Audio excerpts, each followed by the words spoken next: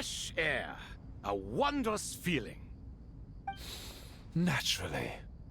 I have a sudden urge to stretch my legs. Can anyone recommend a suitable leisure activity? I might have had some recommendations for you were this the past, but here and now, for someone who has just left prison, there could be no greater joy than simply being outside of it at last. I could not agree more.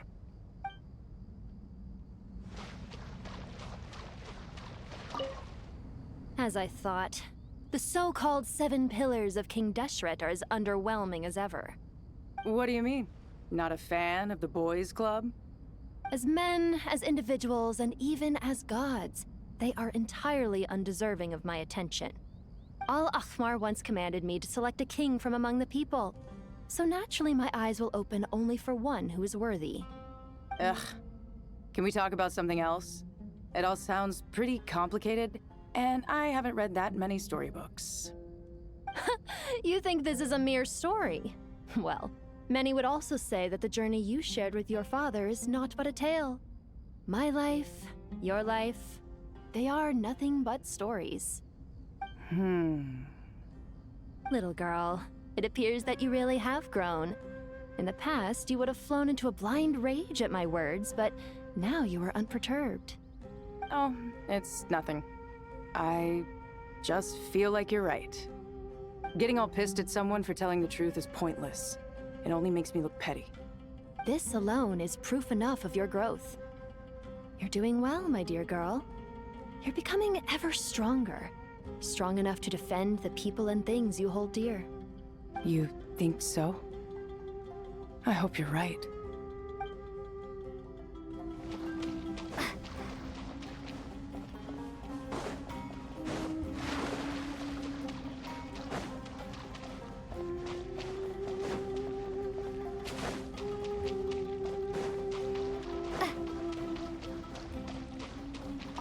You must be Sethos, the successor to the Temple of Silence. Hello. Yup. That's me. Nefer, right? That's what I heard the others calling you. Judging by your outfit, I'm guessing you come from the desert too? That's right. Started off in the desert, went to the rainforest, then went from there to Nodcry, where I work as an intel broker. Huh. Well, this is interesting. You don't seem to talk about yourself all that much. Yet here you are, volunteering your life story to me. However abridged. Maybe I'm looking to make some new friends. I like making friends too. I'm easier to talk to than Sino and a little more streetwise than Tainari. Which is why you came over this way, giving me the chance to strike up a conversation with you. Was I that obvious? I think you did fine. You were mindful of my attitude and hoped to lure me in through sentiment. Lure you in isn't exactly how I'd put it. I see it more as an invitation. An invitation to what? To put down your luggage. Lay down your burdens. To return to your homeland. And be truly welcome in the place you once felt so estranged from. You're a more interesting heir to Bamun than I was expecting. Since you're familiar with my grandfather, I'll assume you're aware of our situation. I'd like to make friends with you. And I think you'd be a great asset to us. Not to mention the power you and I both hold. Originally belonged to the same organization. Aha, there we go. Now we're getting somewhere.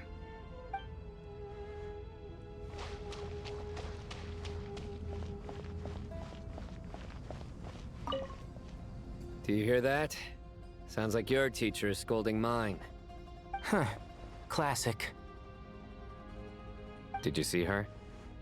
She's a former Vahumana student who dropped out of the academia and went to Nodcry to work as an intel broker. There's more to her than meets the eye. How can you tell? Do the Matra have information on her? Some, but nothing telling. I'm basing it on the fact that she seems to be an expert liar. She can fool many with her words. A sixth sense for liars after investigating so many of them, I take it? Yep. What about you? What do you make of her? A little earlier, in the corner, I noticed she gave some supplies to Jet and had her deliver them to the main group. She's meticulous and highly observant. Besides, what was it you said? Making it to the top is no easy feat in any profession. Anyone who's at the top of their game has to have some sort of edge over others. It's true, but she's not the only one at the top of her game. I also am, and so are you. Sure, but what's to guarantee she won't overhear us talking about her? Don't worry, I have my methods. Sethos is distracting her. Ah, I see.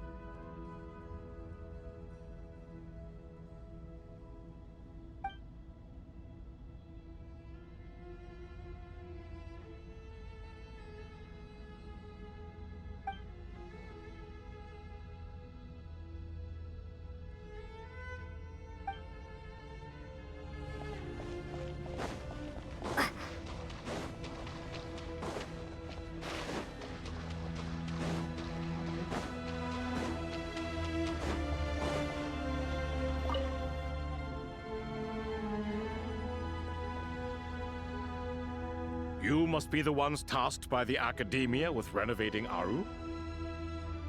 That's right. Good afternoon.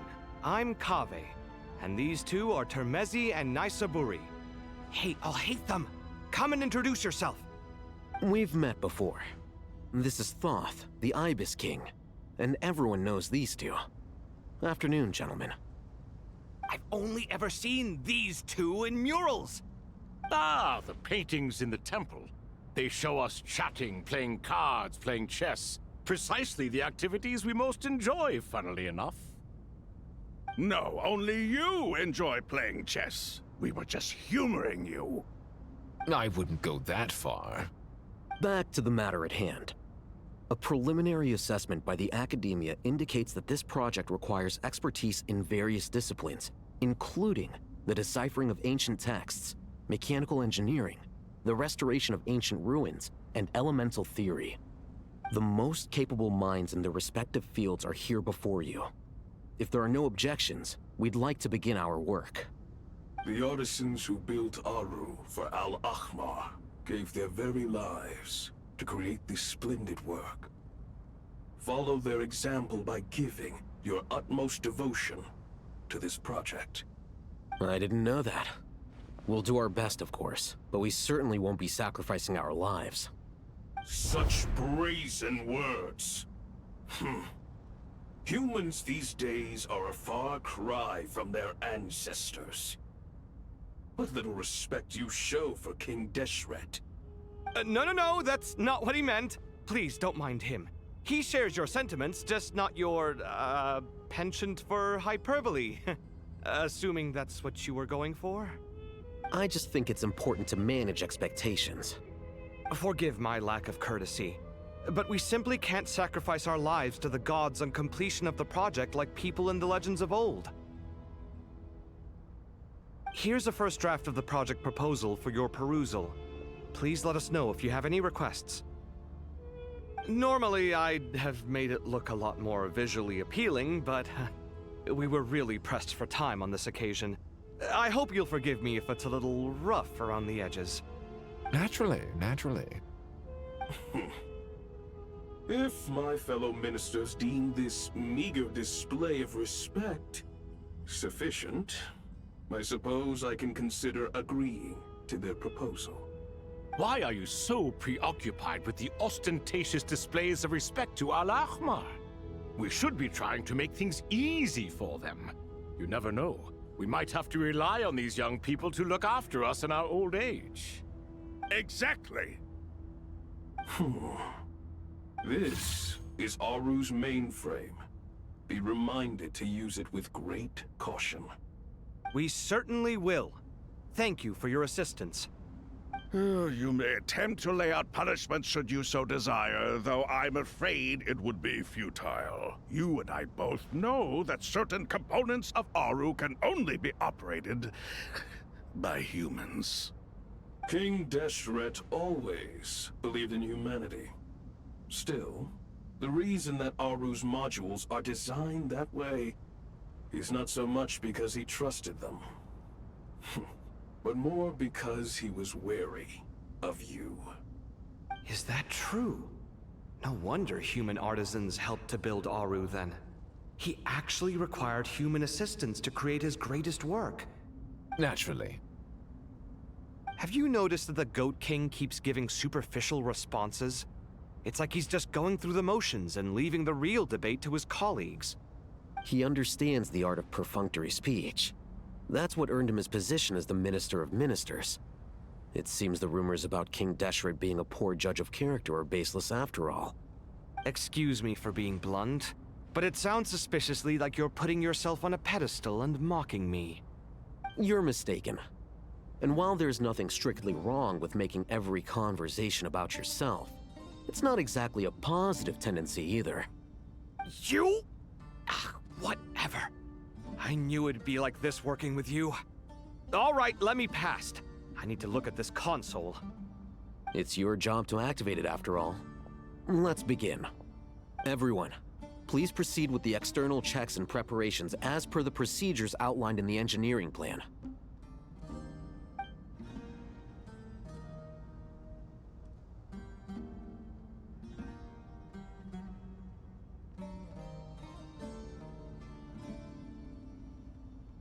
Hello there, youngsters.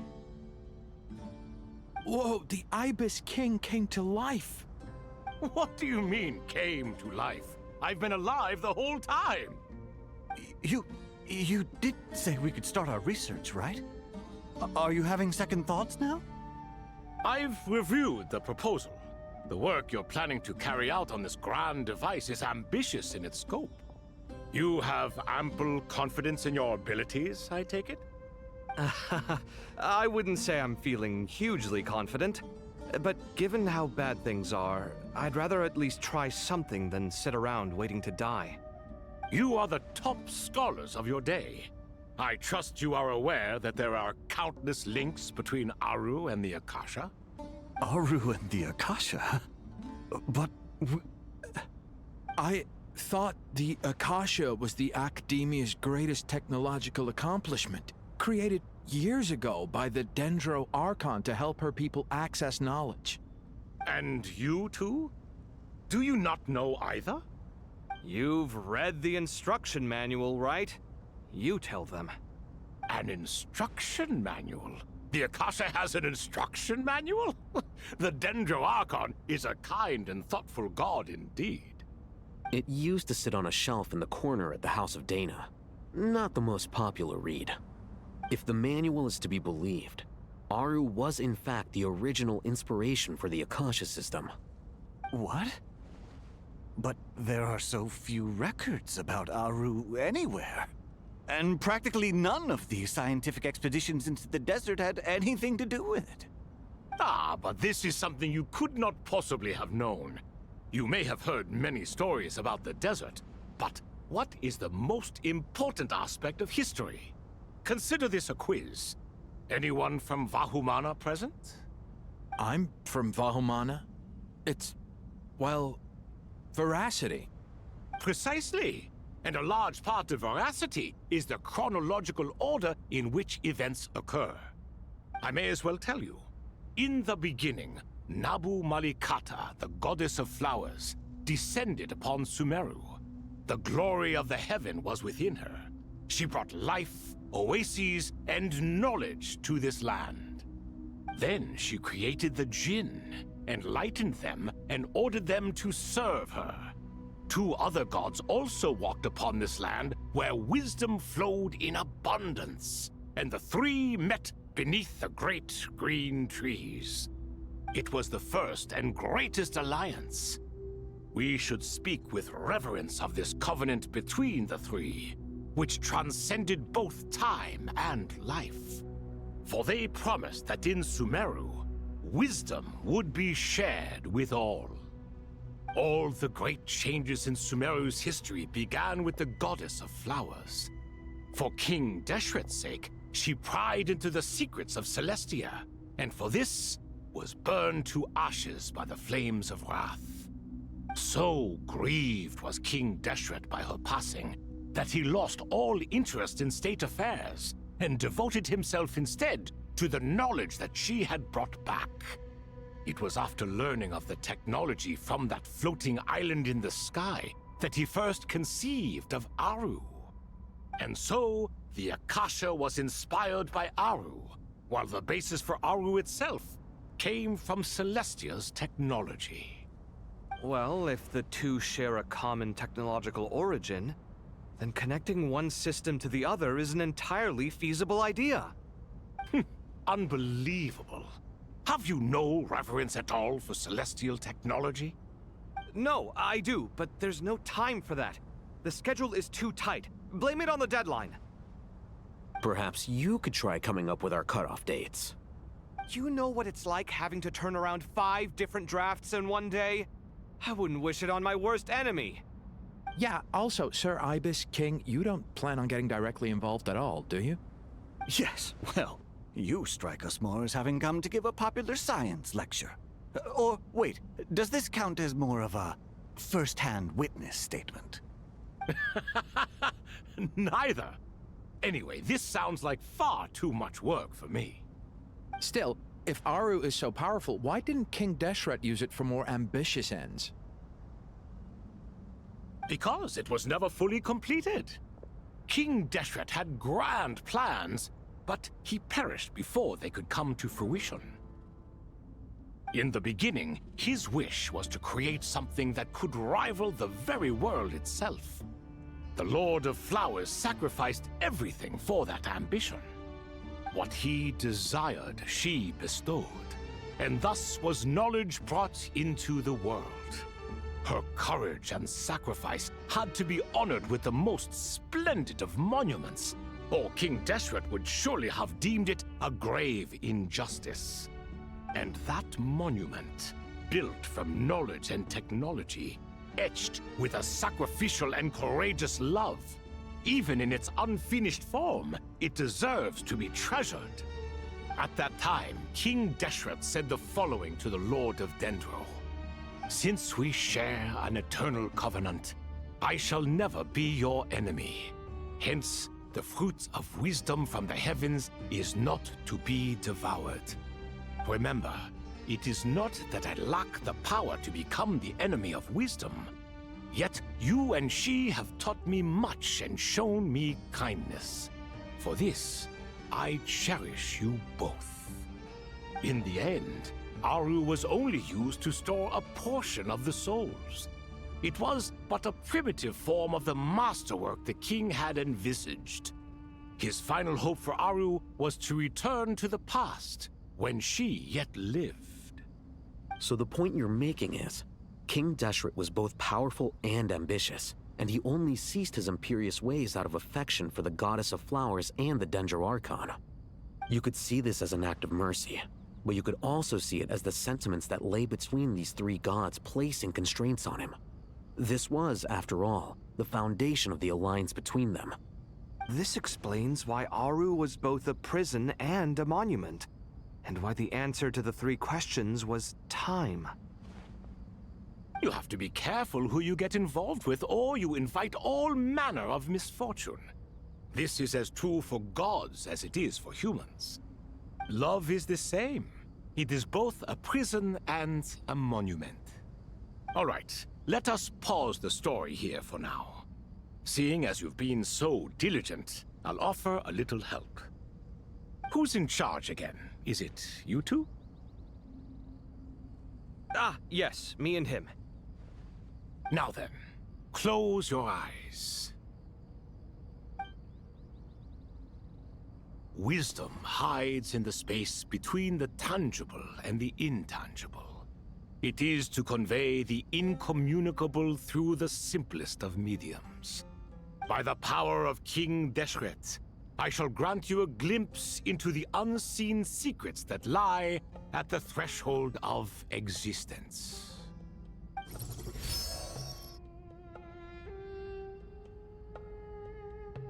Where did this come from? Is it a new mechanism?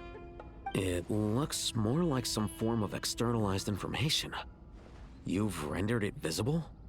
Just as the Akasha allows you to access a greater range of knowledge, the power of our king permits one to perceive ingenuities that do not belong to this world. This is no ordinary mechanism. It reflects the internal structure of Aru. Whether you choose to increase or decrease, keep or discard. Come, use these to achieve the outcome you desire. Looks mechanical to me. Better let me handle it, just in case. But wait, how do I get up there? Turn around.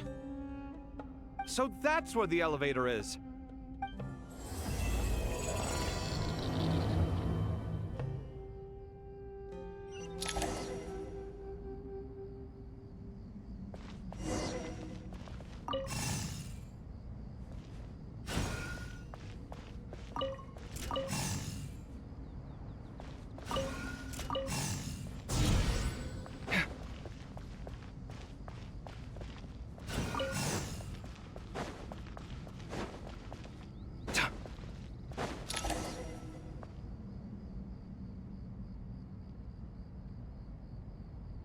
Obelisks were used to record important information in the ancient desert civilization.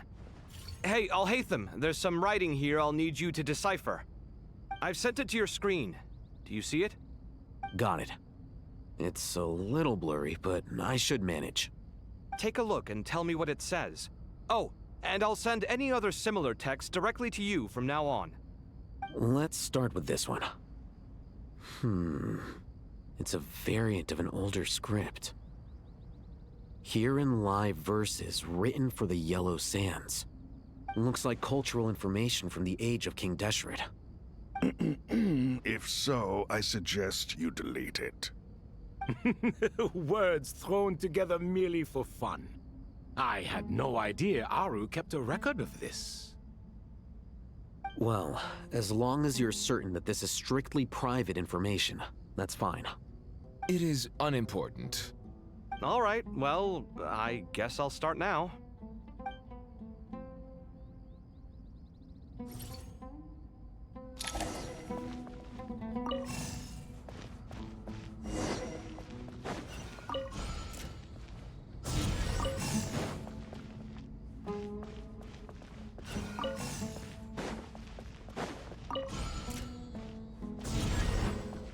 Scanning.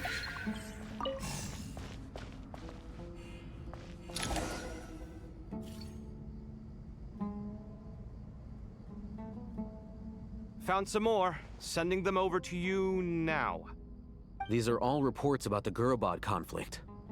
Can we delete them? I'd say so. Most of this information has already been archived anyway. What if there are details in there that Vahumana missed? What are we supposed to do if they come after us in the future? They'll just have to live with it. If we don't resolve these issues now, there won't even be an academia in the future, let alone a Vahumana Darshan. Yeah, you're right. Okay, done. There's some other similar monuments nearby. I'll check them out.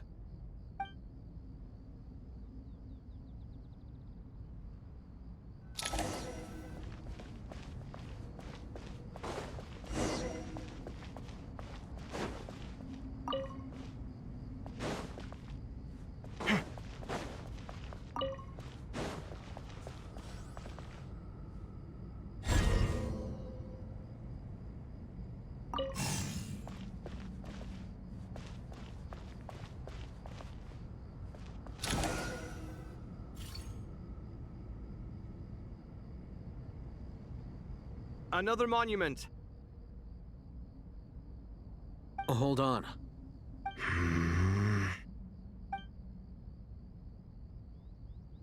You're still reading it? How long is it? It records the development and governance of the Oasis civilization. Most of it concerns the Jinn, but it also contains records left by the artisans who built Aru. Is it important? Some of it. There was no way for me to read the whole thing in its entirety, so I had to rely on my intuition to pick the parts worth keeping. What about the artisans' records? What do they mention? They're speculations, mostly. For instance, they were wondering how to protect themselves if King Deshret decided to silence them after the construction of Aru was complete. Sounds like pure mythology to me. Surely that kind of thing didn't really happen. The records do emphasize that this was merely their conjecture based on various myths. Still, the artisans did leave details of their plans to survive, including blueprints for their escape route. Even that got recorded? Okay, well, I'll make a copy of this first before I delete it. Is that truly necessary? You won't be needing those. No, the blueprints are important. I want to keep them as a memento.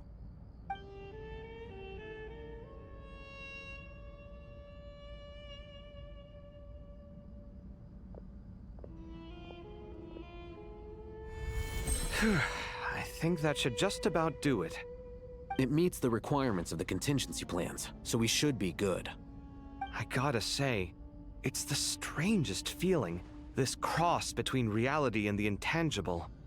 It's like drifting between life and death, or in and out of a dream, using my own hands to manipulate illusions that are forever out of reach. Chasing dreams in the most literal sense. Definitely a novel experience. What happens if my spirit just floats away? That won't happen. Anyway, I wouldn't celebrate just yet if I were you. There's likely to be a phase 2 of this project.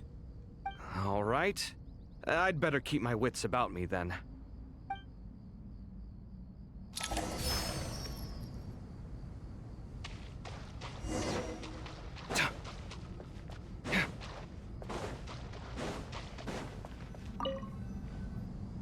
How's it going? Are things progressing smoothly? Well enough, I suppose. You know how it is. The work itself is only half the problem. The other half is having to work with Al-Haytham. I'm sure the feeling is mutual. Honestly, though, I thought you two had already worked things out. As if! Turns out working closely together is the best way to expose any tensions lurking beneath the surface. Besides, I just think that some people never change. Agreed. Case in point, you didn't make sure I was out of earshot before you started complaining about me. Old habits die hard. Actually, this is for your own good.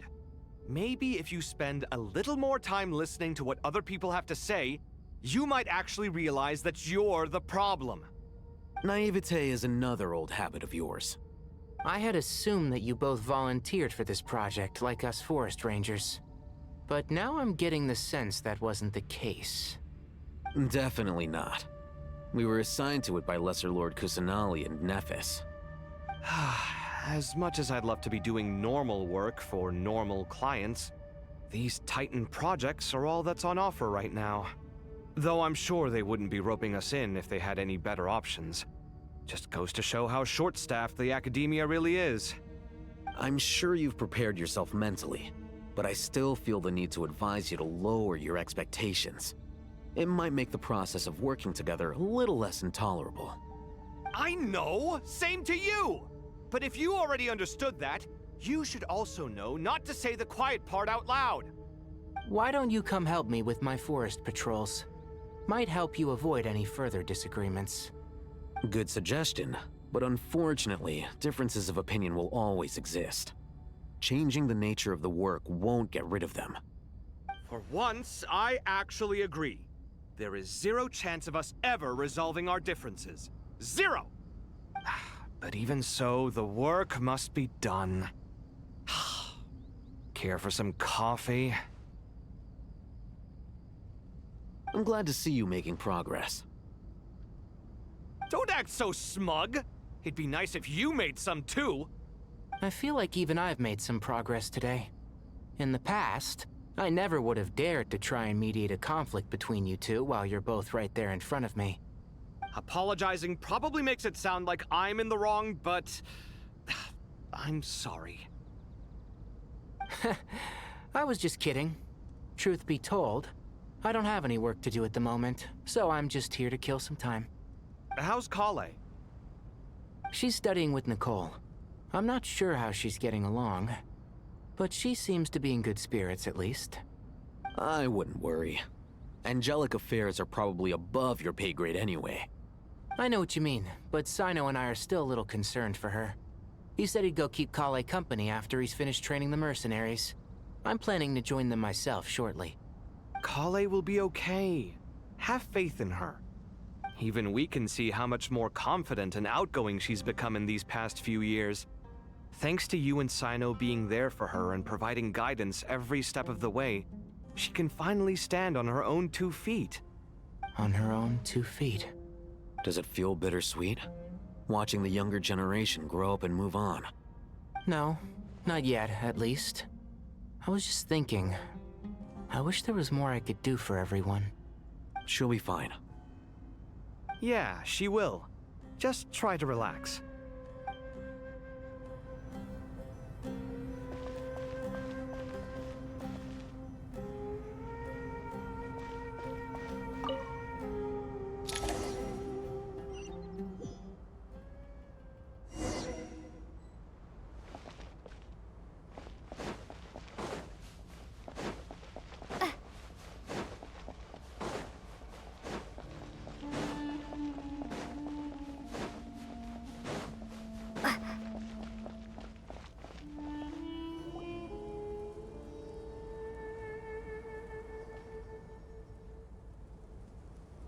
Traveler from afar, do you worry for the fate of Sumeru as well?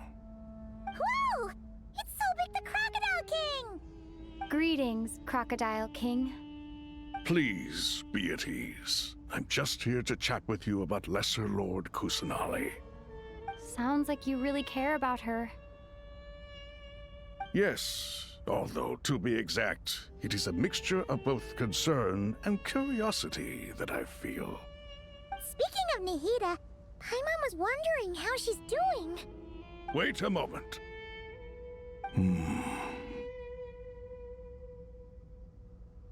What is it? I tried calling out to a pep, but there was no response. This can only mean that she is focusing all her energy on taking care of Lesser Lord Kusanali. All the gods who serve King Deshret seemed super surprised to hear that Apep agreed to help Nihida. Guessing she made a bad impression on you or something. Are you aware of the history between her and our king? The story begins a long time ago. Al-Ahmar was always a wishful thinker where the Dendro dragon was concerned. Without consulting her, he decided to list her among the 7 pillars and declared his own power to be far superior to hers. That was when our king was at the height of his power. Ibis Goti and I were no match for him. And so we chose to submit and serve as his ministers. But not Apep. No, she never thought much of him.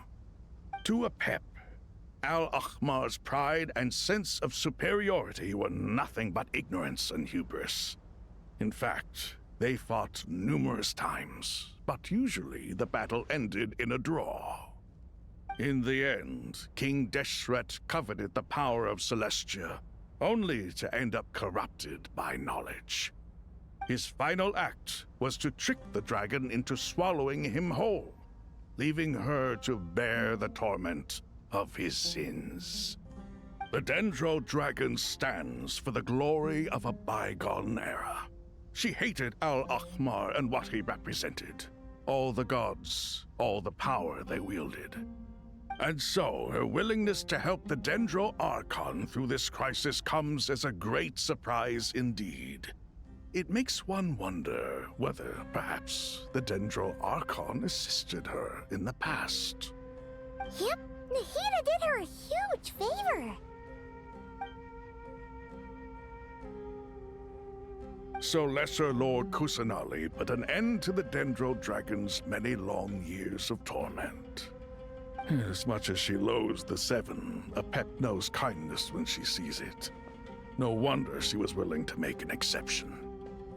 Yeah, that's the sense we got from dealing with her too.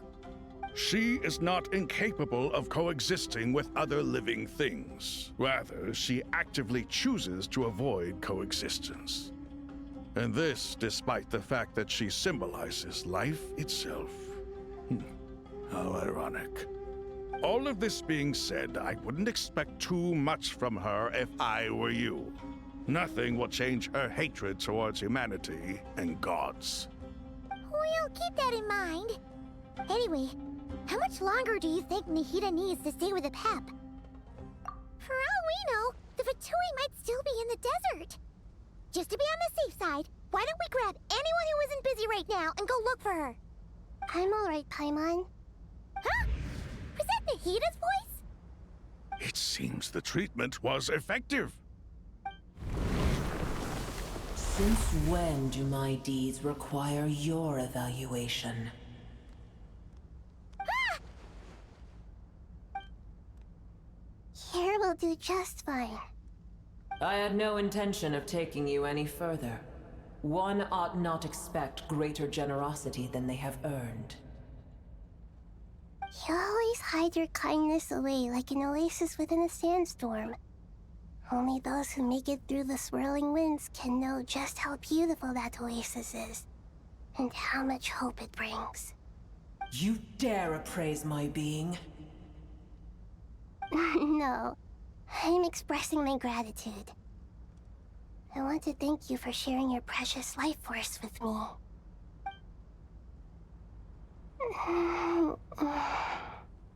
Awake already? You are more resilient than I thought. Pep. I feel much better. Thank you. Gods and their gratitude mean little to me.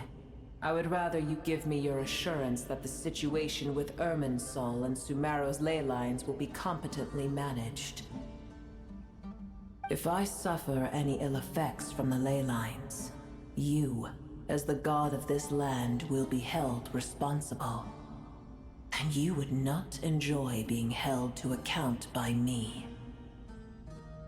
I understand what you require, but I would assume this task even if you did not demand it. Sumeru is my responsibility. I must resume my duties as soon as possible. A farcical notion. God of Sumeru, I hope you realize how unextraordinary your strength is.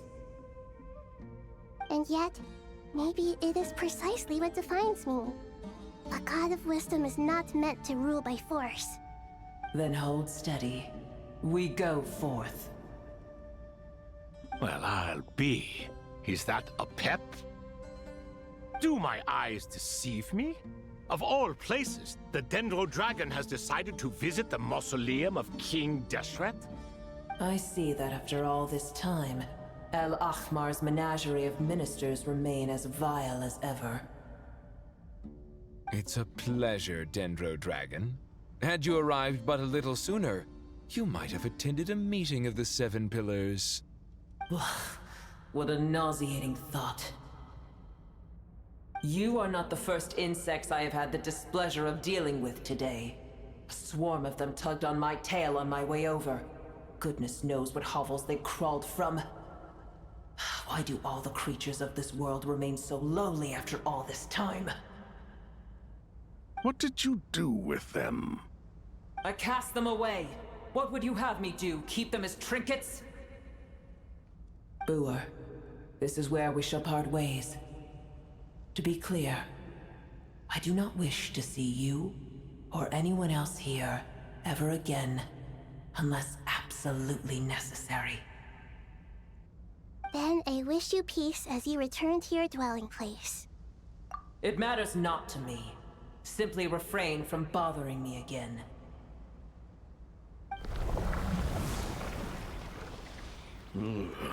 A force to be reckoned with.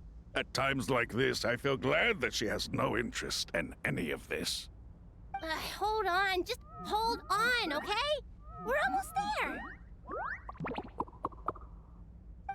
We made it. Huh?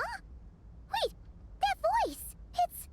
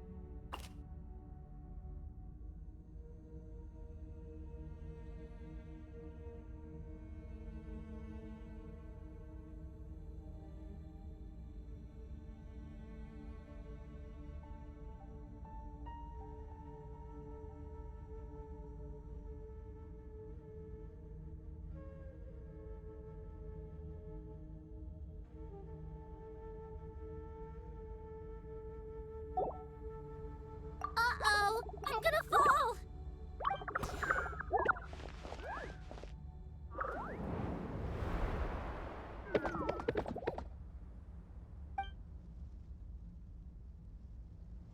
Well, that's a relief. A pair of safe hands indeed. The Dendro Archon's familiars. They are the last thing I expected to see here. Huh?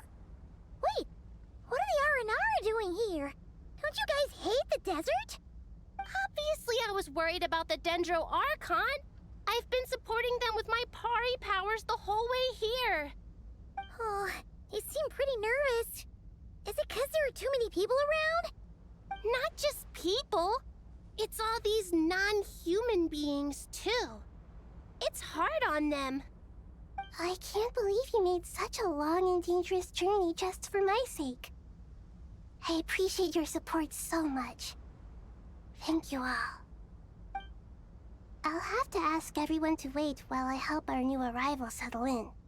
Once I'm done, I'll gather everyone to discuss our next steps. Traveler, Paimon, shall we find a place for our friends to stay? Awesome! Let's go! Well, first I have some questions. Okay, I think that covers everything.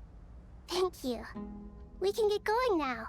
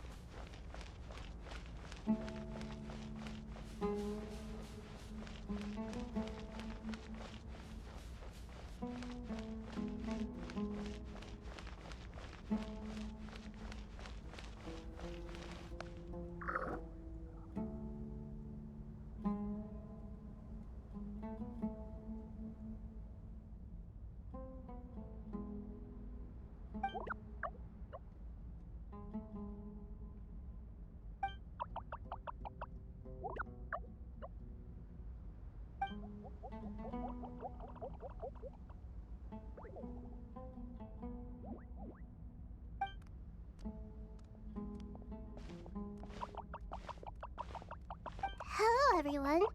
It's only us.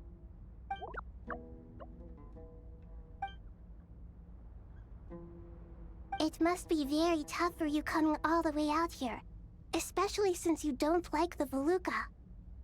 Is everyone back in Vanarana doing well?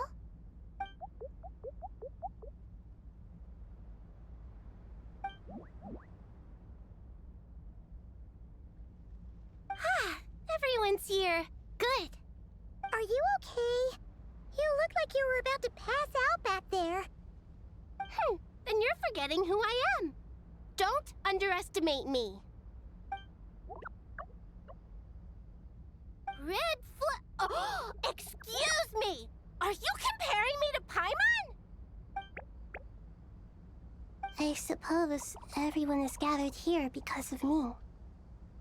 As we can see, the situation is critical, and everyone is very busy with their various tasks, so...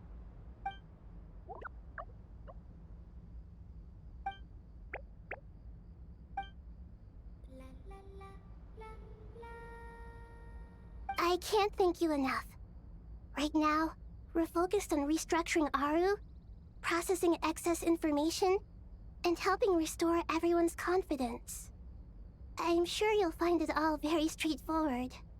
I can help too! Just let me know where I'm needed.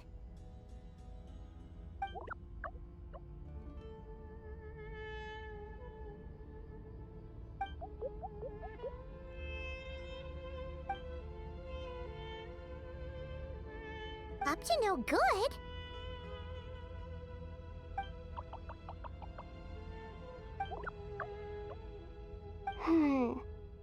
That definitely sounds suspicious. Traveler, Paimon, I have other work to attend to here that needs to take priority. Could I trouble you to investigate the situation Arabalika spoke of? No problem. Leave it to us! Thank you. I'm counting on you.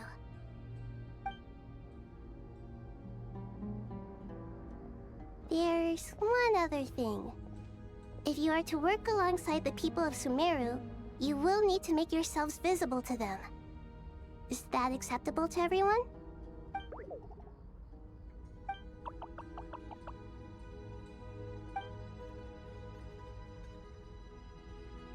There's nothing to fear. No one here will hurt you. But if you do feel afraid, don't worry. Just call my name and I'll be there. Very well. Now, I shall bestow a small blessing upon you all. Whenever people see you and interact with you, from the moment their gaze meets yours, they will experience the most beautiful of dreams.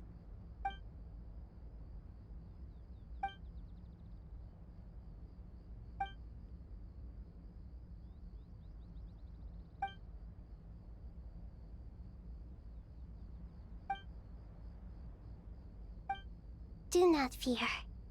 We will face it together. This too shall pass.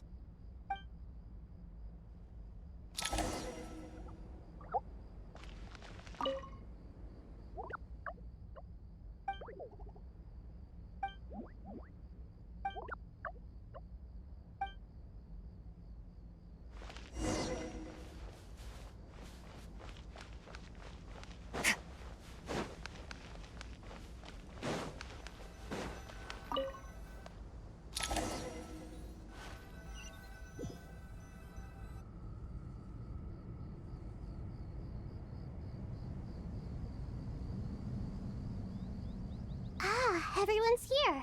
Wonderful. Dendro Archon, you're back. Are you recovering all right? You mustn't push yourself too hard. I'm doing very well. Thank you for your concern. I see. Using the power of Aru to reboot the Akasha and gain access to Ermin's soul. It's a sound plan, although... I regret to be the bearer of bad news, but with the state that Ermin's soul is currently in, it's impossible to access via traditional means. Even the Akasha won't change that. Alas, we had feared this may be the case. And what about non-traditional means? Non-traditional means? Are you saying... Desperate times call for new measures.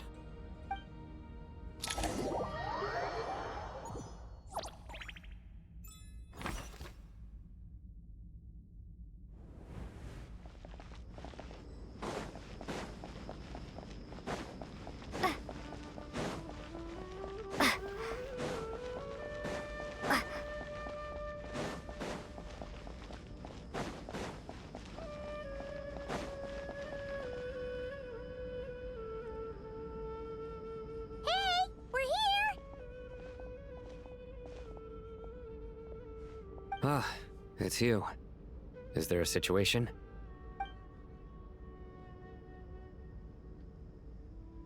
The Aranara have good intuition when it comes to people. In other words, there may well be a traitor among us. Given everything that's going on, I'd be more surprised if there wasn't.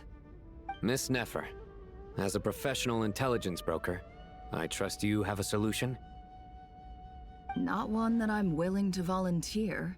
What's in it for me? Let's say I'll treat this as a pilot project aimed at expanding your intelligence operations.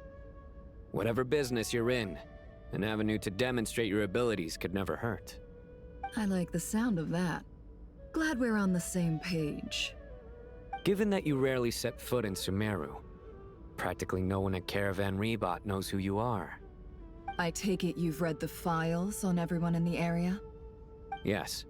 I also skimmed the list of evacuees, and am more or less up to date on where everyone stands. Any initial suspects?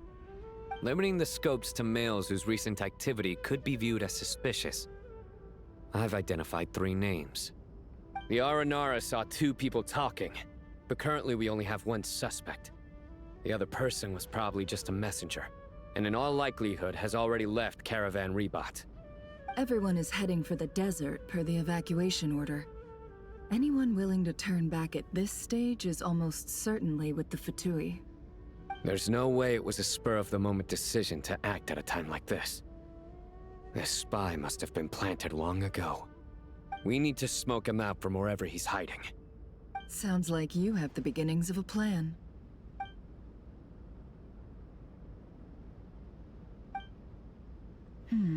I see.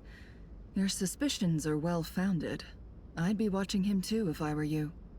So far, we still lack solid evidence that he's been bribed. He hasn't made any recent purchases that would indicate he came into some cash. Then let's get closer to him to confirm before we make our move. I can handle it. I'm not based in Sumeru, so barely anyone at Caravan Rebot knows who I am. And you're certain you've never encountered this person in Nodcry? I'm certain. Besides, it's extremely rare for me to have had any direct contact with Sumeru mercenaries besides Jet. There's no way he could have seen my face before. Sino, stay out of sight and wait for my signal. If he raises any red flags, I'll bring him toward the main road. Understood. I'll take it from there. Excellent. Well, it's a pleasure working with you.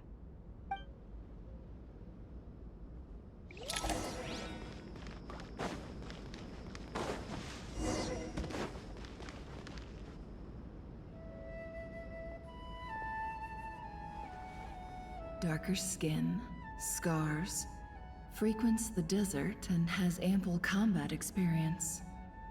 Nothing unusual about how he dresses or acts. What's that he's looking at? A coin. Interesting. Could that be how his contact paid him? Conveniently discreet for someone trying to hide any unexplained income. And yet it could be highly valuable.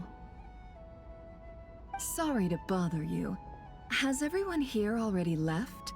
I don't suppose you happen to see a lady wearing a hat? Ma'am? What are you doing in Caravan Rebot all by yourself? The main group evacuated some time ago. Didn't you pass them on the road? My friend and I lost some of our cargo along the way. I didn't want to miss out on potential business, so I told her to go on ahead and meet the client while I retraced our steps. I didn't think it would be so late by the time I found it. And then there was a terrible sandstorm. I guess I must have taken a wrong turn, because I didn't see any large groups on my way here. Forgive me for asking, but just to be on the safe side, could you describe this friend of yours? Sure. She has blonde hair, and she was wearing a hat and a white dress. You'd definitely know if you'd seen her. Yes, I think that does ring a bell. Ah, my apologies. During this exceptional time, the Core of 30 are under orders to be extra cautious when dealing with unknown people, whoever they might be. I understand. Well, sir, is there anything else you need to know? If not, I'd better try and catch up with them. Hey, wait! They left a good while ago now. You'll never catch up with them on your own. Why don't I give you a ride? I'm here to collect the last few people anyway. We have plenty of carts, so one more won't be a problem. That would be amazing. Traveling with a group will be much safer. I'll have to pay you for your trouble. Hey, let's not worry about the money for now. Wait here a moment. Once I'm done packing up, I'll take you to join the rest of the group. All right, thanks. Let me know if you need a hand carrying anything. No need for that. I'm strong enough for both of us. Okay. Well, I wish there was some way I could repay you. Guess it's my lucky day, running into someone who knows what they're doing here. You might have just saved my life, you know? You're not wrong there. I mean, what kind of cargo is so important that it's worth risking your life to get back? I hope for your sake that it's priceless. Actually, I suppose I can tell you, since you've been such a big help.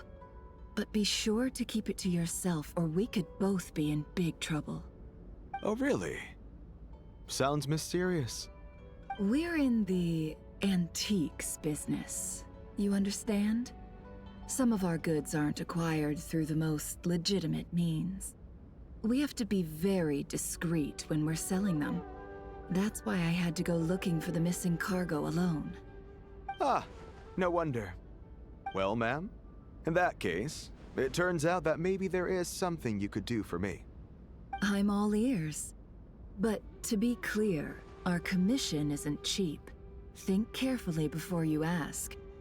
We don't want to ruin our relationship before we even hit the road. I'm sure that won't be a problem. My issue is, I have something that's a little difficult to sell on as well. Take a look at this.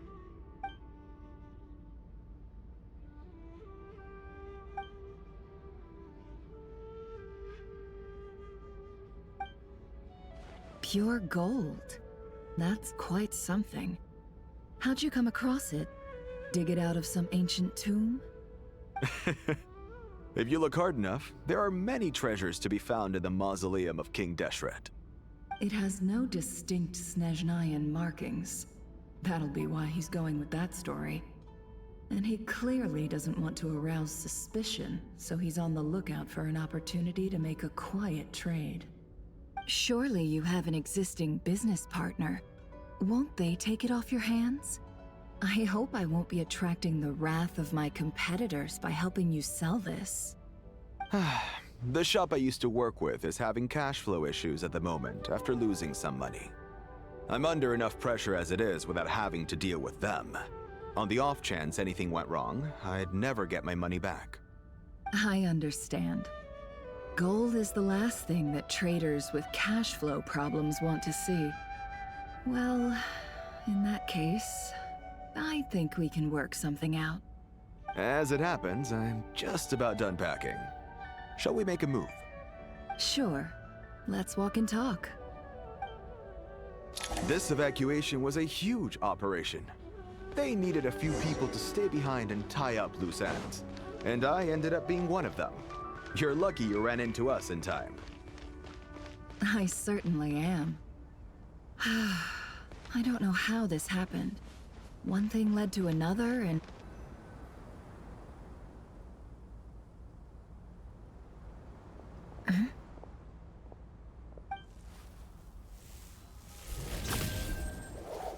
Hands where I can see them. General Mahamatra! No, wait! What are you doing?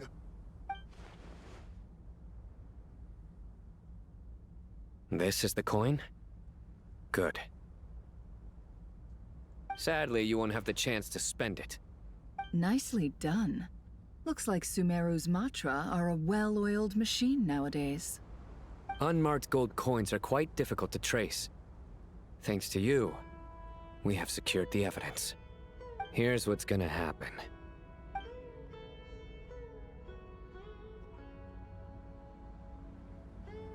Southeast from here, leeward side of the hill. That's where he's meeting his contact. Great work. Candace tells me your interrogation skills are highly effective. Hers are quickly catching up. She's improved a lot in recent years. Looks like it's over to you for the next step. Because I'm quickest on my feet? Because you know how to trail a target. Plus, it'll be easier to monitor their activity from the air. Fine. I'll be quick. One more thing. The Traveler just brought a message from the Dendro Archon. Once you're done with this, we're to meet up at the mausoleum of King Deshret. Got it. Will do. Are you sure you'll be okay on your own? Gee, I don't know. Maybe you should come with me. Okay. Then Paimon's coming with you. Really? You do know this is a stealth operation, right? Meaning, you have to be quiet? Paimon? Are you sure about this? Well, Paimon at least wants to give it a shot. Like everyone says, if you never try, you'll never know. Besides, being the best guide in Teyvat has to count for something. This should be a piece of cake. Fine. Join me if you want. But be warned. If anything goes wrong, I'll have to gag you and shove you into a bush. No need! Paimon will be super careful. Promise! Good. Then what are we waiting for? Let's go. Ah! Coming!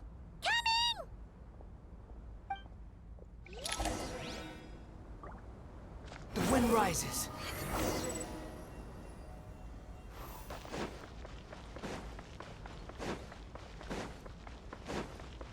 Behold!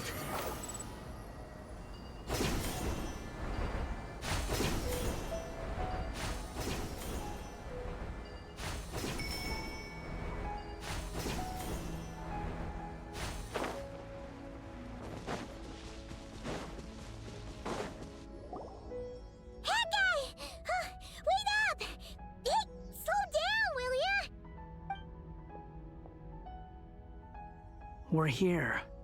Now we wait.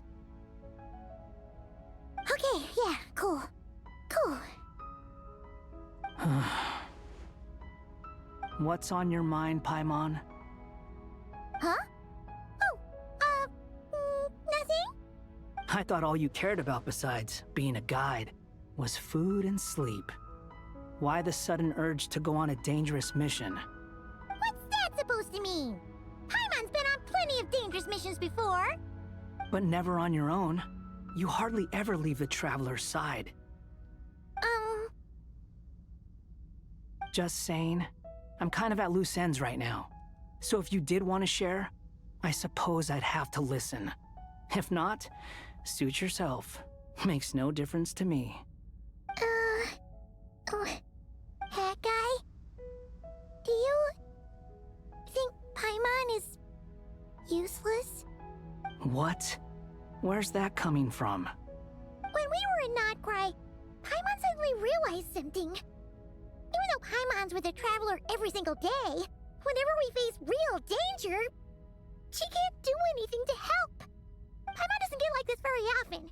She just got really scared when the Traveler got kidnapped that time. What if she never came back? What would Paimon do then? And the more Paimon thought about it, the more useless she felt. But Paimon doesn't want to be a burden. Paimon wants to be a friend who's actually useful. Does that make any sense? You know, that feeling of just being completely useless and... Oh. Paimon probably sounds sound so ridiculous right now. You asked the right person. Boy, do I know that feeling. Oh, that guy. I'm not gonna try and encourage you. What I will say is this. When you start doubting yourself, you have two choices. Give up or change. You have to make the decision to move forward. Otherwise, no amount of consultation from other people is gonna help you. So ask yourself, what do you want? To get stronger?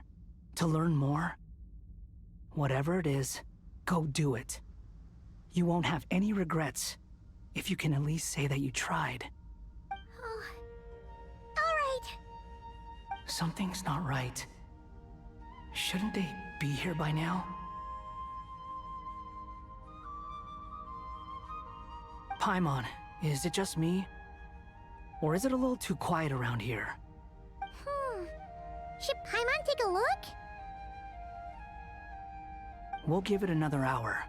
If nothing happens, we head back. Okay.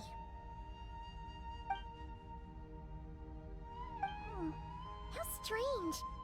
We've been here for ages. Where the heck are they? Have we been stood up? What is it? Did you think of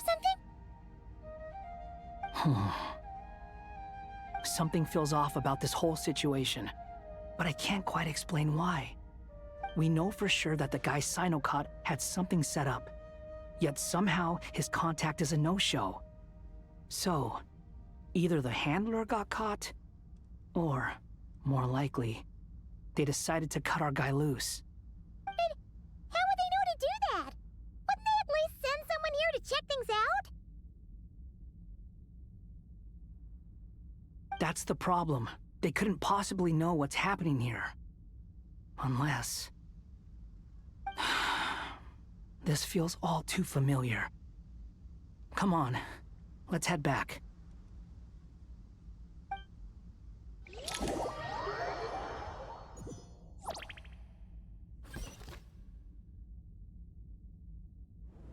Even though this isn't a formal meeting, I'd still like to start by saying how grateful I am to each and every one of you. Thank you all for coming here and standing by our side. Shesipank and Bennu are currently assisting the scholars with the maintenance of Aru. Please forgive their absence. As for Hermanubis, may he rest in peace. We remember him with great fondness. There have been times when I imagined what it might be like to meet you all. Now that it's really happening, I feel quite emotional. Time has taken many things away, but that which remains is all the more resilient. I must say, there is one thing that rather surprises me. You appear to be in good spirits, Lesser Lord Kusanali. But even so, I can sense that the life force given to you by the Dendral Dragon has far from fully resolved the problem of your vitality. Oh no! So even a Pep's power didn't work? Don't worry, Paimon. It worked very well indeed. The issue is how closely I'm tied to Irminsul. Until the problem with it is resolved, there is no way I can fully recover. Sumeru has undergone tremendous changes during your absence. When gods pass away, inevitably, people's faith in them grows weaker. You must have sensed it already. Your power is not what it once was. Regrettably, this is true. I too have grown weaker due to the effects of Irminsul. Right now, we're all in quite a sorry state. Then what do you suggest? We take all the help we can get. Sumeru is our shared home. You and I, gods and humans alike. We must unite all our strength in this moment. Though Al-Ahmar is no longer with us, the alliance between the three gods remains in force. Regardless, as subjects of our king, we have a responsibility to support Sumeru through this catastrophe. Not to mention that it was the people of Sumeru who released us from this prison of Aru. Times have changed, and the people of today possess greater wisdom than those of the past. You really know how to give a rousing speech, Goti. Now then, let us learn more about your plan. The brightest minds of the Sumeru Academia are busy opening and renovating Aru. They claim it has something to do with Irminsul? Correct. Irminsul has existed in Teyvat since the very beginning. But during the Age of the Dragons, it did not possess the significance it holds today. After the heavenly principles arrived, the power of the Light Realm was divided into elemental energy, and Irminsul was refashioned as a device that records and preserves all information. Since then, everything in this world has been inextricably linked to it. As the Sumeru Archon, I have a duty to protect Irminsul. To Sumeru, it is both a national treasure and undeniably a major threat. Teyvat has seen many upheavals in the last few years. The most recent of these was a major crisis in Notcry, which forced Sumeru to be even more vigilant than usual. I made sure to monitor all the pathways through which an outsider could potentially transmit themselves into Irminsul. But despite my efforts, a major problem still arose within. I still believe that someone has actively invaded Irminsul. But rather than taking any of the pathways I referred to, the intruder chose instead to utilize the most direct route, and the only one that cannot be protected against, by entering Irminsul through death. I see what you mean. You cannot simply stop all deceased souls from returning to the ley lines because of a potential invasion that could occur at any time. That's right. As important as it is to guard against external threats, I couldn't allow myself to stop the souls of the departed from finding peace. Please, understand how difficult this predicament was for the Sumeru Archon. Defense has never been an easy task. After Irminsul was invaded, my authority was quickly restricted. Soon after that, the tree began denying access to any connections. I'm sure you feel responsible, but you are not to blame. No one can predict every possible disaster. There will always be trials and tribulations for the world to endure. But the people of Sumeru should not have to endure this. We must find a way to break through the lockdown and connect to Irminsul. And this is why you need Aru. Yes. The only thing in Sumeru capable of rivaling Irminsul in terms of overall function and performance is Al-Akhmar's legacy, Aru. All I managed to do before falling into a coma was make some minor adjustments to Irminsul. Using Aru is a last resort, and a move that comes with enormous risks. The Scholar's initial plan was to borrow Aru's power to reboot the Akasha, then use the Akasha to connect to Irminsul and investigate. Unfortunately, Irminsul has suffered far greater damage than they first thought, rendering that plan futile. To rise to the challenge, we had to resort to more extreme and far costlier means. This has led to a number of new contingency plans. To reclaim Irminsul, our brightest scholars have made further modifications to Aru with multiple goals in mind. I thank you all for giving them your blessing in this endeavor. Human wisdom has clearly improved over the millennia. You have not only our support, but that of the Jinn, the Aranara, and the Pari. Together, we will do everything in our power to save Irminsul. By the way, when you spoke earlier of an intruder, it almost sounded as if you knew who you were dealing with and what they were capable of. Well, since you ask...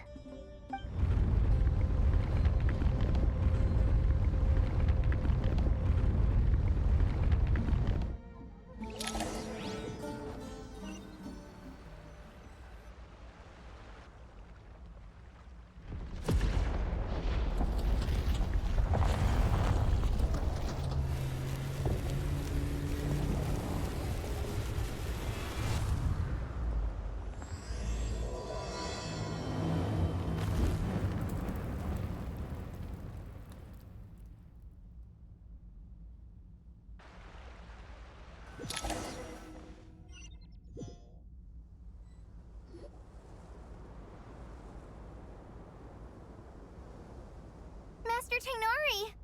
What is that? Is this Irminsul? How did this happen? What's going on inside? Luckily, we managed to evacuate everyone. What in the world was that? That was terrifying!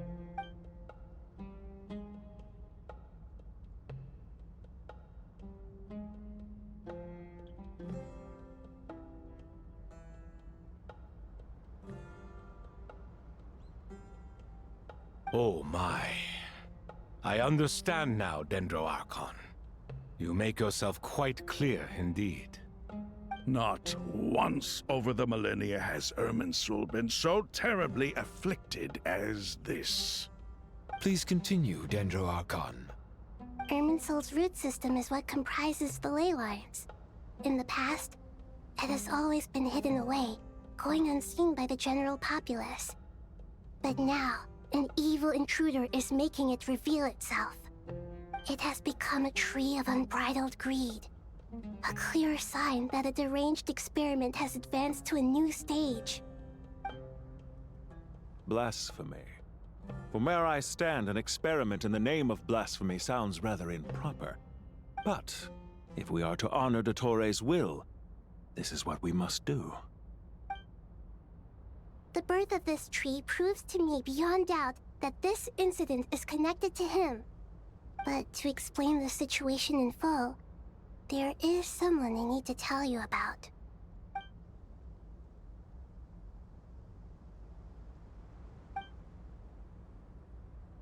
Zandik.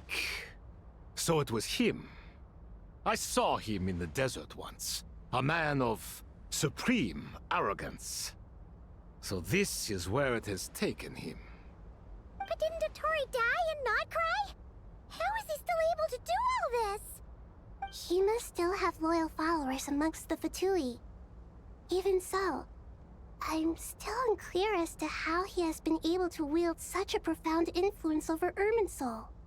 I can confirm that Fatui forces have arrived in Sumeru City. Furthermore, Irminsul seems to be undergoing some kind of mutation. Evil branches are beginning to grow. Things that do not belong to this world are slowly but surely materializing. Sorry, I couldn't think of any other word to describe it. They don't seem to be fully formed physical entities yet, after all. But they are gradually becoming real. A baleful tree climbing up into the heavens. Speaking of Dottore, I have some information on that front as well. I didn't think it was wise to state this out in the open. But my theory is, the mole wasn't cut off after he was caught. They wrote him off from the beginning. You mean, the Fatui never intended to follow through with him? Then why plant a mole at all? It's hardly a conventional strategy, and the rationale behind it is pretty twisted. But as it happens, I know someone who works exactly this way. And when it comes down to it, his goals are very simple. He just wants to confuse people, so they can't figure out what he's up to. He's been a collaborator of Dottore's from the outset. That fact alone confirms that Dottore is involved with this somehow.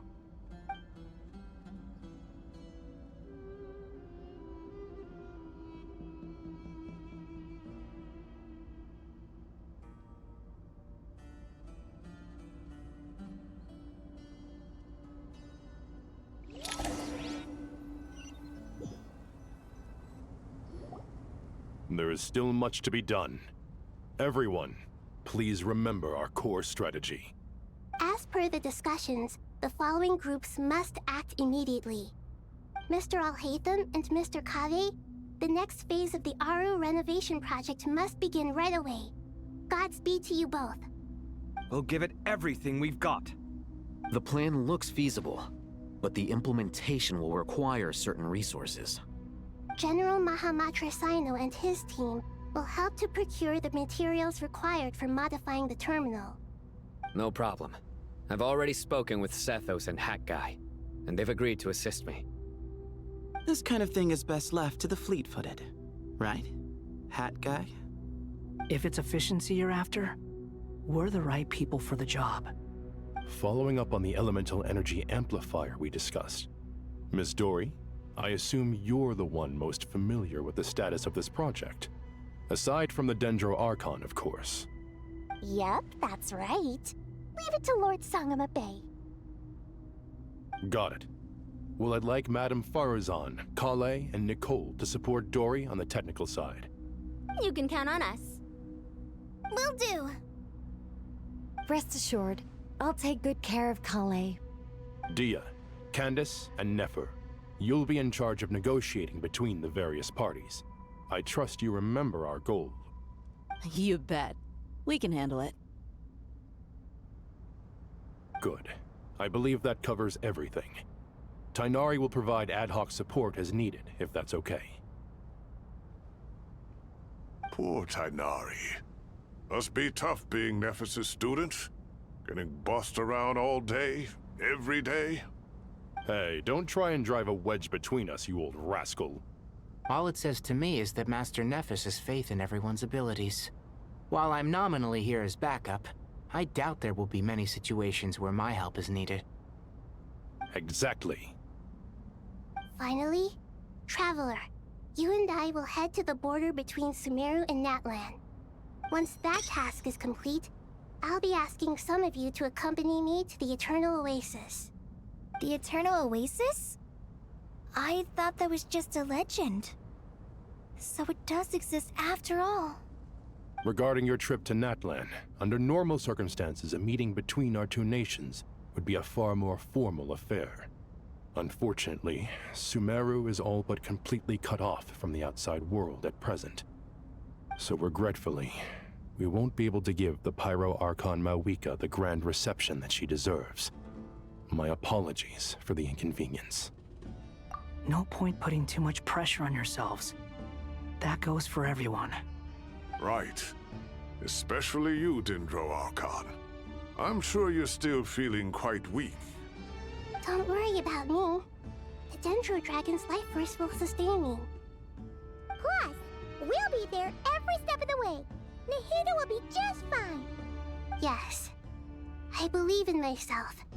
And I believe in every one of you. Well, time to get going.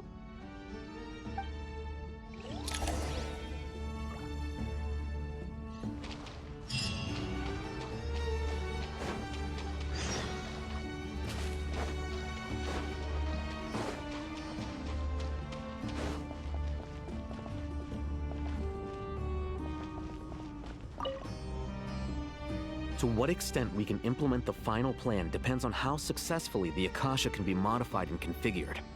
And to make sure the configuration works, Aru will also need some further optimization. Yeah, no surprises there. Once we roll this out, any Sumeru citizens who already have Akasha terminals can simply continue to use their existing devices.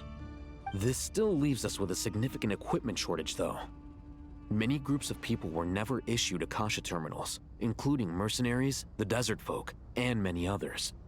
We'll need a supply of rare materials for the renovation of Aru and the production of new terminals.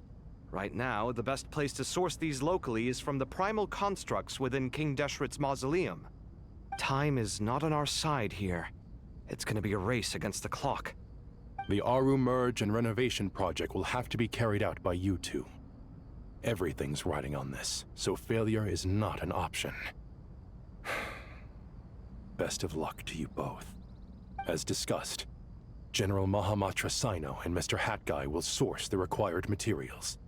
Mr. Sethos is quite familiar with the layout of King Deshret's mausoleum. With him accompanying them, things should go quite smoothly. I have every confidence. In the meantime, we may as well take a breather. Makes sense. There's not much we can do until the materials arrive. Get information and stay close. What is this, boot camp? Knock it off. It's just Sino being Sino. You know what he's like. Everyone clear on our mission objective. Look at the excess primal constructs, dismantle them, and extract the required materials. And King Desheret's 7 pillars agreed to this? If they're just sitting there doing nothing, we might as well put them to use. Thoth's words, not mine.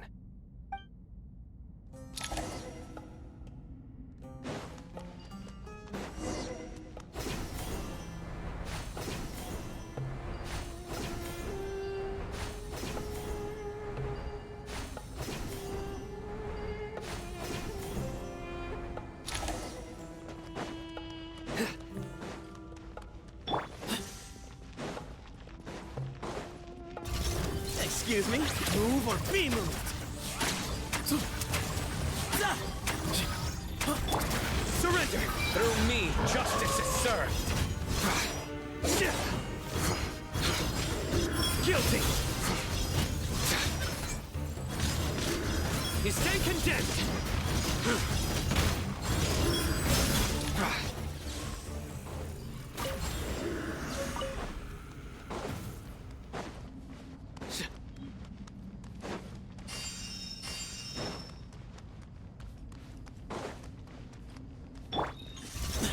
Give me some space.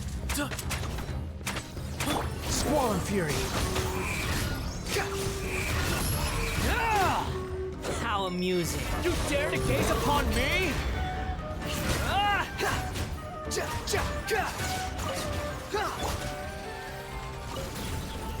You die! Behold! Sage's wisdom! Way ahead of you! Judgment is upon you! Guilty! You stand condemned! Guilty! You stand condemned! Nowhere to run! Glory to Al Akbar! Squall and Fury. Know your place. These devices should still be usable even though they're broken down. Let's take them back for the others to review.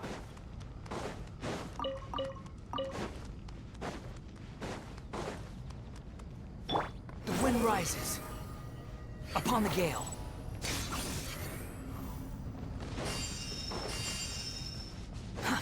Too slow. Give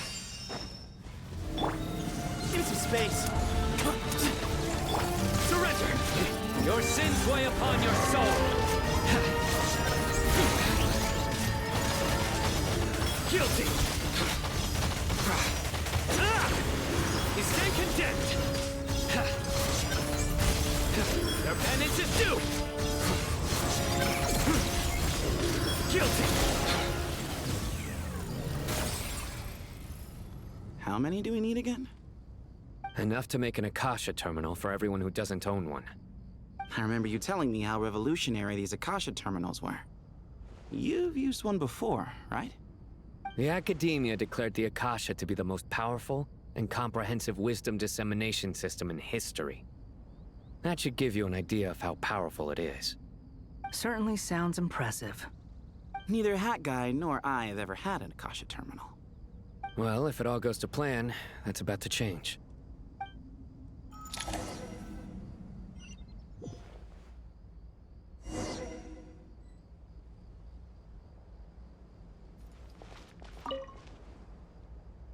Oh, goody! Thank you so much for handling the delivery. What a long way it was.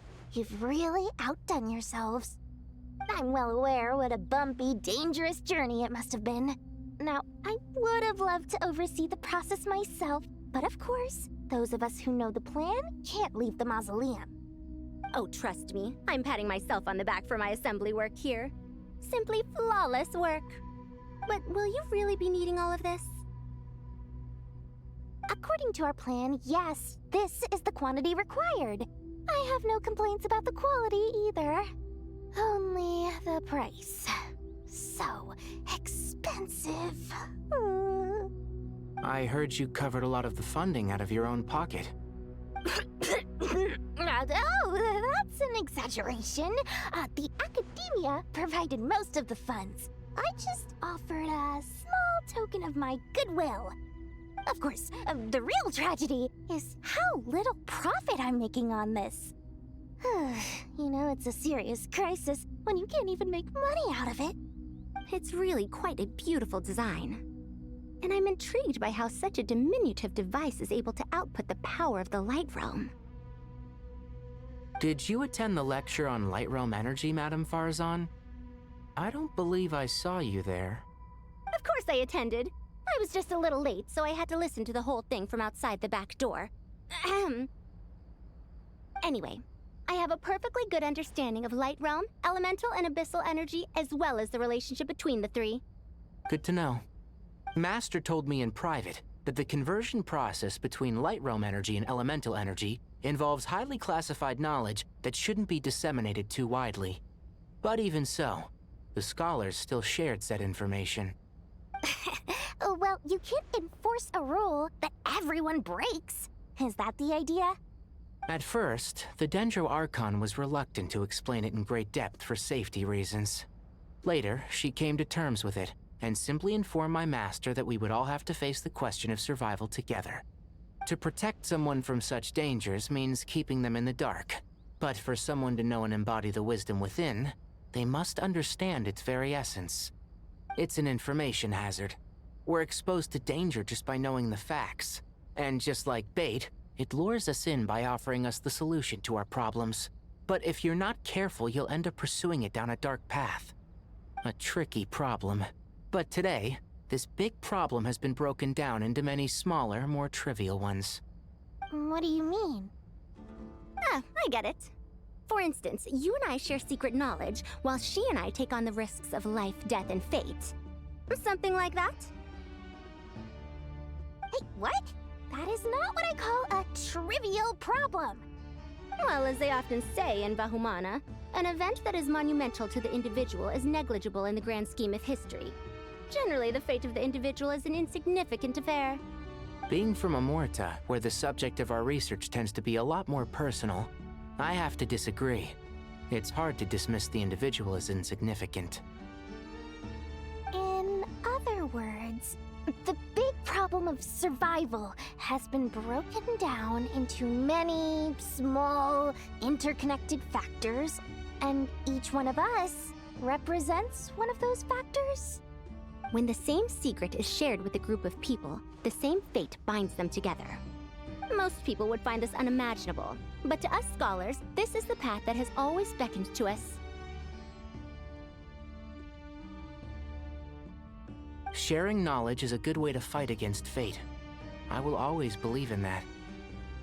All right, I think that's everything. Thanks a lot. But don't go anywhere just yet. I'll still be needing you to calibrate the equipment.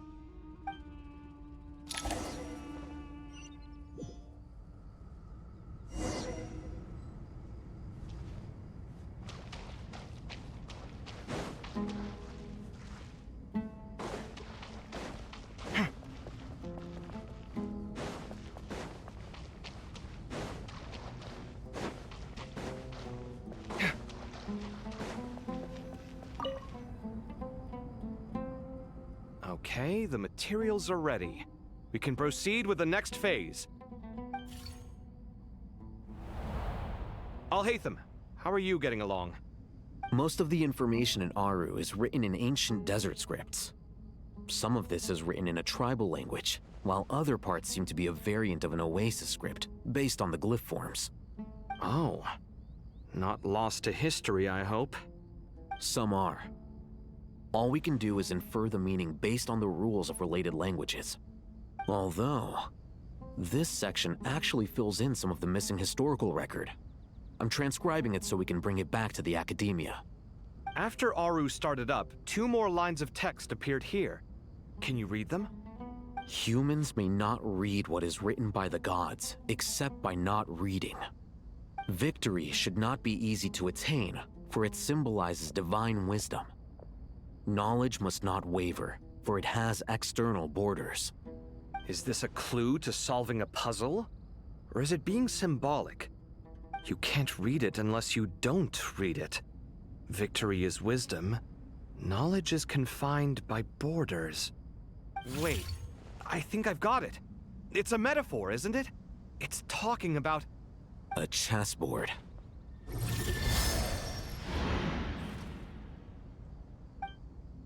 You were right. The youth of today are skilled at solving riddles. Have the secrets buried in the desert not been unearthed over the years all the same? Since Aru is a place reachable through wisdom, this day was bound to come sooner or later. Oh, I've always been against overly cryptic sentences. Don't you get tired of reading and writing all that? Ah, it's you three. Just in time. We've been delving deep into Aru, and now this board has appeared. I've heard this was how you'd while away your free hours. You must be quite the experts by now in that case. It is true. King Deshret's chess games are some of the most well-loved of all his wonderful creations. If you have ever been to Safhe Shatranj, you may well be familiar with the chess pieces you see here.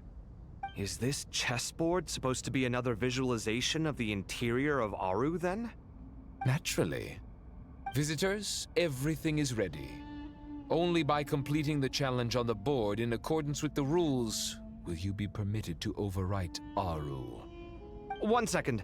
It's not dangerous, is it? Dangerous? Why, yes, of course. I should be the one to go, then. Wait for me here. Sounds like the self-confidence of our present company has rubbed off on you. Don't be ridiculous. I'm your upperclassman, and that means I have to look out for you. I appreciate the sentiment, but a game of chess typically requires 2 players. Besides, I'm sure they won't let things get out of hand. Keeping things relatively safe is in your best interest too, isn't it? Fair enough. I mean, you guys are controlling the difficulty, so please don't go too hard on us, all right? Ah, but Bennu said he wanted to put some respect into these whippersnappers. All right, all right. Thank you. Obviously, we'll still try to be careful. This doesn't seem like ordinary chess. Is the goal to defeat the opponent? No, you must enter the board and pass the trials we have placed there. Ready? Let's do it.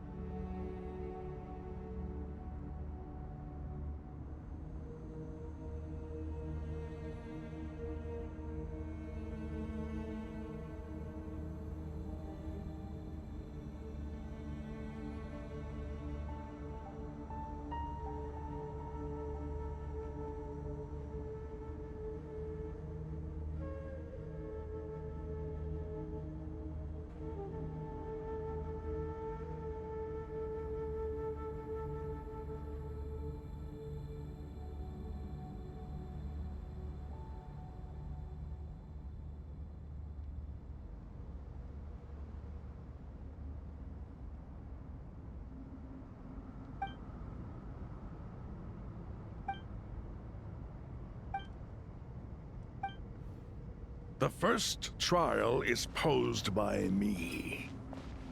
I don't think this is gonna stop us. Ah, but the key to this game lies in working together.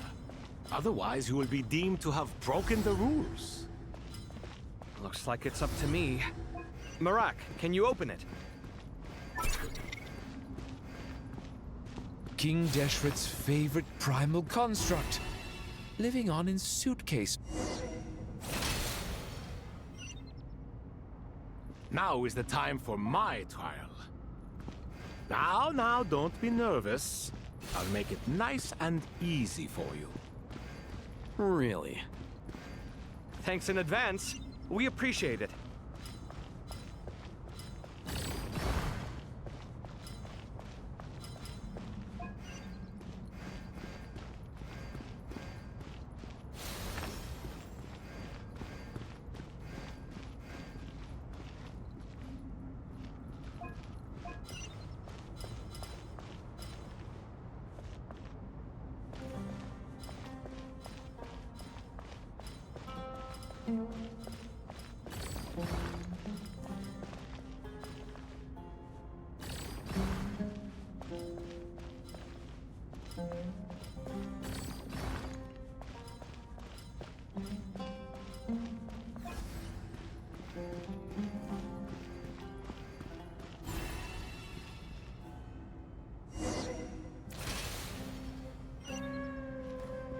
Ibis King, don't you think this all rather inappropriate?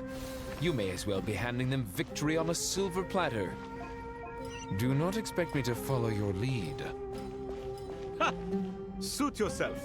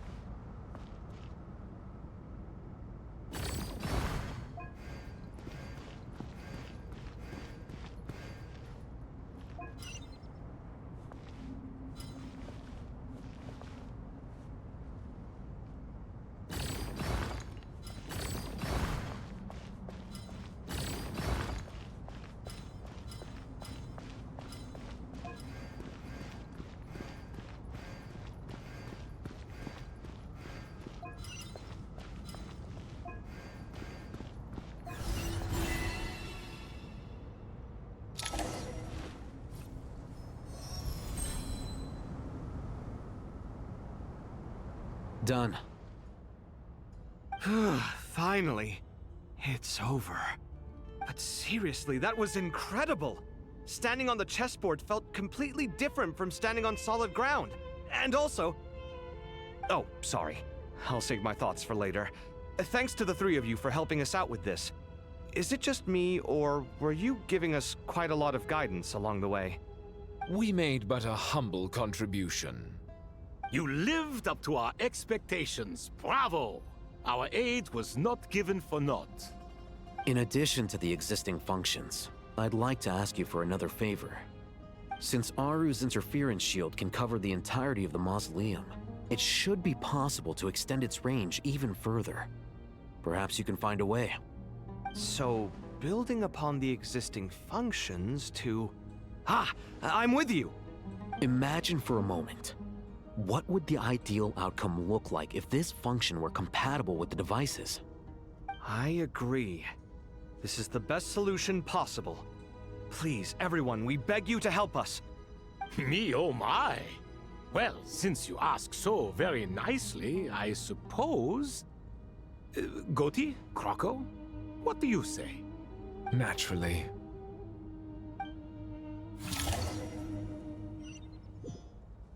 Time to go! Let's go find Nahida!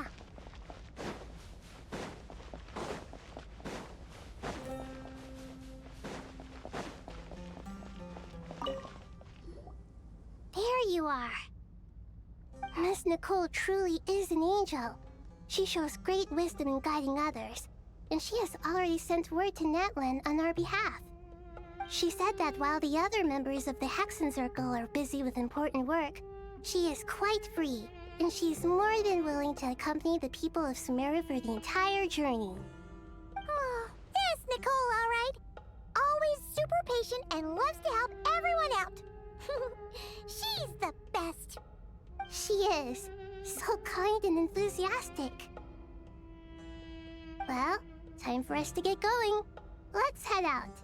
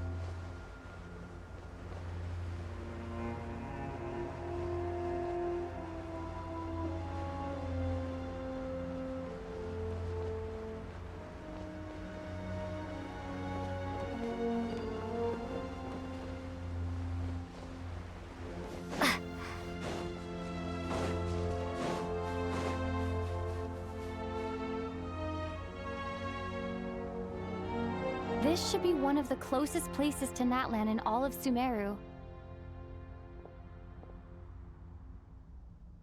There's the barrier Nicole and Nefer mentioned. It completely cuts this nation off from the others. But why? Why separate you from the rest of the world now, specifically? And if I'm not mistaken, Irminsul was polluted once before, wasn't it?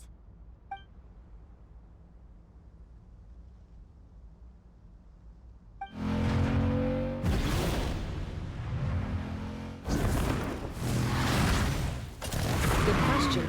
I'm wondering the same thing myself. That voice. Moika, you got here pretty quickly. Hello, traveler. It's been a while. Hello there. Hello, Dendro Archon. Moika, I apologize for asking you to meet at the border on such short notice. I also apologize for not being able to greet you in person. The form in which you see me now is one carried by the Traveler. The real me is inside the mausoleum of King Deshret, and I am reaching out to you with my mind from here.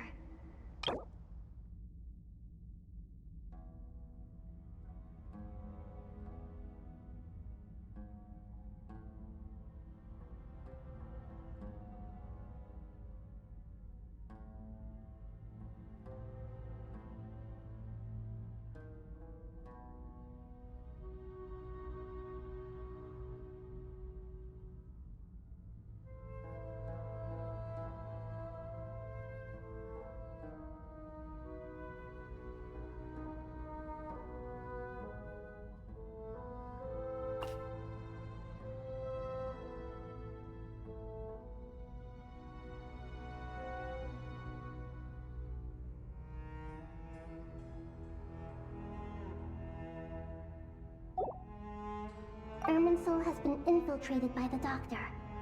We must be on our guard, as he can spy on information in the world from within the tree. Fortunately, there is no record of the Traveler in Irminsul, and you are still within Natlan's borders. My records will be preserved in the Night Kingdom, rather than the ley lines. As long as the Night Kingdom remains disconnected from the ley line cycle, the Doctor has no way of knowing my movements. Exactly. So by meeting each other in this way, the meeting essentially never happened. No wonder Paimon didn't come. You were concerned that her activity would be recorded by Irminsul. The Natlanese have heard about the situation in Sumeru. With the borders sealed off, merchants have been forced to stop their shipments. It's pretty serious, and you're the ones bearing the brunt of it. I'd like to address the question you raised at the beginning. I can offer a brief explanation, although it will sound rather cruel.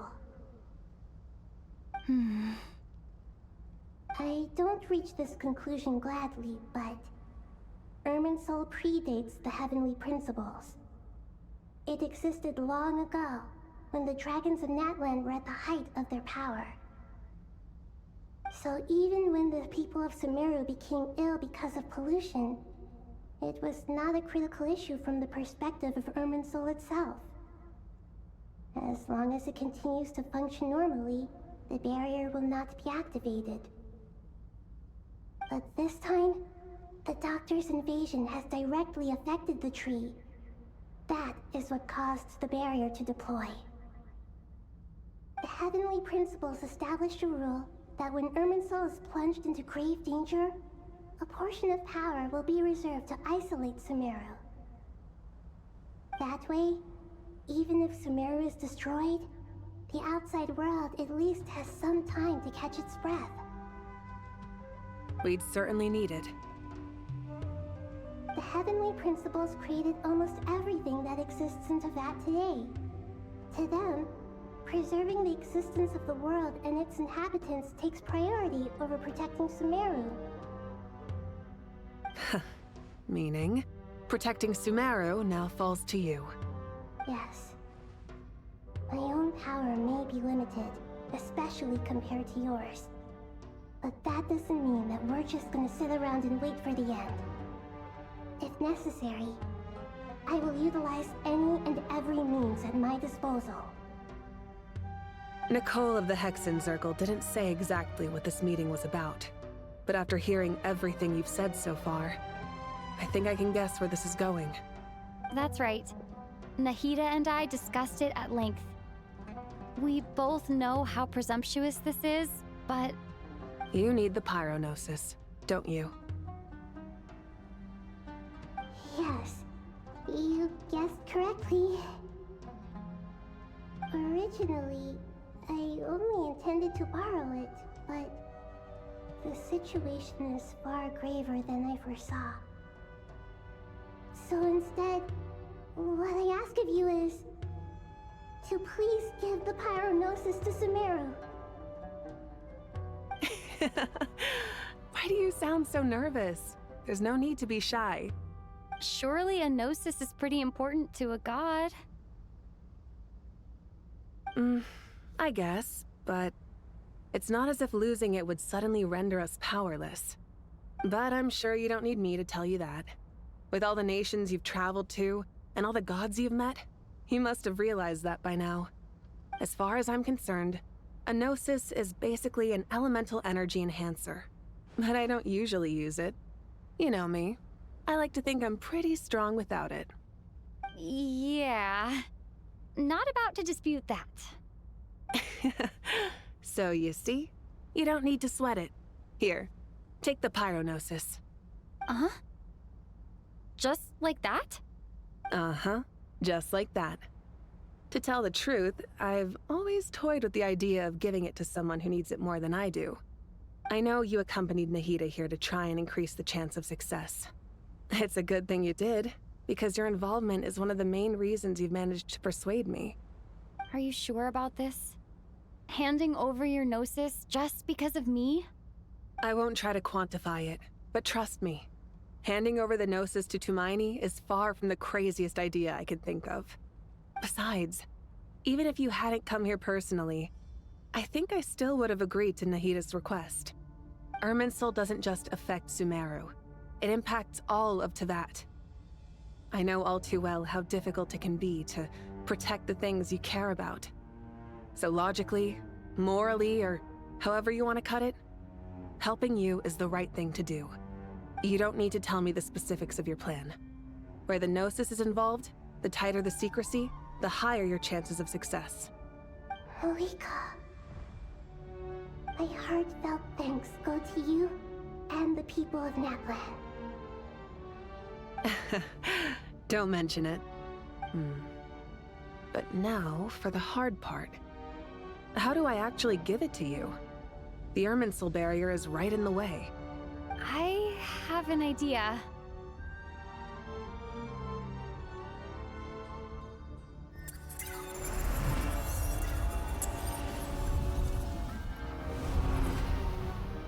Just as I thought. Incredible. What did you do? Just made a lucky guess. This seems to happen quite a lot. Things that apply to everyone else don't seem to apply to me. I figured the same might be true here. Irminsul usually produces effects based on the records it holds. Since the Traveler is a descender, Irminsul contains no records of her, and thus has no way to impede her. Is that right? You really are full of surprises. Catch. Whoa! Thank you, Moika. Thank you for trusting us with something so important. All right. No need to get so formal. It's not like we're strangers. Besides, there's still one problem. You might be able to pass through the barrier, but I don't know about the Gnosis. Any other surprises for us, Traveler? Let me try something. I have the Pyrognosis in my hand. It feels strangely ordinary. Not particularly heavy. And yet, this tiny thing symbolizes the mighty authority of a god. I need to think hard about my memories of Pyro.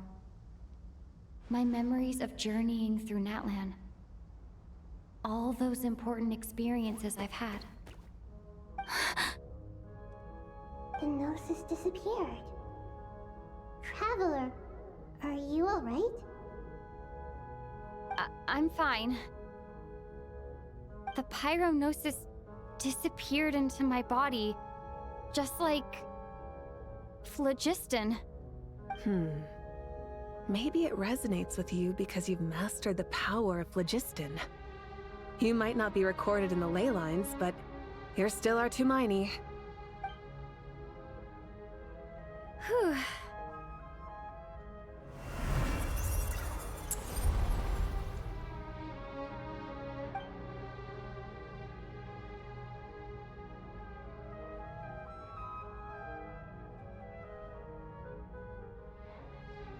Please allow me to express my gratitude once again, Moika. Pleasure. Well, I've given you all the help I can. The rest is up to you. Good luck. We won't let you down. Yeah, we aren't about to lose.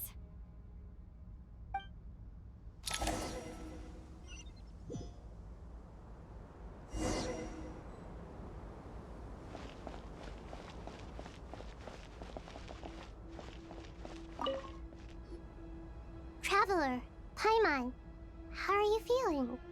Paimon's a teensy bit nervous, but only a teeny tiny bit. Seems like she's gotten way braver over the last few years, huh? Of course. After all the adventures you've had with the Traveler, I'm sure you've gained a lot of experience and grown as a person. I'm doing all right. What about you, Nahida? How are you holding up? With the negative effects of Irminsul, I'm a bit like a piece of fruit that's been burrowed into by hungry insects and left to rot. I'd be lying if I said it was nothing. But please don't worry. We all know what we're getting into, and we've prepared as well as we can. I believe in everyone. I believe in you. And I believe in myself. Stoking the fire inside oneself is certainly one way to live, but knowing when to rely on one's companions is also a form of great wisdom. I've been quietly learning little things from everyone, like plucking tufts of fur from a sumpter beast. Me too. With the constant traveling, I'm always learning and growing. That's the journey of life. I think there's someone else here who would share that sentiment. Don't worry about what I think. I was just passing by and happened to overhear your conversation. What are you talking about, Hat Guy? This is the top floor. No one passes by the top floor. Says who? You can fly just like I can. I would have thought it makes sense to you of all people. I don't know why, but I feel a little more relaxed now. It shows that you feel comfortable laying down your burdens in our presence. It means that Sumeru is a place you can trust, where you know we have your back. And we feel exactly the same way around you. That's what it means to be friends.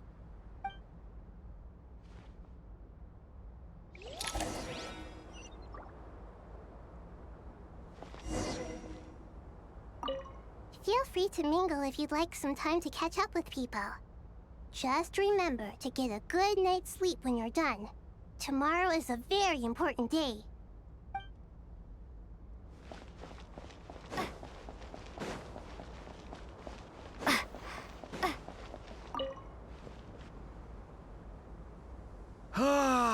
It's finally done. Ugh, but I have a nagging feeling that there's something I've forgotten. Oh, there you are. Everything wrapped up on your end?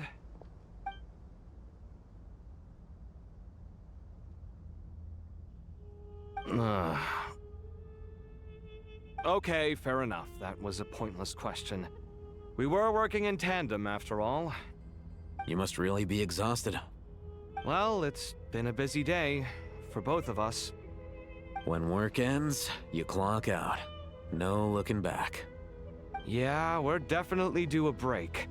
Probably a little late to start drinking now, though. I'll stick with water. Here, this one's for you. Thanks. You want a bite to eat? I can grab us something. Or wait, I think there's a stove nearby. Let me take a look. Are you nervous? A little, yeah. Unlike you, it seems. How are you not feeling at all nervous? Because everything that happens next is beyond my individual control. I don't worry about things I cannot influence. What do you mean, cannot influence? You're the one who came up with half of the strategies we ended up using. There's only so much I can do. I was only doing my duty. Was it like this last time, too? You mean with Azar and his accomplices? Yes and no. The situation back then was easier to control, but we weren't as prepared as we are this time. So the enemy is stronger, but so are we. I still vividly remember the way you interrogated me in the library after the fact. Where were you when Sumeru needed you most? If your memory is so vivid, you might also recall that it was you who came looking for an argument. You're often the one who initiates these things, you know. I came for a conversation! I didn't know it was gonna turn into an argument! Anyway, at least I showed up this time. So, what do you think? What do I think? I think we're certainly better off for it. It's good having me around to help out, huh? Absolutely. As a citizen of Sumeru, you displayed a remarkable sense of responsibility in the face of disaster. Certainly feels that way. I just shudder to think how the world would have ended up if we hadn't gotten control of the situation. So, do you think this is what impending disaster looks like? The sky is so clear, and there isn't a whiff of decay or destruction in the air. It's hard to imagine that the fall of humanity could happen on an ordinary day like this. Awful things happen all the time. Sometimes people can stop them, and sometimes they can't. What you and I have done is increase our chances of stopping this one. Lofty ideals may provide no defense at all against nihilism, but perhaps little decisions can. Oh, nothing. It's nothing. I hope everything works out tomorrow. It will. As long as we stick to the plan, our chances of success are good. It's really strange. You're my junior, yet you always seem to act more like an upperclassman than I do. I think it's mostly a matter of temperament. Ugh. Walked right into that one, didn't I?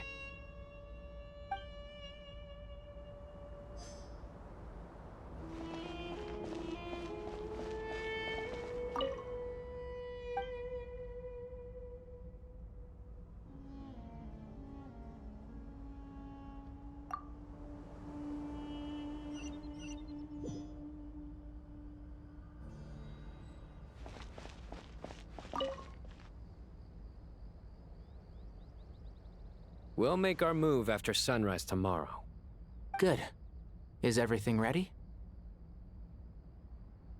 As much as possible. That'll be enough. Don't let the pressure get to you. We'll take things one step at a time. That's how we've always done it. Master Tainari! Mr. Sino! So this is where you were. I brought some juice and some water. Would you like some? I know how easily you get dehydrated in the desert, so you should definitely have some water. In which case, I'll have the juice. I gotta ask, though. Who's on juice-making duty at a time like this? Madame Farazan said she was feeling a little nervous, so I told her about the automatic juicer my friend invented. She took it right off me and started making carton after carton of juice. A juicer? Did Sucro send that to you? Yeah. I hadn't had the chance to try it out before this incident occurred, but I couldn't bear to leave it behind in Gandharvaville. The juice is very sweet. I think so too. Kale, how are you feeling? Physically, I'm okay, but it just still feels strange to me.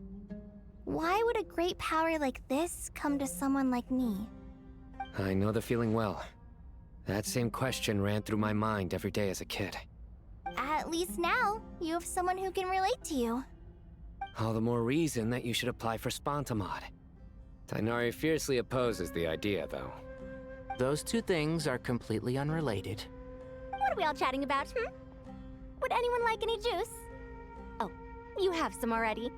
I had some earlier, ma'am. Maybe give the extra to someone else? Very well, very well. I shall be off then. There's this enormous power, and then there's little old you. You feel like there's no connection between the two. And that sense of dissonance is difficult to get used to. Yeah. But after all this time, I can't believe this stuff still gets to me sometimes. Makes me feel a little childish. Kale, just because we normally keep the conversation light doesn't mean we can't discuss deeper issues. I don't think it's childish at all. You were the victim of a terrible crime. It's normal to struggle with the fallout from it. You have absolutely nothing to be ashamed of. My professor once told me that no incident can be considered truly resolved until the victim says it's over. Your rage and your pain are completely justified. Thanks. Miss Nicole said that the same god remains which were once used to inflict so much pain upon me have now become a weapon with which I can protect everyone. It's like my own personal kind of evolution. Every innocent person who's been hurt needs time to realize that it wasn't their fault. I was the same. But it's all about to be over. Tomorrow, it ends for good. I don't know if you've noticed, but you rarely stumble over your words anymore, and your outlook has become much more positive. It's a big change from how you used to be. And since this isn't over, you can settle the matter on your own terms. It's time you seized back control. I believe in you. Yeah. Sumeru is my home. And it's so important to me. I have to protect it. No. I will protect it. And once you're done, how about you come back and apply for Spantamod? Stop it with the sales pitch, would you? Hey, excuse me. There are still 3 unclaimed cups of juice here. Why don't you take one each? Ugh, my arms are getting sore from carrying them around everywhere. Madame Farazan, why are you... Here, let me take them off your hands. Thank you, Madame Farazan. Drink up and enjoy my handiwork. I think I'm going to make something else now instead. Please, try to relax, Madame Farazan. Your nerves are starting to get the better of you. I know, I know.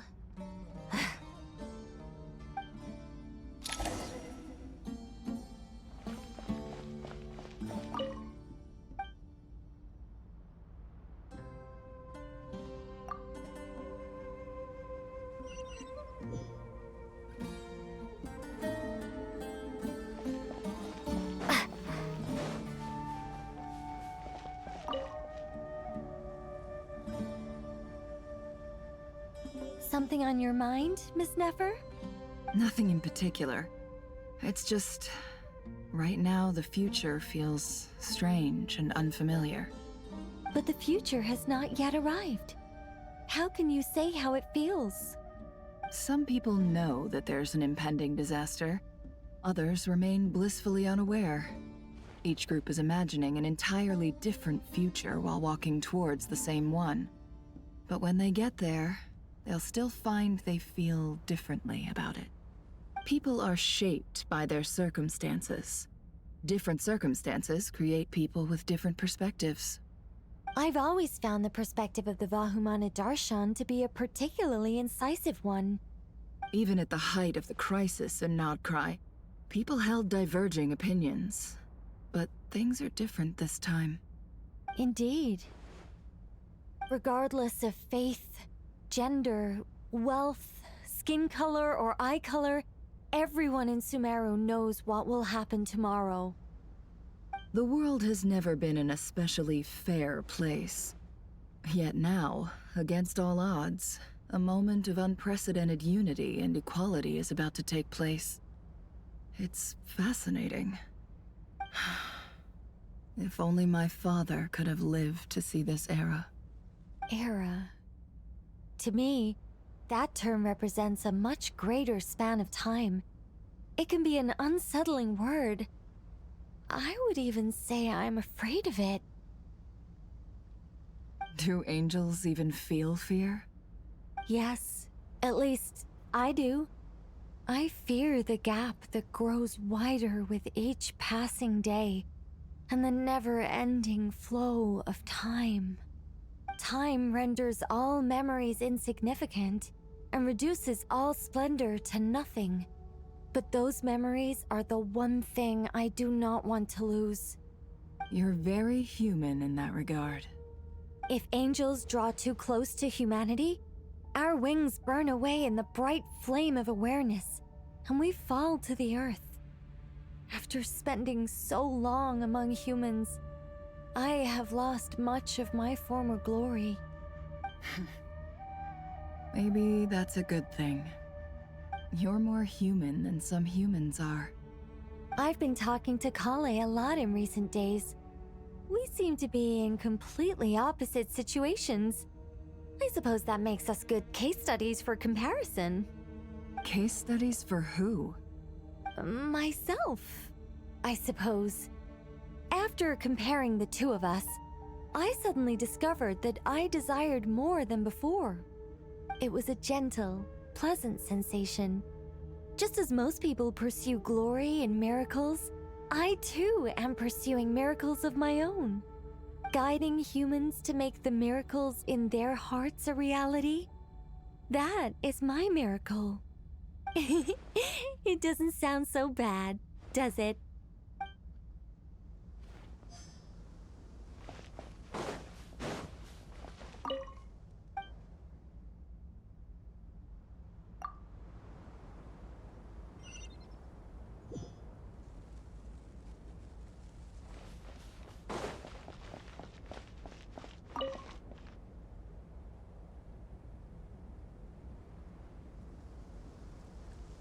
Look at the time. I should head back. I'm so sorry. I was in a hurry and didn't look where I was going. Are you all right? I'm fine. Wait, you're...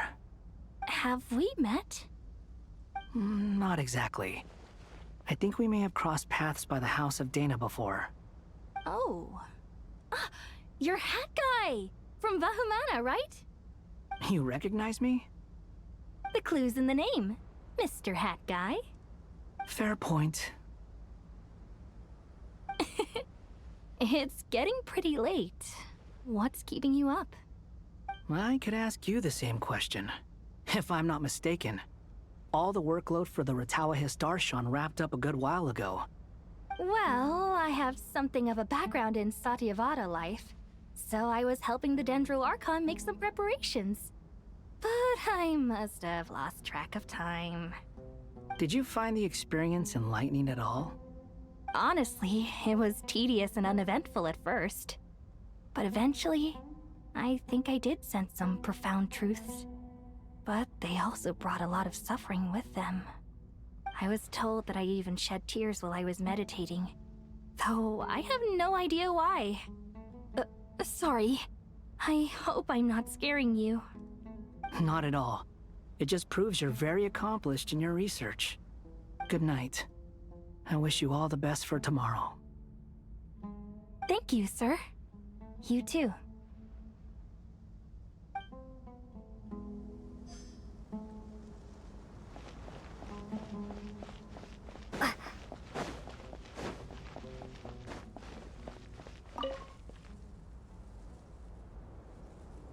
Too bad we've got a fight tomorrow. I could really do with a stiff drink. Let us pray instead. Prayer. How nostalgic. Lord Sangama Bay. Came to get some fresh air too, did ya? That's right. Actually, I was hoping I might run into you, Dia. I wanted to let you know that I've stocked up on that perfume you said you were so fond of. No, really? I'll take 2. Any chance of a friends and family discount? I knew you'd ask that. And I'm afraid to say that... Surprise! It's free of charge. That's very generous of you, Lord Sangama Bay. Does this mean you've made a fortune in Notcry? Nope. Turns out, it's not that easy to turn a profit there. I even ran some assorted losses. But anyway, that has nothing to do with why I wanted to give you and Dia a small gift. Remember that merchant caravan you two rescued in the desert last month? That was transporting my goods! No way! I had no idea that was your shipment. Explains the, eclectic mix of goods, though. Lord Sangama Bay's investment in the desert and generous stockpiling of goods has helped many people over the years. The shelters you funded especially have made life a little easier for the children and the elderly. Wait, how did you know about that? Oh, I see. Nefer told you, didn't she? That pesky lady. Aren't intel brokers at least supposed to charge for divulging people's secrets? She and Candace go way back. It's normal for close friends to share things you wouldn't tell to everyone else. Sure, but why did they have to be things about me? That's how Nefer shows that she cares. She wishes for all of us to know what a generous person you truly are. It must be hard trying to make a living far away from home.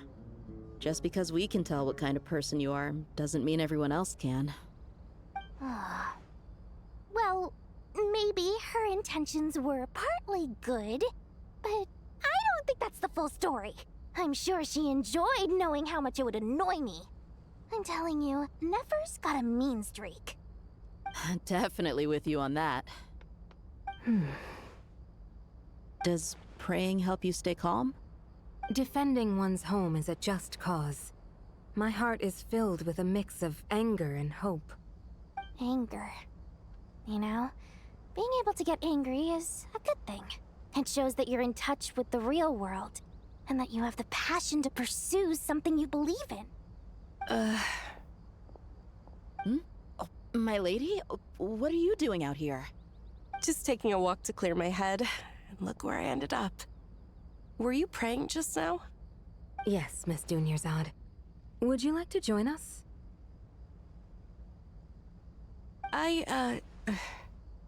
Come on, it's fine. She won't mind who you pray to. Oh, then sure. I remember you, Miss Dunyarzad. You visited my shop before. If I recall correctly, the god you worship is the Sumeru Archon, correct? That's right. She is such a gentle and kind god. But to me, she is more than just a god I worship. I see her more as a friend. And so do many others. She's not some almighty god who reigns on high, but a genuine friend. Agreed. She's a wise teacher and a good friend. I spoke with several people during the evacuation. Everyone's aware that tomorrow's battle is one that ordinary people can join too. A battle to fight for our friends and our homeland. Oh, it makes me glad. I can finally do something for those who protected me. You've grown so much since we first met. Oh, a compliment? Ooh, more please. Thank you. My lady, you've always been a remarkably strong and ambitious person. It's indisputable. And that's not just a compliment. It's a statement of fact. What are you praying for? Our beliefs may not be entirely the same, but we both wish for the same thing. I pray that everyone will rise to the challenges ahead and return safe and sound. I pray for the safe return of all my companions.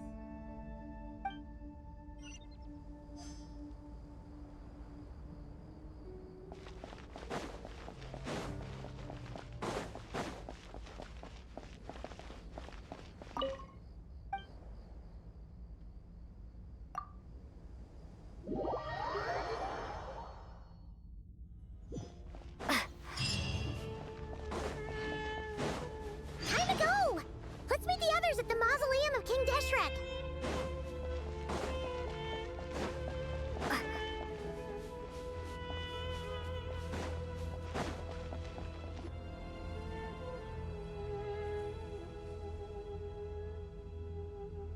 I have not felt this way in a long time. Standing up high, gazing out at the rolling dunes. One cannot know what freedom truly means without first losing it. The Golden Slumber truly lives up to its name as a dreamland. Though desert sands exist there too, no mirage, no matter how glorious, can compare to true beauty. Sumeru Archon, what is on your mind? I was wondering whose counsel I should seek on the questions in my heart. What kind of questions? So many. More than can be put into words. As I once said to a friend, we look, we see, and we comprehend. But the question still troubles us. What are the many disasters that this world faces but the sum of all irresolvable questions? The biggest question you should be asking is how to seize victory. Yes. Although, I would express it differently. I must not fail. And so the question I am most curious about now is whether the path to victory will be an arduous one. What we declare to be a young sapling, we may, in fact, find to be a towering tree, if we would only cast aside our ignorance and look beyond the veil of time to see her true form. Nahida! We're here! Just in time. My preparations are almost complete. Ready when you are. We're here too. Miss Nicole! Miss Nicole! You run so fast! I thought I'd get a lot of exercise as a forest ranger, but I can barely keep up with you. Sorry, I got a little carried away. Lesser Lord Kusanali? The equipment is ready, and the modifications to Aru are all complete. As discussed during our meeting. Accessing Irminsul via the Akasha is no longer feasible at this stage. There are other options, it's just... they're a little more extreme, and more technologically demanding to implement. Maybe you should take it from here. The architecture and functionality of the Akasha terminals overlap considerably with Aru. There is reasonable evidence to suggest that one was developed based on the other, or that they both utilize technology of the same origin.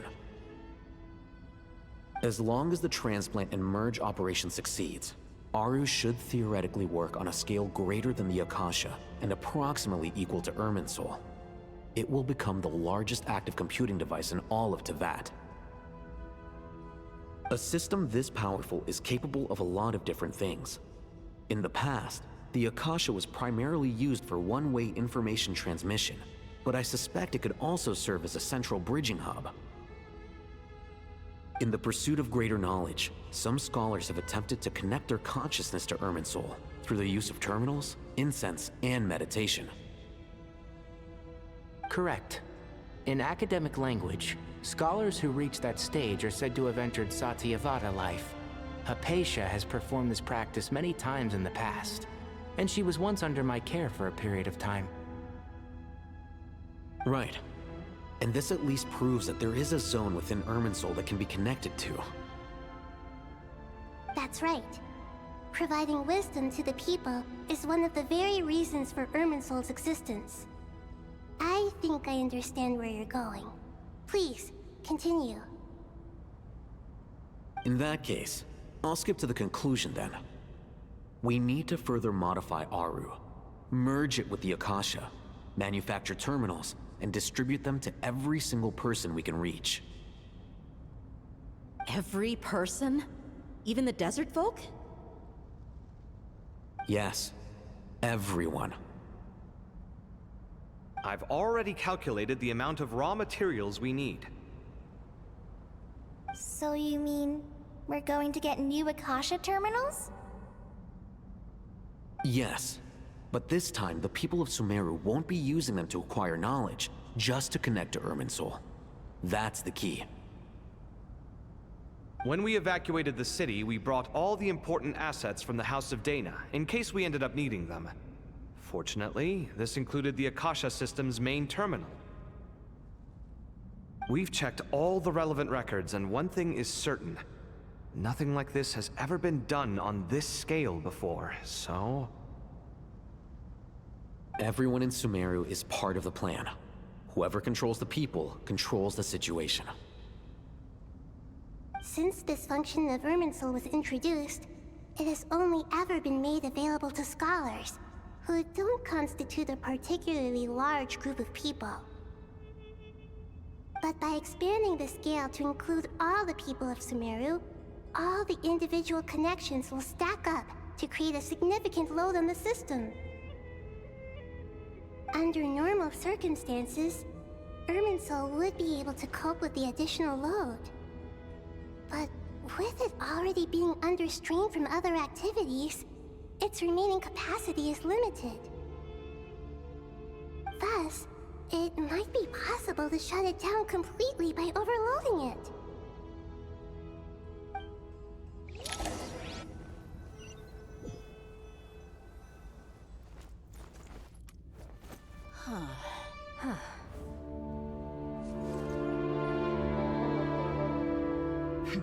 Counting down. 3, 2, 1. Are you ready? Ready!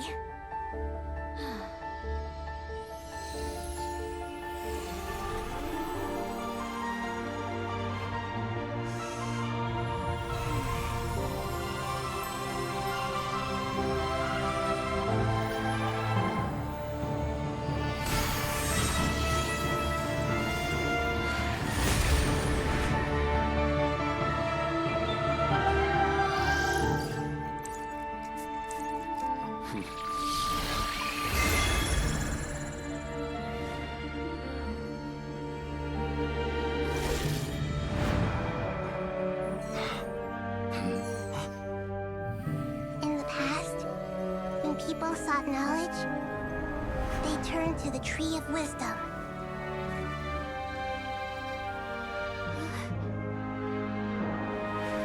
Today, we use it to save Sumeru and the whole world.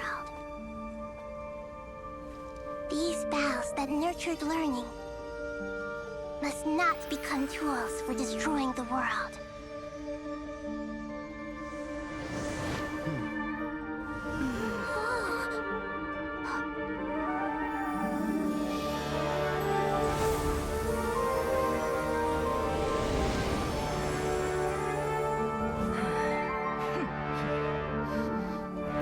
Stop. Please stop. End this transformation.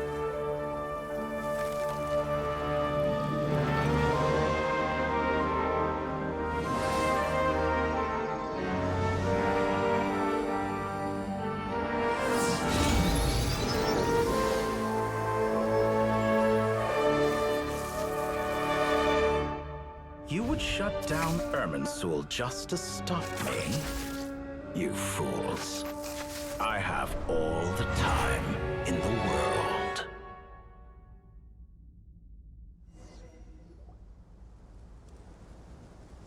Success!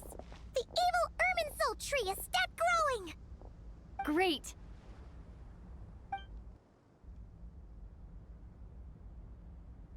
What a display of true courage. The courage to think and the courage to act. I never thought I would witness the shutdown of Irminsul with my own eyes. Perhaps this is human wisdom in action? Indeed, only humans could do such a thing. Gods are few and far between. What was once created for spreading knowledge is now used for another purpose. A rather ingenious plan. I am grateful to you three for your help. Only thanks to you were we able to extend Aru's interference capabilities to cover all terminals. Now, nobody who wears a terminal will have their activity accurately tracked by Irminsul. No matter how many eyes Dotori possesses, he will not be able to see us clearly. Now for the next step. I will need the help of your supreme powers once again. How might we be of service, Lord of Dendro? I need to reach the Eternal Oasis immediately. Right now? In that case, Ibis King, would you agree that this is a fine opportunity to dust off our old tricks? Never. I assume you have that chess set with you? You mean the one you gave to me as a gift? Asking for it back, are you? How could I? You misjudge me. I just wanted to show you another way you can use it. Connect to Safei Shatranj.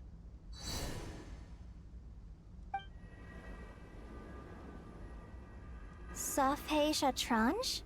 You mean that place in the desert?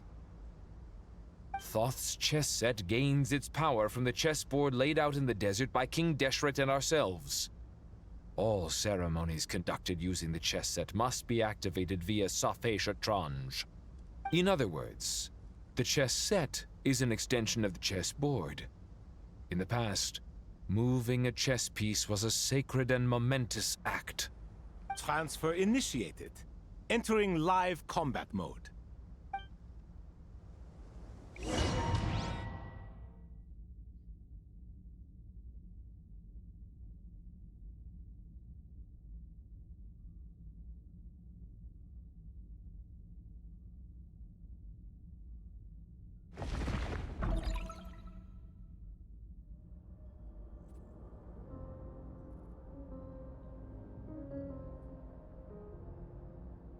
We haven't heard a single word from our spy in the desert. I'm afraid he might have been captured. Never mind. But we spent years turning him. And a lot of Mora. Nothing comes for free in this world, but the loss is not without its purpose. For a small price, we have wasted a precious amount of the limited time they have. Quite a bargain, if you ask me.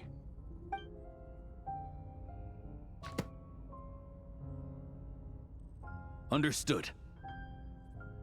Weighing profit against loss is a necessary part of life. But to tell the truth, I have been operating at a loss since this all began. Since many centuries ago, in fact. For instance, why would a banker act as the executor of a will? If you hadn't deposited your personal belongings at Northland Bank, I would have no reason to be here right now.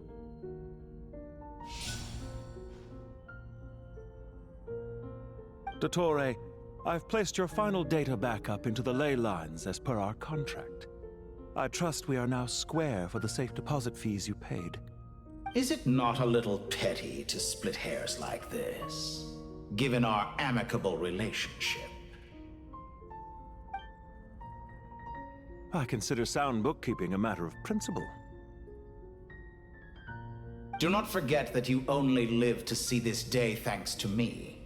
In fact, every day of your life since you met me, you've been living on borrowed time. Why, that's hardly a fair assessment.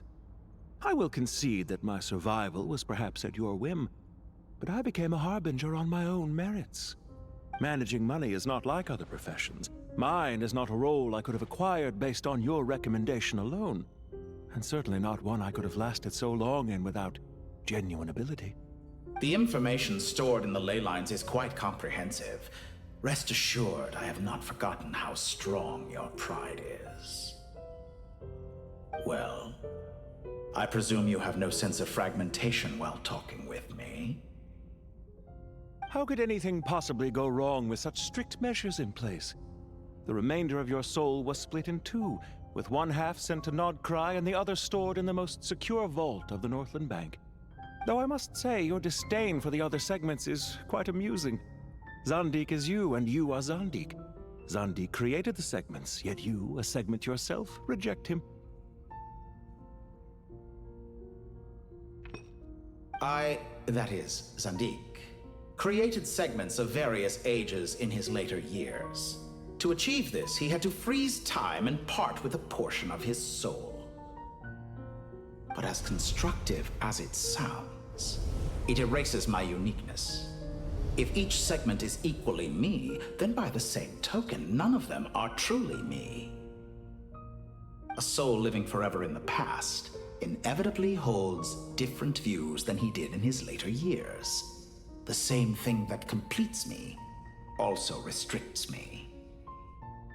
You too might ask yourself which stage of your life you want to be preserved at.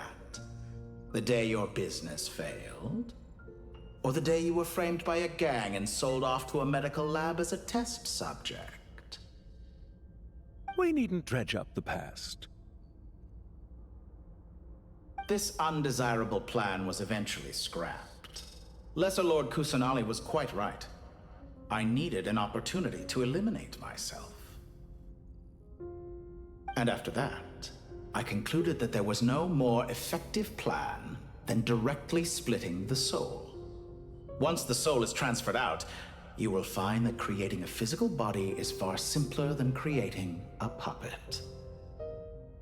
The other half of your soul suffered a crushing defeat in Nodcry, you know.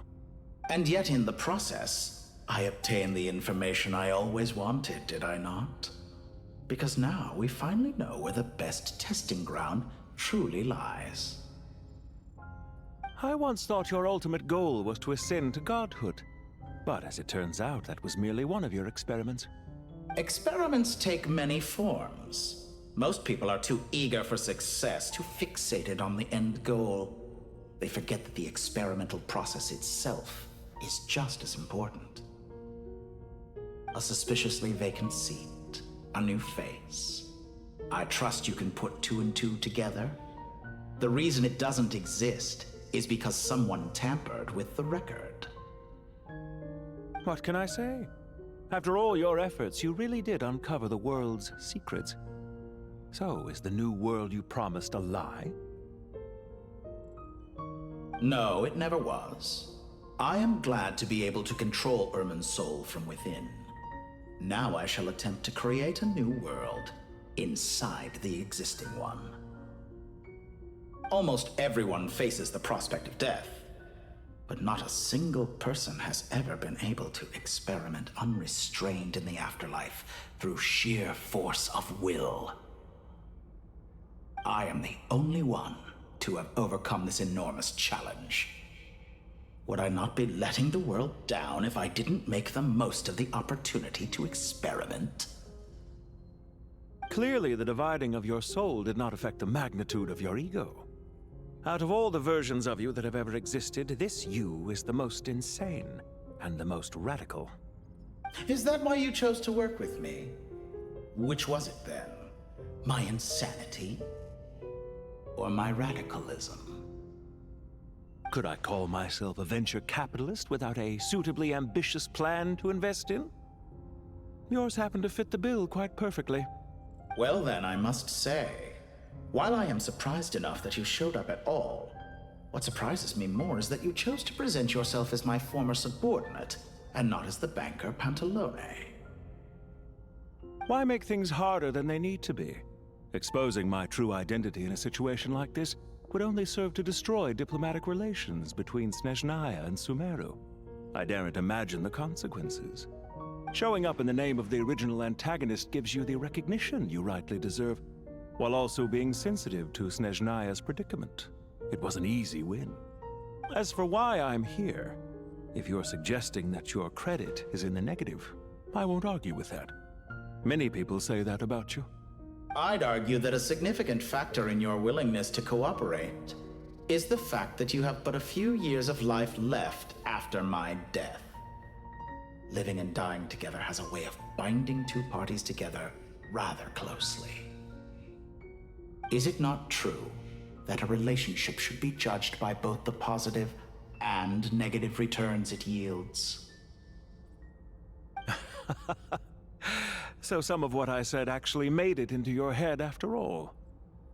It's true that I hope you don't die too soon, but don't you find that a strange thing for me to say?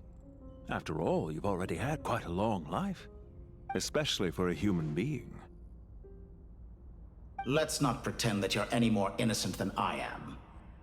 Are we not the same in this regard?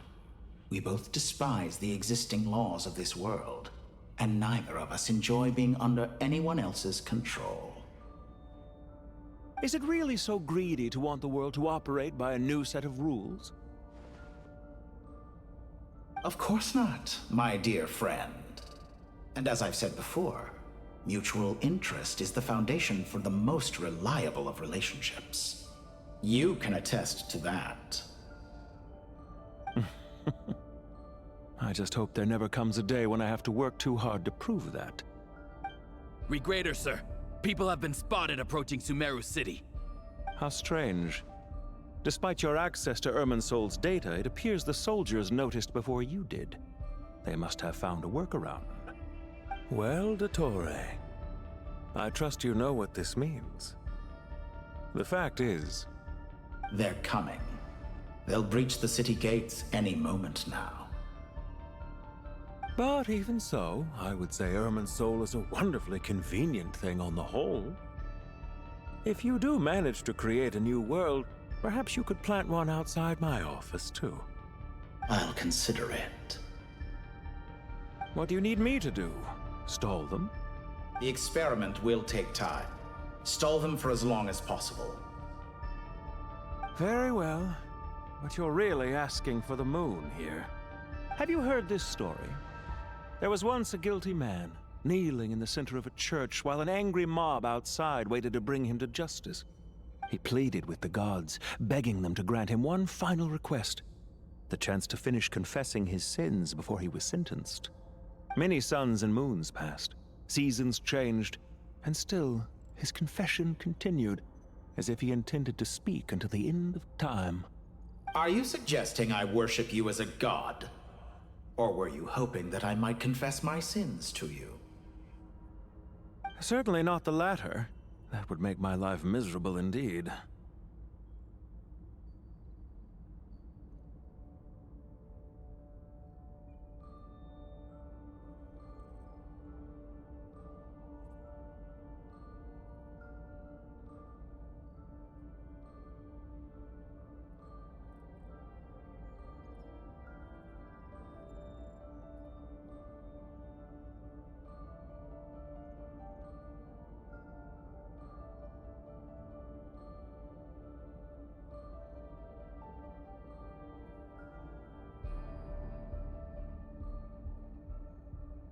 For someone who despises them so, you never seem to have any objections to me creating or becoming one.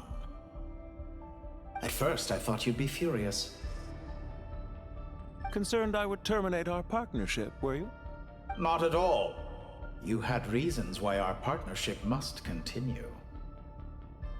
Don't you find people's attitudes toward gods amusing?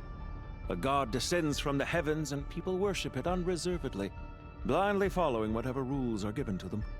And yet, when they see an ordinary person gain godlike levels of power by virtue of their own hard work, they treat him with nothing but suspicion, even if he is a compatriot.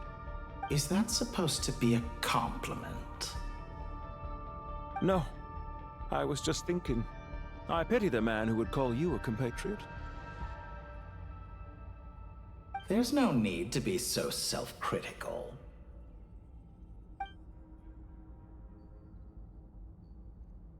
I know it's a little late in the day to be asking this, but how have you been keeping?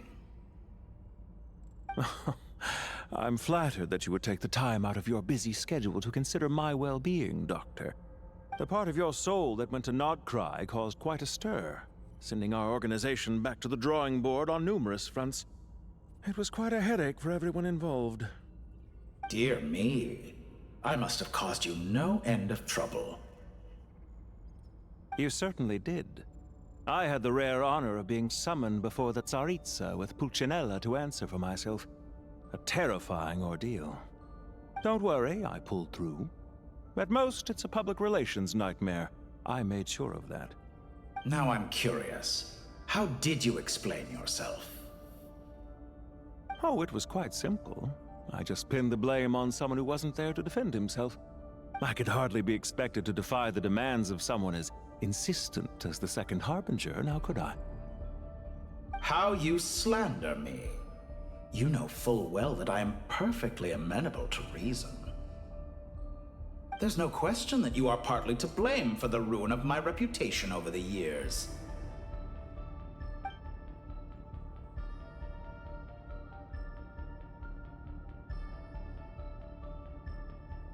Do you have anything lined up for when this is all over? Hard to say. Fieldwork always takes quite a toll on me, as you know. Once I'm back at Snezhnaya, I'll start with a well-earned cigarette. Why are you so eager to ruin your lungs after I went to the trouble of replacing them for you? If you have an issue with it, feel free to try to stop me.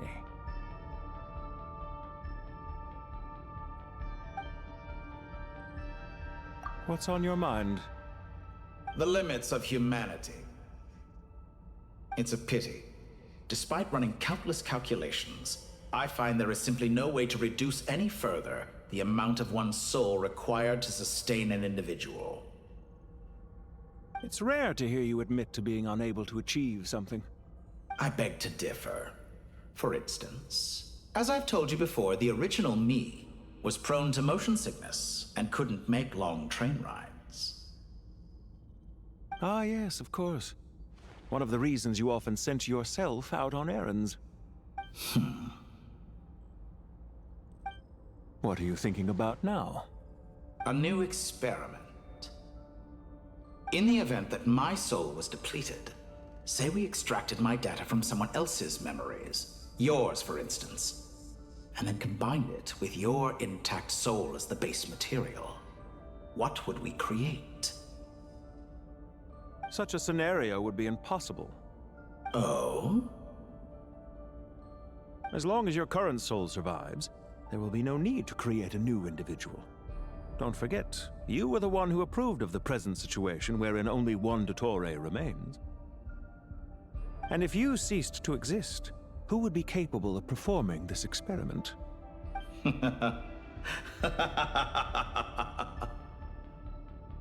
Since the day I met you, you've always excelled at talking your way out of a quandary.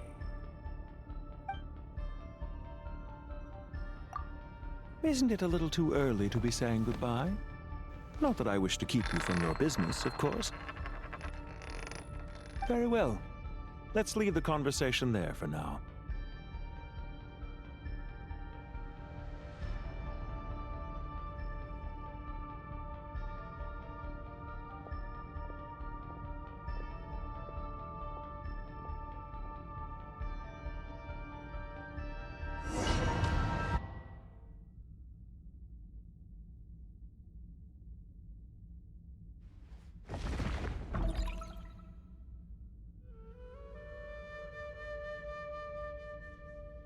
The power of King Deshret's 7 pillars is truly remarkable.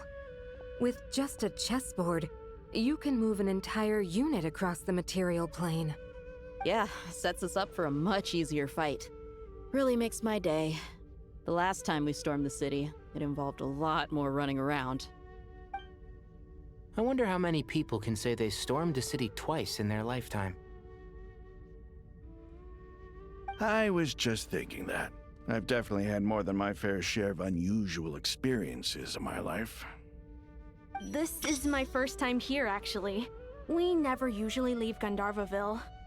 I hope this will be my last time. Does everyone have to chime in? Can't we just fight? What an amusing comment, my dear lady. Yet humans often alleviate tension via small talk, do they not? Whoa! Why is Candace's shield talking? Because the image on her shield is one of me. And I, of course, can appear wherever I wish to. Huh. Well, la-dee-da. Isn't that fancy? Could I get in on this? You wish for your gauntlet to speak? Why, certainly. Ahem. I think you'll find that it is I whose image is carved hereupon. Thanks. Definitely feel stronger now. You're welcome, my lady. I am glad to lend you my power. Sino, what's the situation? There are troops stationed at every entrance. As we expected. A frontal assault will suffice. Everyone, stick to the plan. We'll take the main entrance. You head for the House of Dana's side door. Move out.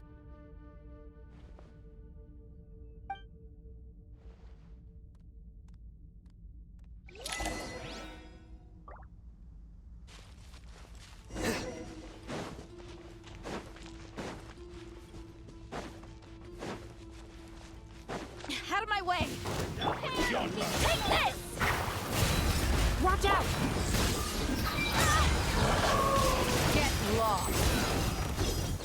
Whew. Thank you, Jet. You gotta be more careful. If you're not ready to put your life on the line, you can't be certain of defeating your opponent. She's right. Keep your wits about you, Rana.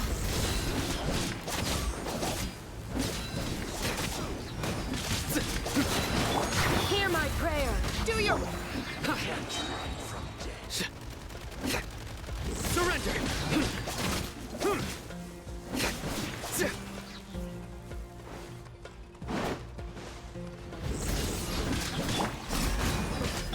Let's get it on! You're dead meat!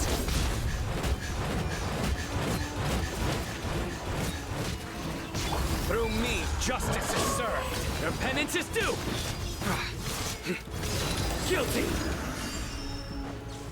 Take them out and secure the harbor. Reinforcements will arrive by water. Consider it done. Show no mercy.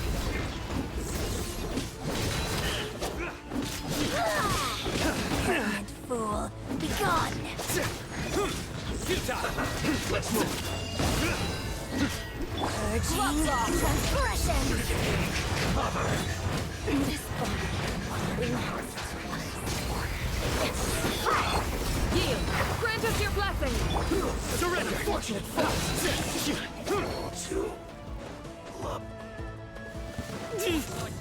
That's my time coming.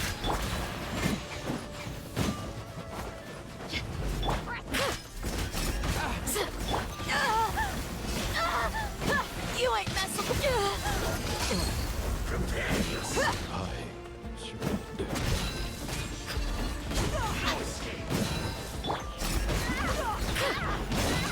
We shall You asked for it.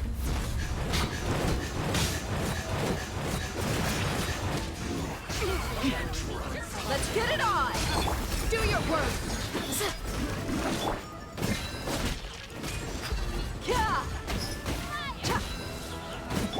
Yield! Hear my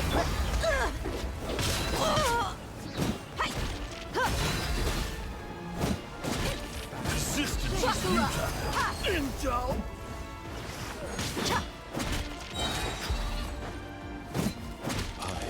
Sure.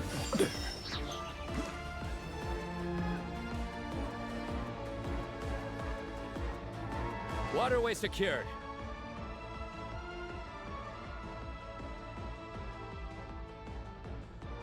Brothers! Sisters! Perfect. Just in time. Welcome. Once we've linked up, we'll continue the advance. The team has arrived at the north entrance, as planned. Good. Press on.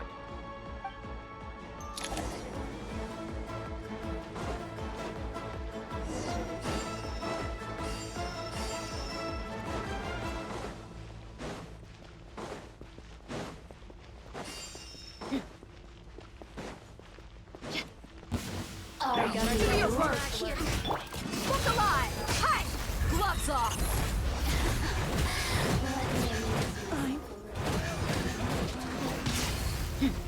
Wait! The merrier!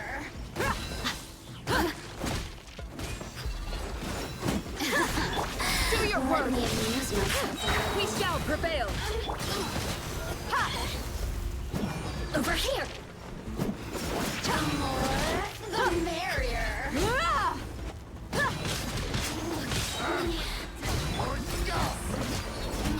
Grant us your blessing! You asked for it! Couldn't! Hey! Buckle up! Hey! Wait! Did it take too long?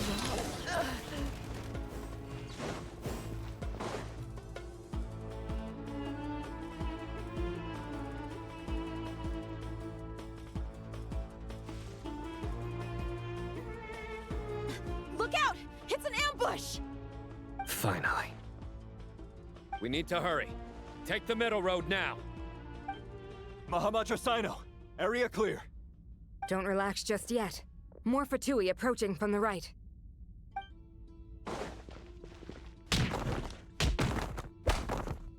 Irminsul cannot track our movements. If necessary, we could split up. Don't worry. We'll wipe them all out. As you can see, our people came raring to go. Good, good. How are things with the Traveler? Can Tainari keep her safe? Don't underestimate Tainari just because he's a forest watcher. He can handle it. All right. You know that's not what I meant.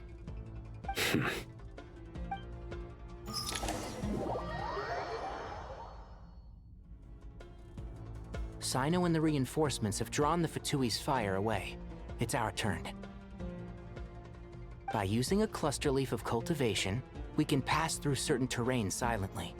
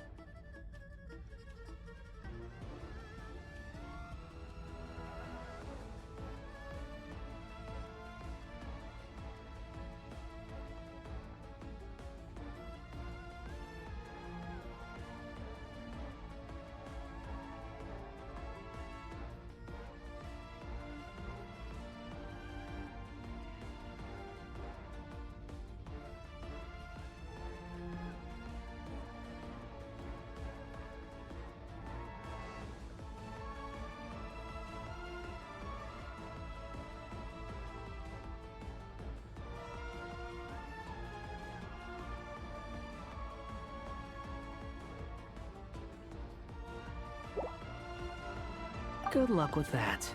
We'll just fly up there. Huh? Oh, yeah. I forgot she could fly. Ready? Ready.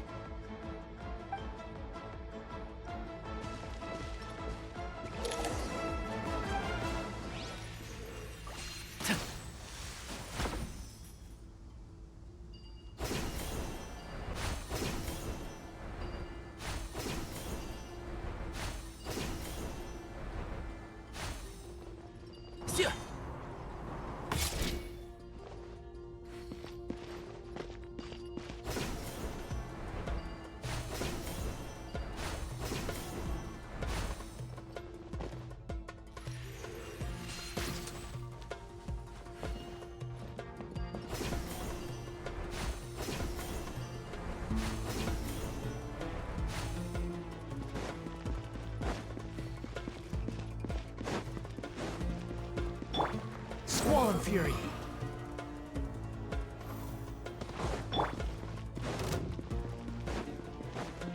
One with the forest. Let's nip that in the bud. My everlasting flame! Time for Unsightly insects! Behold! Time for the big one! So... Enshroud! The wind rises.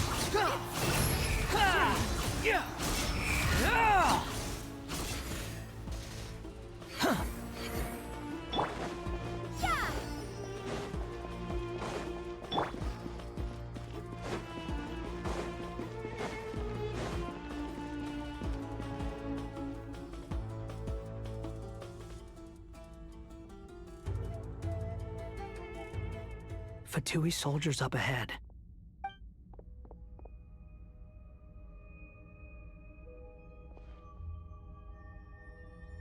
Careful. Prepare for battle. Hey! There's people over there. You have some nerve showing your faces here in the center of Sumeru City.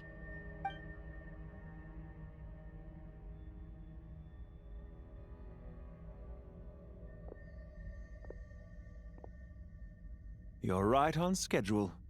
Well, this guy sure as heck isn't your average Fatui sergeant. They've stationed quite a few people nearby. It definitely looks like they were waiting for us. But something feels off. Everything about this guy feels too deliberate. I highly doubt he's just a subordinate of Dottores. And he's no mere sergeant. Whatever his rank is, it's high. Much higher than we thought. So you've been waiting for us. But it looks like you're geared up for a conversation, rather than a battle. Very clever, General Mahamatra Sino. I know you're the one in charge of this siege, and I look forward to making a deal with you. A siege? Sumeru City belongs to us! Historically, yes. But things can always change. We have quite a sizable force with us, you know. For instance... There's a Fatui ambush at the north gate. Can you handle him? We can for now. Yes, I'm quite sure both sides can hold their ground for the time being. The battle has not yet reached its climax. But what happens next? Do you enjoy watching bloodshed? Surely some of those here are people you count as friends. Once a war begins, some people must die. I doubt you wish that fate upon anyone you know. Wait a second. It's a trick. He's not even there.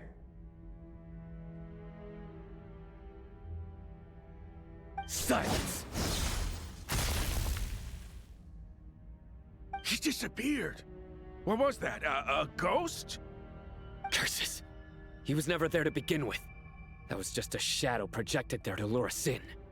Enough talk! Attack!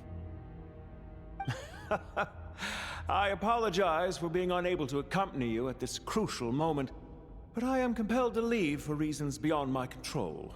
Please excuse me.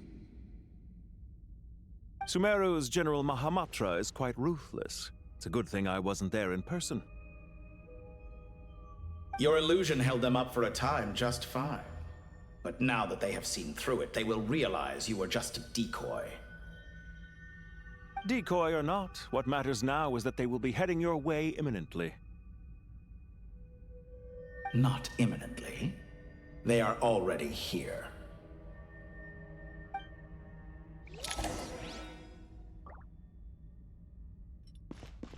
Keep up.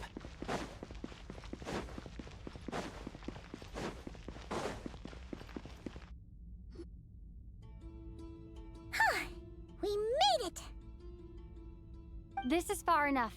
Tainari, you go help Sino. Don't worry about us. We'll manage from here. Are you sure you don't need me to stand guard? No need. Once the connection is established, we'll disappear from the Sanctuary of Surasthana.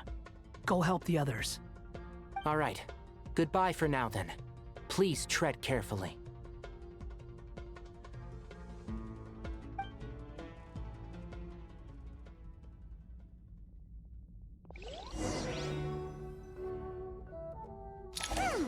Now where's the interface Nahida mentioned?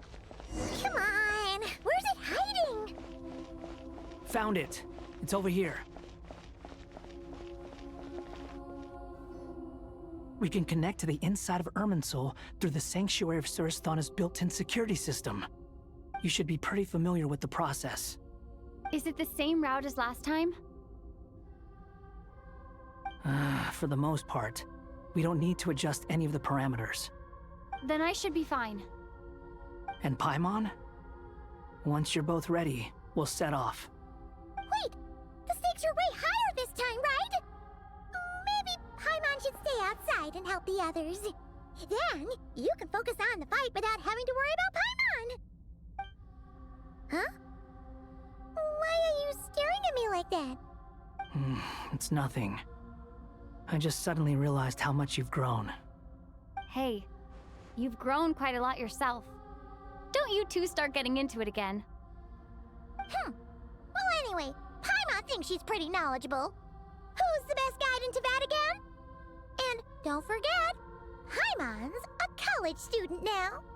If we say Alhatham's not a weirdo, it's hard to explain how he came up with the idea of you applying to the academia. But for all that he counts, you're doing surprisingly well in your studies. She just goes to show how important it is to have someone supporting you. And Paimon's not the only one. Let's not forget that you only became a student because of Nahida's personal recommendation. That's fair. I have learned a lot in Sumeru. Oh yeah. Did you ever come up with that ugly nickname you promised me? What? No way! We're friends now! Paimon gave up on giving you one ages ago. Anyway, isn't Hat Guy enough of a nickname for you? Fine. Suit yourself. We need to go. Paimon, if you're staying, look after yourself. Will do. Paimon's gonna link up with Tainari and Sino. You guys are the ones who need to be careful. We will be. Bye for now.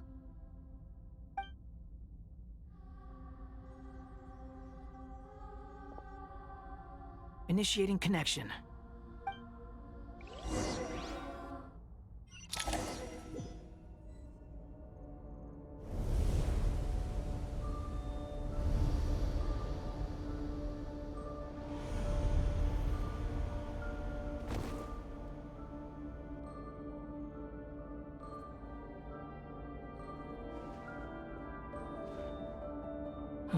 Well, here we are again.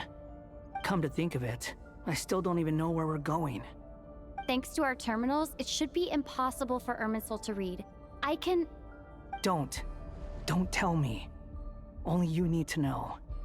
That way, whatever happens to me next, it won't affect your progress. Listen to me. Your safety is just as important as mine. Don't even think about sacrificing yourself for the greater good. We came here together, and we're leaving together. All right, if you insist. I won't argue with you.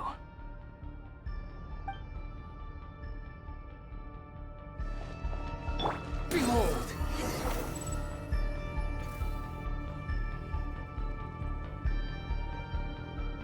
place looks so different from how I remember. It's unrecognizable. It's a complete mess, like someone's turned the place upside down. Must be Dottore doing. Either he's searching for some information he needs, or... It's still changing. He has to know we've entered Irminsul. But luckily for us, he can't pinpoint our location. Be on your guard. Don't let him find us. The red parts have probably been corrupted by Dottore's power. Don't touch them, or you might alert him. He's looking for us. Tread carefully. That wall could be a problem. Fortunately, it looks breakable. Give it a shot.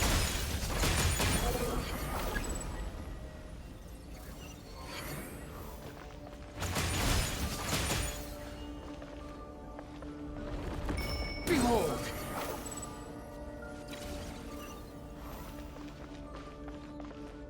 Ha! The wind rises.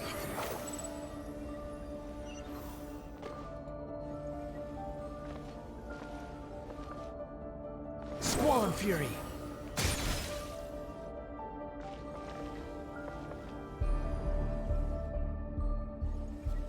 The wind rises.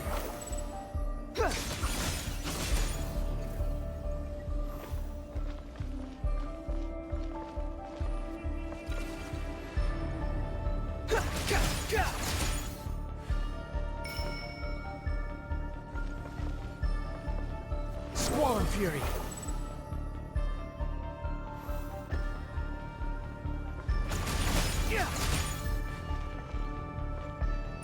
Behold! The same old trick again? Are you kidding me? Let's handle it just like we did before. This cheap trick isn't gonna stop us. Oh no! It's... A trap! Is that why he was using the same trick over and over again? To get us to lower our guard?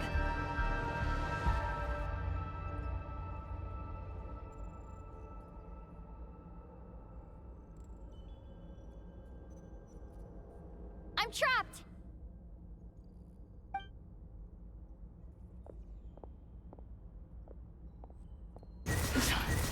Why won't this thing budge? Hello? Hello? Can you hear me? Nicole? Is that you? Yes, it's me. I'm monitoring your progress from inside the Eternal Oasis, and I have to say, this terminal is simply marvelous.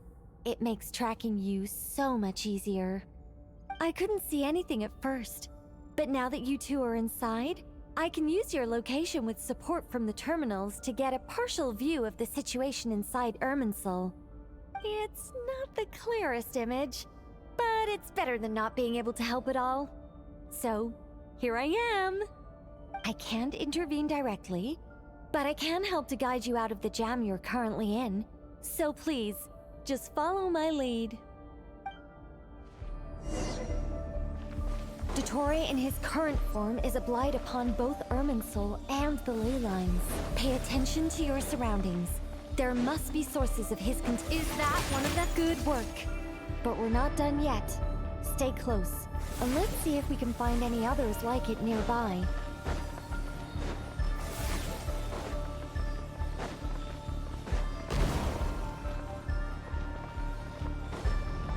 Quit following me.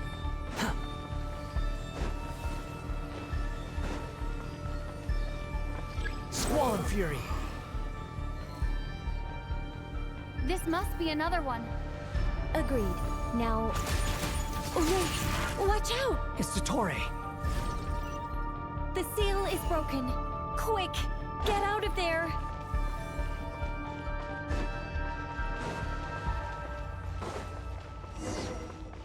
And where exactly do you think you can run to? Wait! What is that? Pursuers! That's gotta be it! Run! Don't let that thing touch you! Dodge that attack!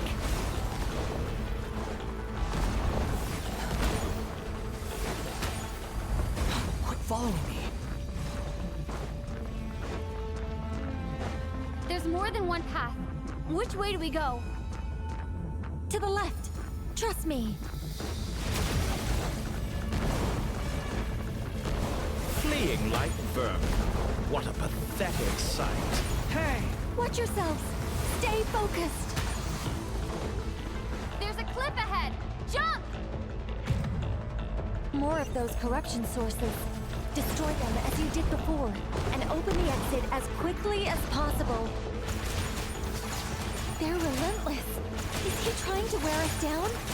You'll just have to destroy these too.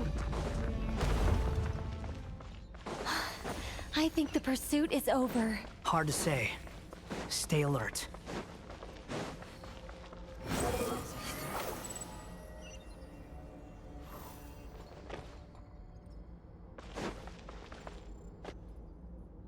Whew. I think we've made it to relative safety. Phew, goodness. That was tough. You doing okay? I'll be fine. Don't worry. Take a short rest, and then... Nicole? Nicole! The connection's been cut. But that means... Look at you supporting one another. How very touching.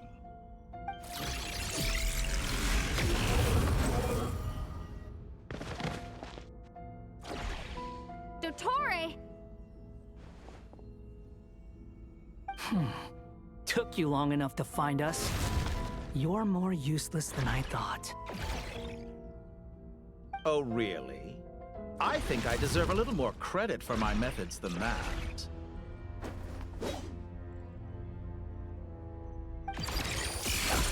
Rather than hunting you down, I chose to let you roam free. I indulged your presumption that I was unable to track your movements, played along with your clever little plan. Fleeing is for animals, but I rather enjoy watching you flee. Some things lose the will to run altogether as soon as you put them in a cage. If that's true, then why did you come looking for us? Because I wanted to observe you up close, of course. Don't misunderstand me, I'm not here for a fight. Is it so unusual that I wish to greet my old acquaintances in person? After all, it's been a while. Scaramouche.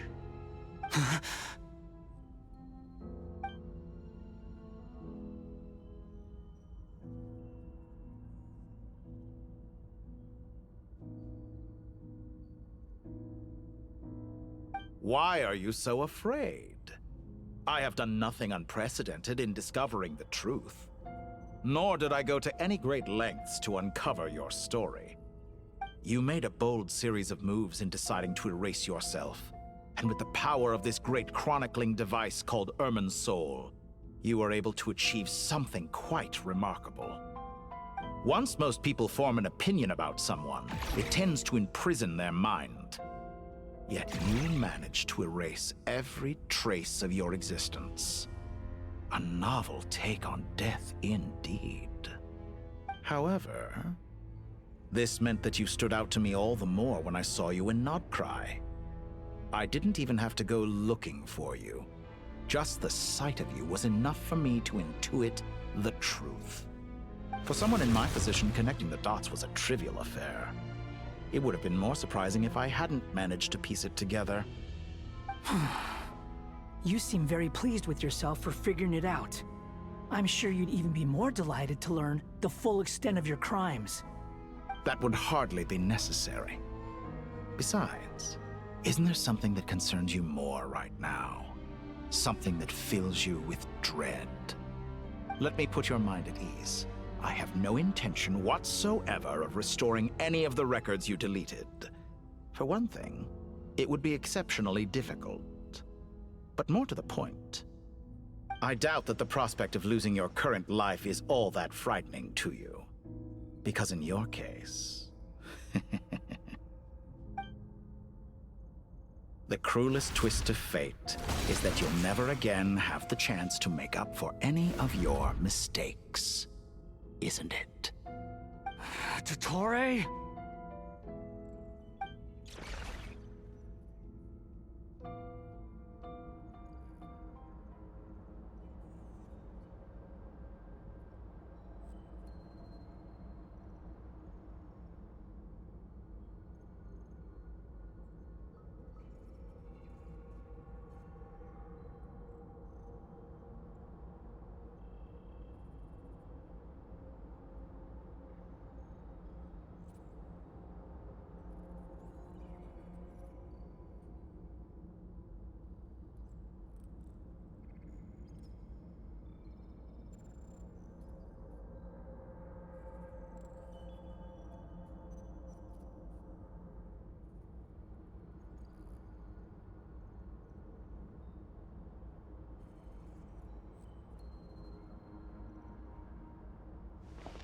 All here shall bend to my will.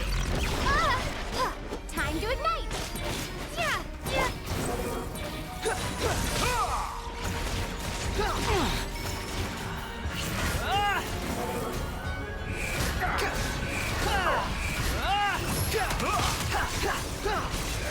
I'm afraid you'll need to do better than that to take me down. I expected you to have grown stronger. Ah, how foolish of me. I forgot that you lack any means to increase your power. You will pay for everything you've done! Oh, will I now? Everything was futile.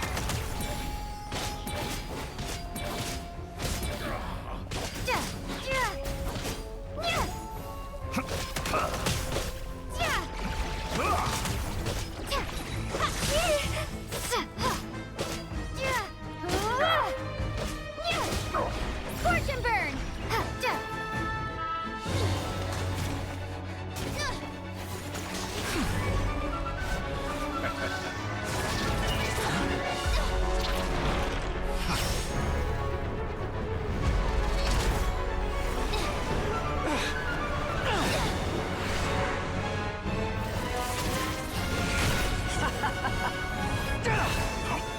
Does the prospect of death amuse you?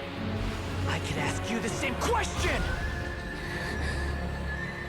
I'll distract Torre. You focus on the mission. Got it.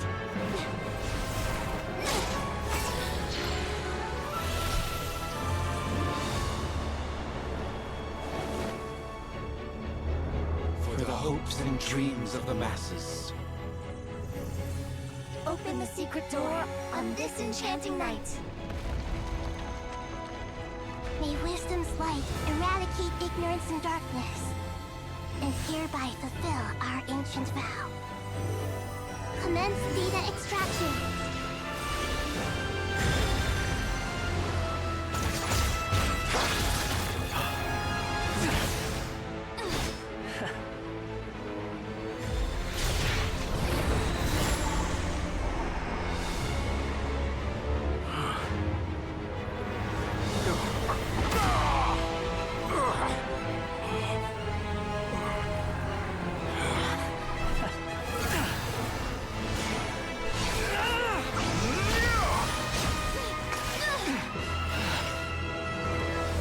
Cling to outdated ideals and stand in the way of progress.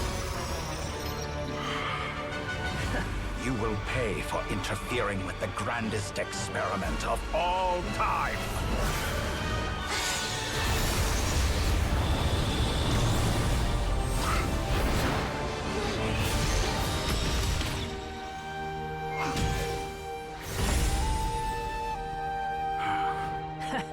Good timing. Dottore, as clever as you are, you fail to understand wisdom. Wisdom takes many forms, but the path you have chosen eschews them all. Huh.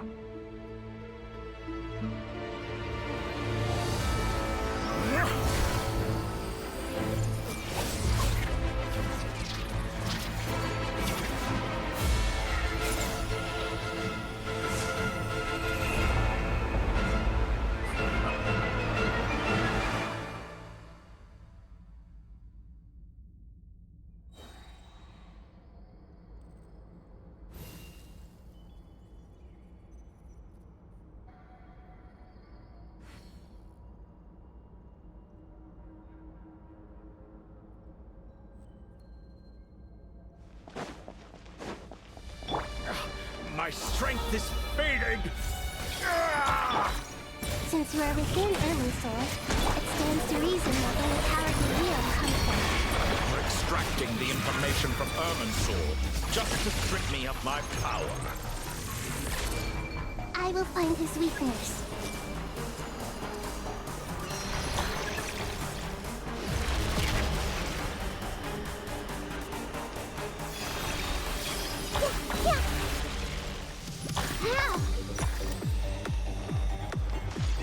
I admire your attempts to introduce a new variable, but it's nowhere near enough.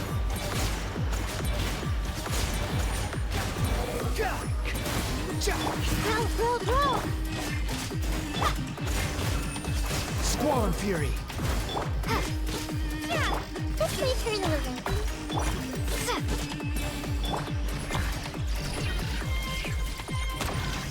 A minute to remember.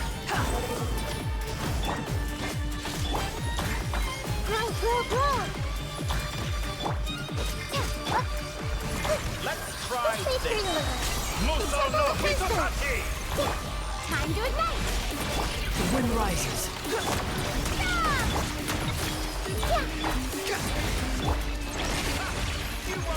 You're so close. Just hold on a little longer. I'll hold him up. Traveler, Hat Guy, the rest is up to you. We certainly have a knack for surprising each other, don't we? I'm just getting started. It's time! Say your prayers! The enemy is sensitive, but watch your back. Squall and Fury! Time to ignite! It's time! Say your prayers!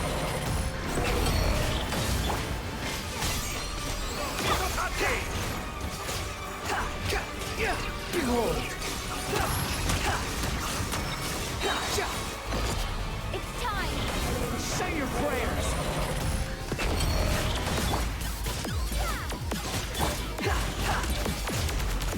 The wind rises. Burn all before you! Blade of the How primal amusing. flame! It's time! Say your prayers! Finally, time for you to die. Excited? Time for me to die? How can I argue this place if death was something I feared? It's time! Say your prayers! Wind rises. How amusing.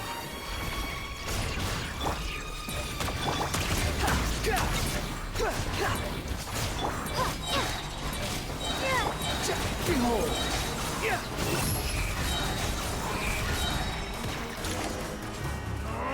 That's enough!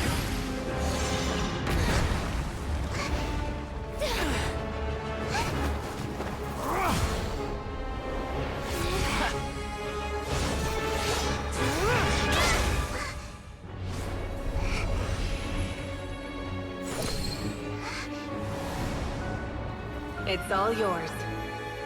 Do with it as you see fit.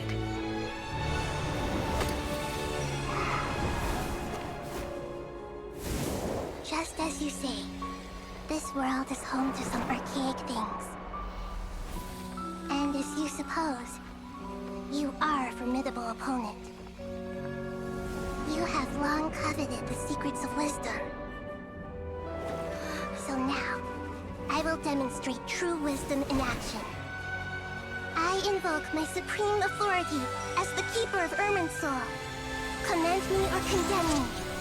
But give your verdict now!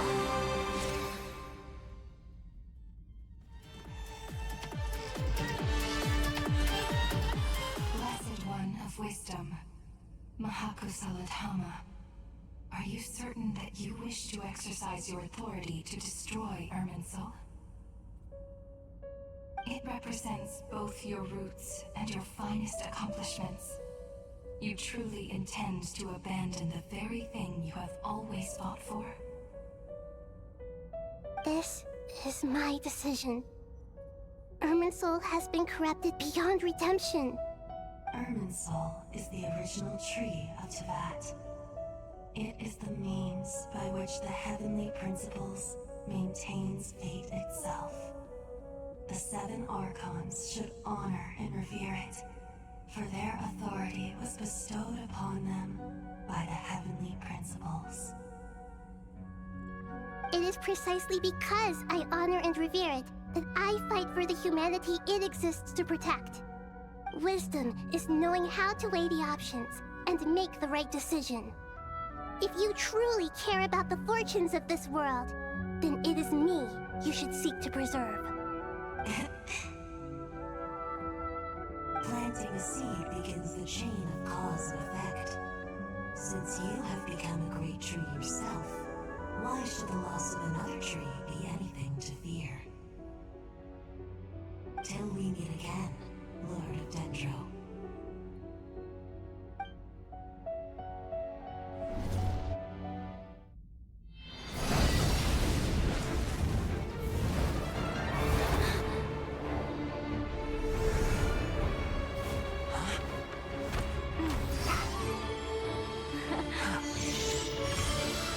The first flame.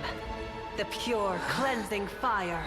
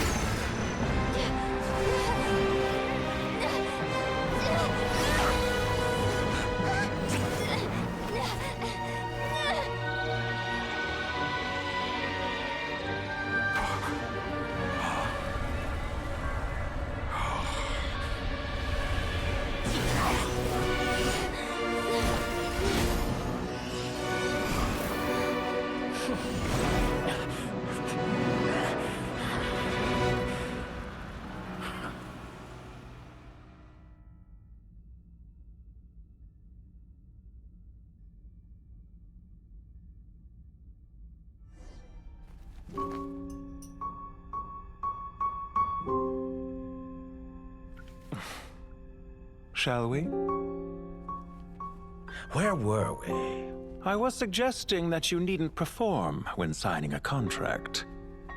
You're only sitting here because your bank demanded an evaluation of the trustee. So you told a story about a young scholar from a merchant family in Sumeru? I told a compelling tale, didn't I? The post-expulsion story is far more captivating. The human experiments or the elixir of immortality? The part where you die. Ah, yes.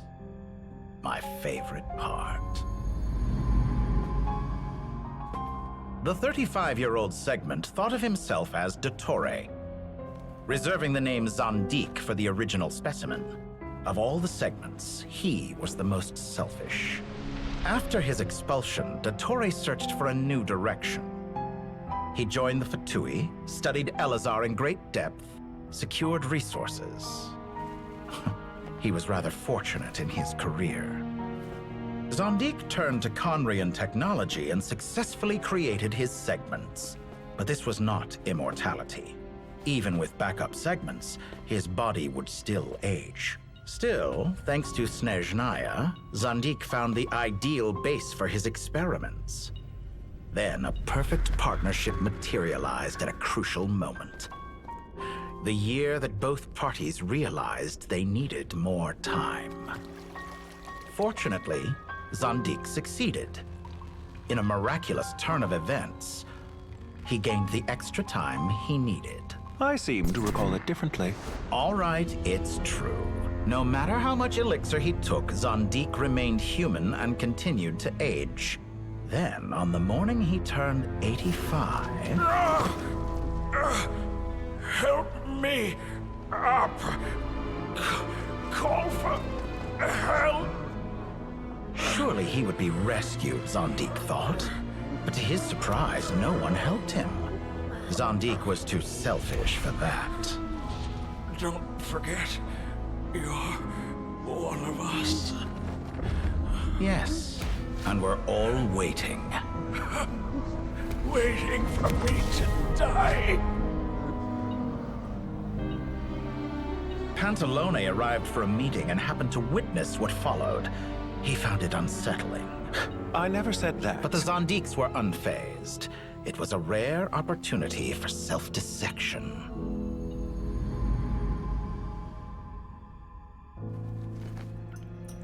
What does all that have to do with you depositing your data at Northland Bank? It has made me cherish my time in this world all the more. Fair enough. So you do have a sense of self-preservation.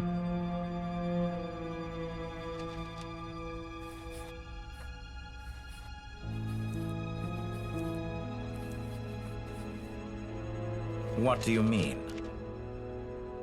You're hardly normal, and you don't cherish life. You just don't want to admit defeat in the limited time you have. Even so, don't I deserve an interesting ending? I'm counting on it.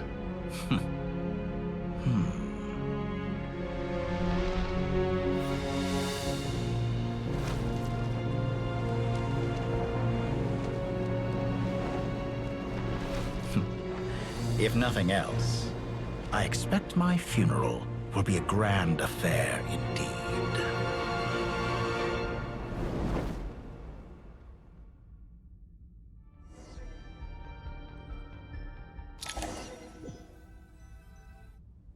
What a magnificent fire. In Snezhnaya, we light fires to ward off the cold. Fire, it seems, is antithetical to ideas such as cold, frozen, and unchanging. Perhaps it has always been that way. From the beginning, fire has been used to drive away wild beasts and warm the body and mind. You could say it's a form of treatment. One that cures the human heart of mortal fear. Mortal fear? Something you haven't been acquainted with in a long time, by the sounds of it. Whereas you, I'm sure, must know the feeling quite well indeed. I remember when we first discussed the elixir of immortality. You claimed that extending your lifespan was about buying more time. But was that really the truth? You fear the prospect of dying a wretched end in this world, don't you?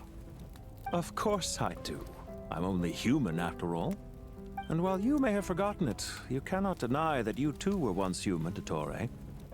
I do not believe that there is no such fear in your heart. Perhaps you are right. But I abandoned it long ago and devoted myself to my experiments. I have felt no fear since. From the very beginning, I never thought you could win this game. But still you came, contract in hand, to honor our agreement. Because I am a reputable partner. And as we have discussed, experiments are about more than results alone. The process is equally important. I have come here and completed my creation, and I do not regret my decision. I'm afraid your journey ends here. After I die, there will be no one to make the elixir of immortality, and your remaining stock will only last a few more years. How then will you prove that you didn't perish in this incident alongside everyone else? When I feel optimistic about market environments, I never forcibly adjust them. They have their own direction. And I myself am one such environment. I have been quite particular about many things in my life. But where the manner of my death is concerned, I choose not to be. You make yourself sound so magnanimous. Oh, but I am. And I hope you will be too. It may have been a long time since anyone told you this, Dottore, but I recognize that you are a truly rare talent. Ha! I can see it. The experiment in blasphemy that I've been performing all this time. It has been a long process, and I do not care about the results as much as people might imagine. If the very goal of your experiment was to explore infinite possibilities, then there was never any reason for it to end. Indeed. Yet now, the experiment has officially drawn to a close. What should I call you? Zondik? Or do you prefer Dottore? Suit yourself. Goodbye, Feofan. This time, that's what it truly is. And don't I know it? Goodbye, Zondik.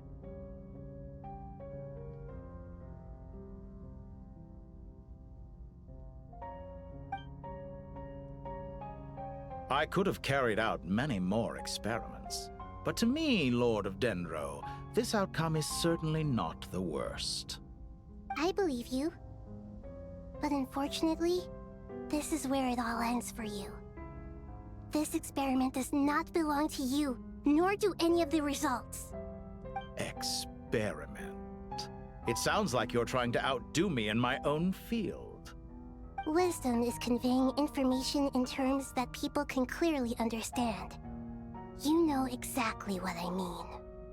Indeed. I can see no further outcomes. Ha. You have a formidable mind, and you are braver than I thought. Setting fire to the very thing your survival depends on. Your previous threat was empty, but this time, it is real.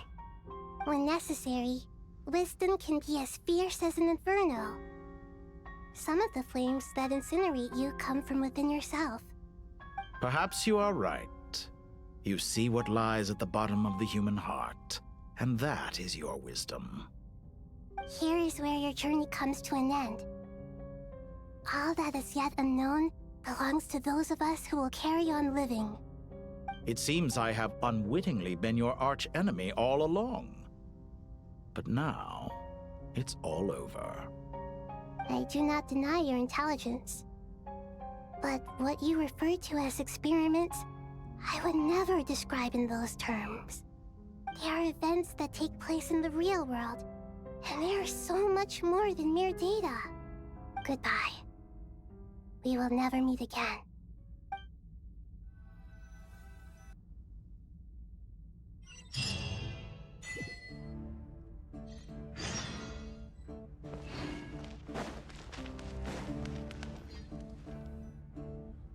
Well, that's the last of them.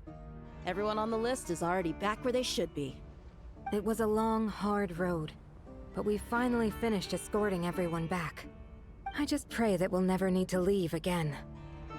I hope we can stay here forever in this peaceful paradise of our own choosing. Paradise. In the annals of the Temple of Silence, that word carries great significance. It represents the hopes and desires of the gods. They're longing for a place to rest. I wouldn't think gods need such a place. People always think they're the only ones who can lose their homes. They forget that gods too need a place to reside. As the Goat King once said, "A god without his people shall cease to exist." Gods need their believers every bit as much as their believers need them. Only we can truly understand how much the desert faith has faded over the centuries. But we still talk about the gods as though they're part of our lives. Given the myriad ways in which gods and humans interact, I'd say they really are. How else could Dunyarzad consider the Dendro Archon a friend? Well, that sounds about right to me. Describing them as friends sure makes us feel a whole lot closer. If you told me a few years back that I'd have this many friends, I'd have called you a liar. Belief is a choice, just like friendship. We've made our choices through battle. The right ones, wouldn't you say? I'll be heading back to the Temple of Silence. I heard the Goat King and the Ibis King decided to pay us a visit. How about you? It's back to Aru Village for us. Still plenty of supplies to distribute and people to help. Until next time, old friend. As long as you can find the time, you're always welcome to visit us in Aru Village. Right back at you. Make sure to drop by the Temple of Silence the next time you're free. Word is that 2 of the other 7 pillars, Shezapang and Bennu, might also be dropping by. Since you're wearing the symbols of their power, it'd only be fitting if you came to see them for yourselves. Dropping by? That makes it sound like they're visiting a neighbor's home. Well, the temple was founded by Hermanubis, so I guess to them, that's exactly what it is. Guess that's true. All right. We'll make sure to find time to stop by. Stay safe on your journey home. I will.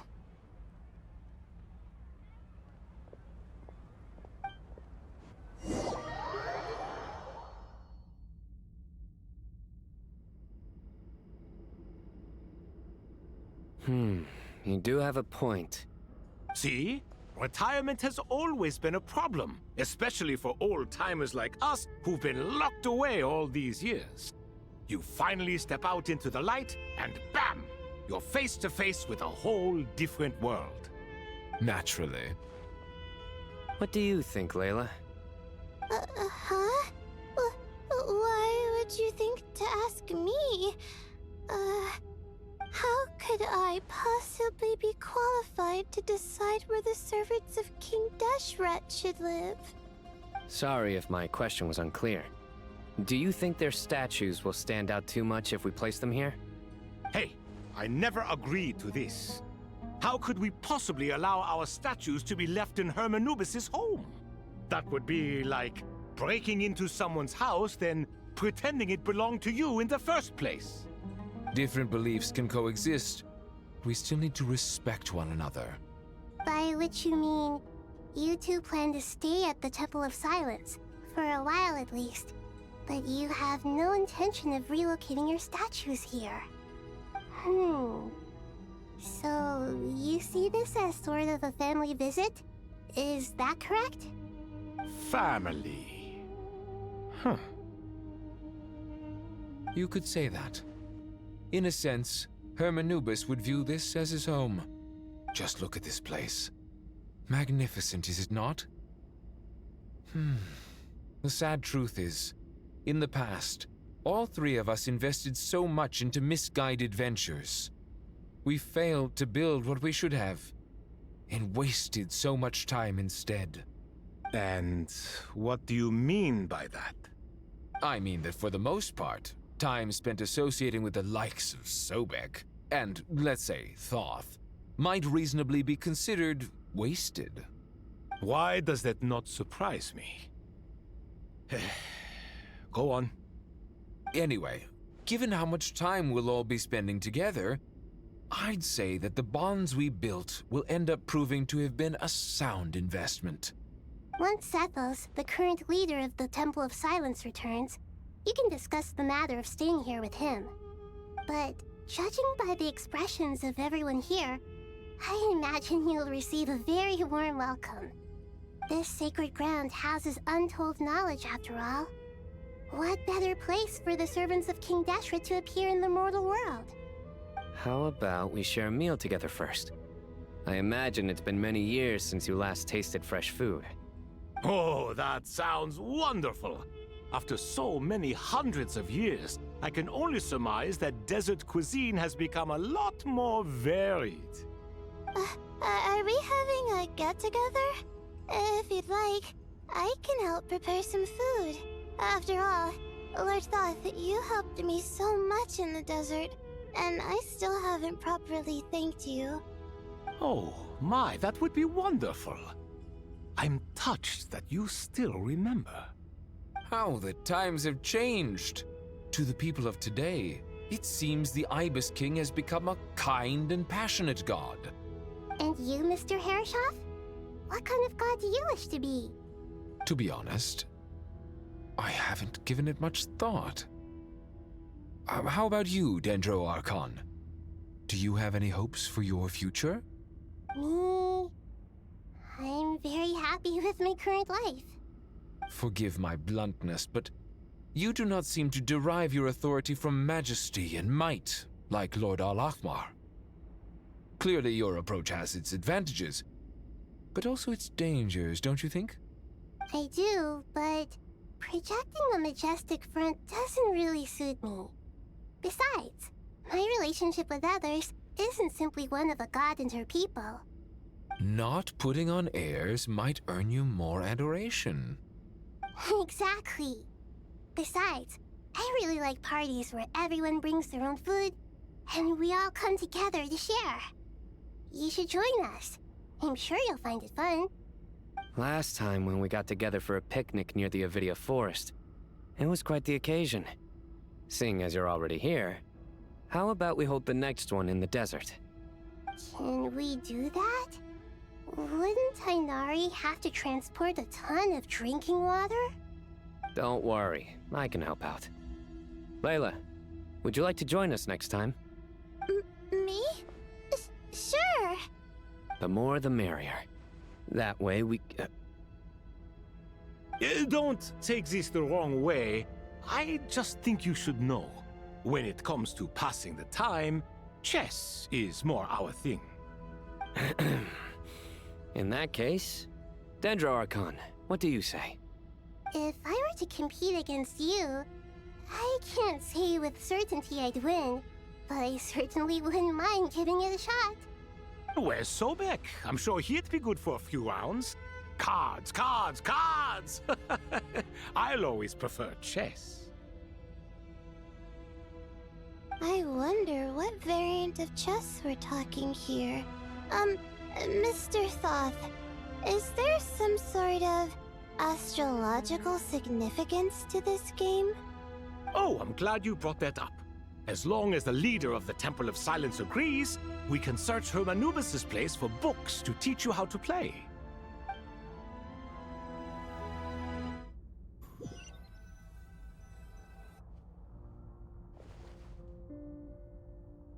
Such devastation visited on Sumeru City. So many houses destroyed or damaged in the fighting. Who could have foreseen this? Look at all of this. It's going to take me forever to tidy up. I suppose living below the academia doesn't always work out to your advantage. I would have thought a little appreciation of my sincerity and effort in helping to clean up this mess might be in order. Helping? Effort? This is your house! Of course you should be putting in the effort! If anything, I'm the one who's helping. So you see yourself as just a helper in this situation. I must admit, I'm rather shocked. If you're trying to say that since I live here too, I have an obligation to tidy up, fine, I suppose I do. Wait a second, stop changing the subject! Nevertheless... In the wake of a great storm, a missing roof is a predictable inconvenience. Can you stop making it seem like I care more about this house than you do? Doesn't it upset you at all to see your home in this state? I won't pretend it's ideal, but that's no reason to be upset.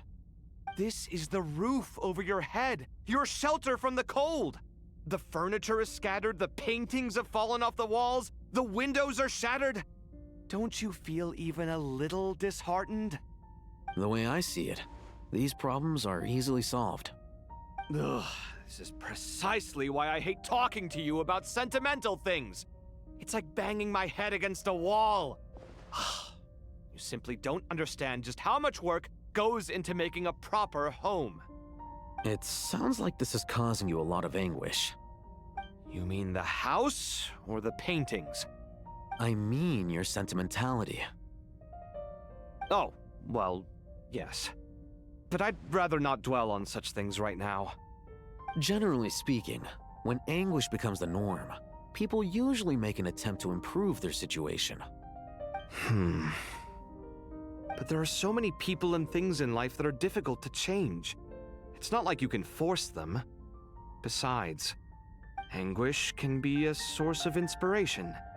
And I'm not sure I could break my reliance on it. I'm glad you're able to make yourself think like that. What kind of a response is that? I was stating a profound truth about the very nature of art. Suffering is the cradle of all creation. Even you can't deny that. And I wasn't trying to. I'm just happy for you. Pure and simple. Can't you tell? Happy about what? Happy that you can always find an answer that backs up your views. You... More often than not, life is a process of running into problems and then searching for answers. Yours more than most. Not everyone's so good at justifying things to themselves. It's something that you've been steadily mastering. Huh. What about you, then? What skills have you been mastering lately? Pass me that box. Huh? Okay. You may consider this my progress on the path to mastery. What? Wait a second. Isn't that box mine? Hey, it is! It must have fallen off that shelf. I'll hate them. Those are my paints and inks. Would you like me to put it in your bedroom for you? Huh? I mean, sure, if you don't mind. What kind of progress is this? Does he think he can bribe me? Not that giving me back my own things is much of a bribe. These books on the floor, they're a complete mess. And this one, didn't he say it was an out-of-print collectible? It's completely covered in dust, and some of its pages have even fallen out. Ugh, guess I should help him repair it.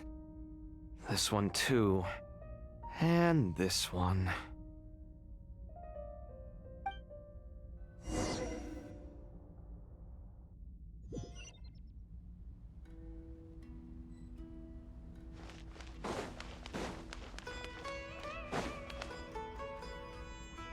Local sumpter beasts, imported goods, such a bright future ahead. I can picture the Mora just rolling in.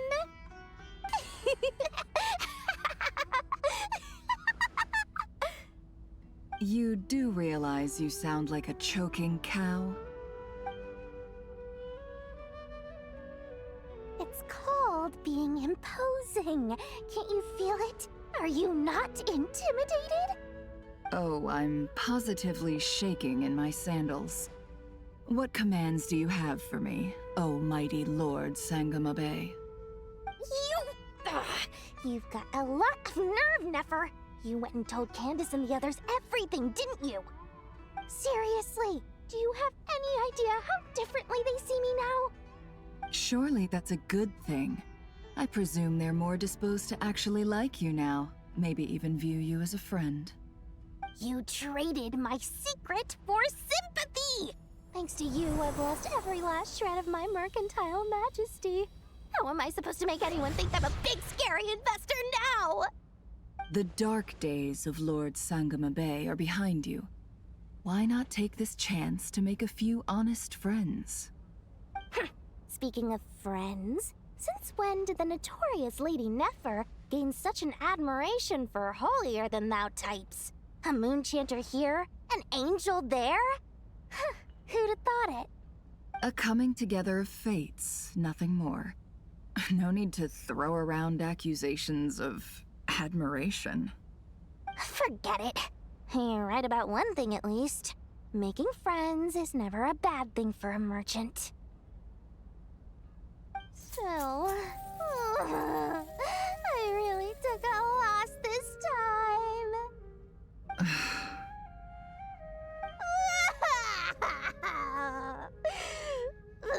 What are you looking at? I'm trying to see if you're really crying or if those are just crocodile tears. A little birdie told me that when Lord Sangamabe makes money, the tears flow from the center of her eyes. But when she loses it, they flow from the corners. Which is it this time? Ugh, you are so annoying. I'm not talking to you anymore. Nefer, thank goodness you're here. I've been looking everywhere for you. Huh? Well. If it isn't the House of Dana's very own librarian. What can I offer you today, Miss Katayun? Oh, no. I'm not here to buy. I'm here to bring Lady Nefer a book, and a fascinating one at that. We agreed to meet at the entrance to the mausoleum of King Deshret. One more thing. I bought this copy with my own money. It's not borrowed. Reasoning knows not time of day, but suspense always follows a blizzard. That's quite the mouthful. Huh? Isn't that the one that... It was all the rage for a while. People throughout the city were clamoring to get their hands on a copy. The names inside were all circled. Everyone thought it was a riddle. Don't bring up that book in my presence. I don't even want to hear its name. That thing was nothing but a scam. Surprisingly enough, I've actually heard of this book, though it doesn't seem of much consequence. So what truth lies behind it? You're from the Vahumana and you're asking me what the truth is? I'd say the actual truth was about the least important part of the whole episode. I brought you this book because it probably has the most interesting backstory of any in the House of Dana's collection, at least in recent years. As for its quality, well, you can judge that for yourself. Don't tell me it's actually any good. You may not know this, Lord Sangamabe, but Lady Nefer has a fondness for books with... How should I put this? mixed reviews? No eye for good literature, huh? Perhaps she feels that bad books hide interesting secrets? But I shouldn't put words in her mouth. It's probably fair to say she prefers the conversations that books can spark over the substance of the books themselves. Suits my style as an intel broker, wouldn't you say? Very interesting, thank you. I'll return it to you once I'm done reading. And as it happens, I have something for you, too. Incense? I imagine you've already used up the incense I gave you last time. Here's some more. This batch is from Nodcry, so the scent won't be quite the same. Well, actually, I've been saving the incense you gave me. I couldn't bring myself to waste it without a special occasion. But I'll gladly accept this, too. And I promise I'll use it this time. Katayun, you haven't changed a bit.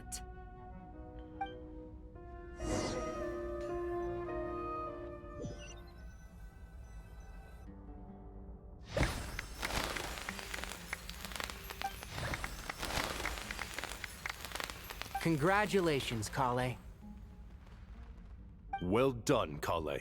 After studying for so long, you've finally become a full-fledged ranger. Sure hasn't been easy for you, huh? This really is fantastic news. All grown up. No longer a trainee, but an official forest ranger. Oh, the next step is to secure tenure in the academia. Thanks, everyone. It's true. I'm an official forest ranger now. Master Tainari, thank you for your guidance and support. I wish Mr. Sino were here so I could thank him too. Sino had a matter to attend to at the Temple of Silence. I don't imagine he'll be back for some time. But don't worry, we can celebrate together once he's finished. I'm afraid the party will have to wait. Kale still has some matters to attend to first. Kale? Is everything all right? No, it's not what you think. There's nothing wrong with my health.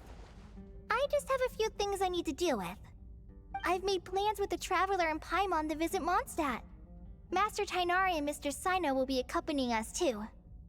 Well, that's a relief. Let's get together when everyone's back. I'm sure you'll be doing even better by then. Of course. I have a feeling you're right.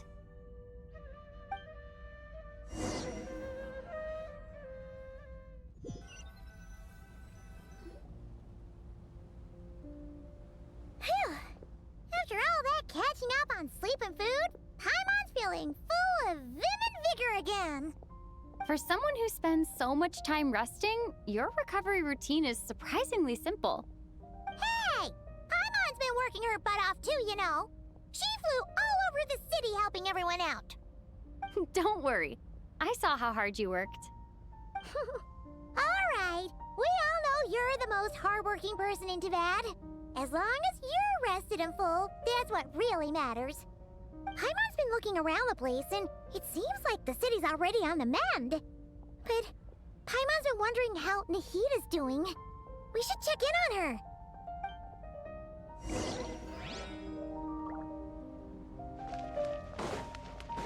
Merciless.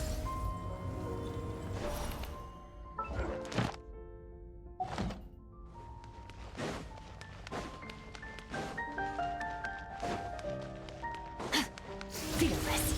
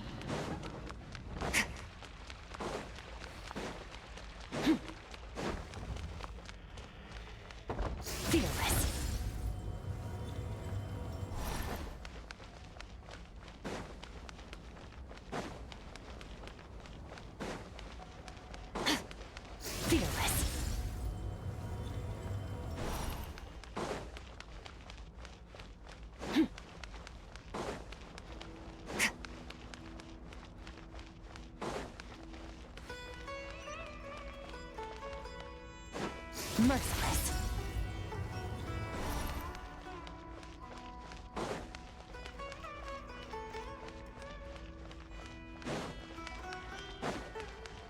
Fearless.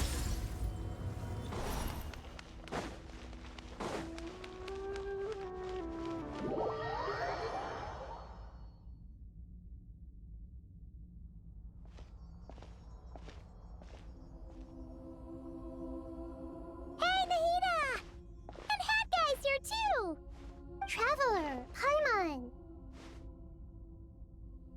What's going on here? Nothing much. Nahida was just expressing concern for my physical and mental well-being. Oh, the Traveler told Paimon all about that. We've both been very worried about you. Are you feeling alright? You make it sound like I'm on the brink of some kind of breakdown. Truth is, I'm doing much better than you might imagine. If we can just get to the bottom of Dottoro's intentions, we can minimize his negative influence. That's the sort of thing I excel at.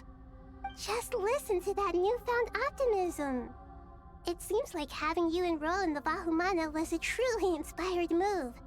I can really see the positive influence. Observe, a classic Sumeru specialty. Chalking everything up to education and learning. To be honest, even I can sense the change in you. Everything Dottori said to you was a way to manipulate your mind. Fortunately, you're no longer under his sway. Can someone as old as me really continue to grow? If it helps, just think of yourself as a late bloomer. It's all a matter of phrasing, and it comes down to what standards you measure yourself by. For a puppet, developing at such an age is perfectly normal. But if you choose to call yourself a late bloomer, it sounds more like you consider yourself human. However you see yourself, well done. All right, I see what you mean. Anyway, what's your next step? What else can I do but complete my current courses? Everything else can wait. Anyway, that's enough chit-chat. There are still things in the city I need to help out with. I'll be heading there now.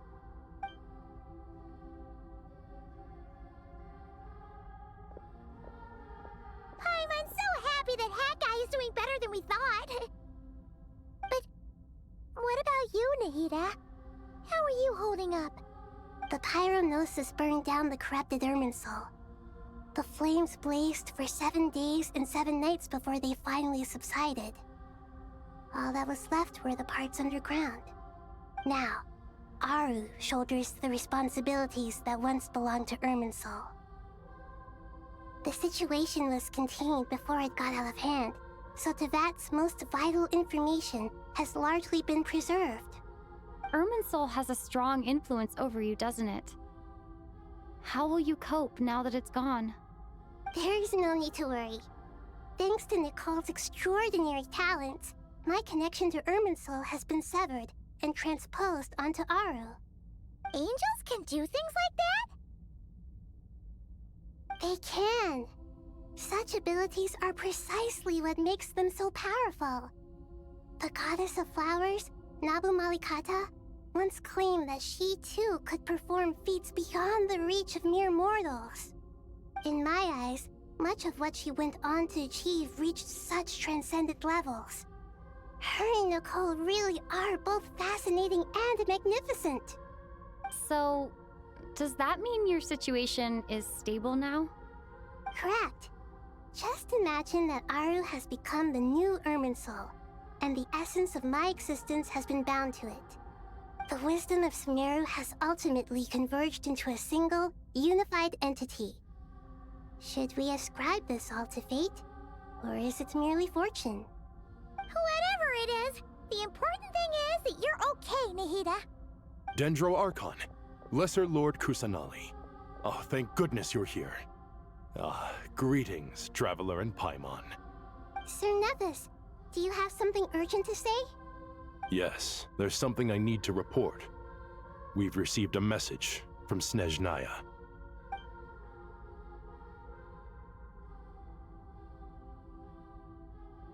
The Fatui Harbinger, the rooster, sends us his sympathies, along with all the usual pleasantries. His stance is that, following the unrest and Nod cry, Dottore was subjected to internal censure. This madness was the act of a rogue element, one who cannot be seen to represent the Zapoliarni Palace. No less than can be expected.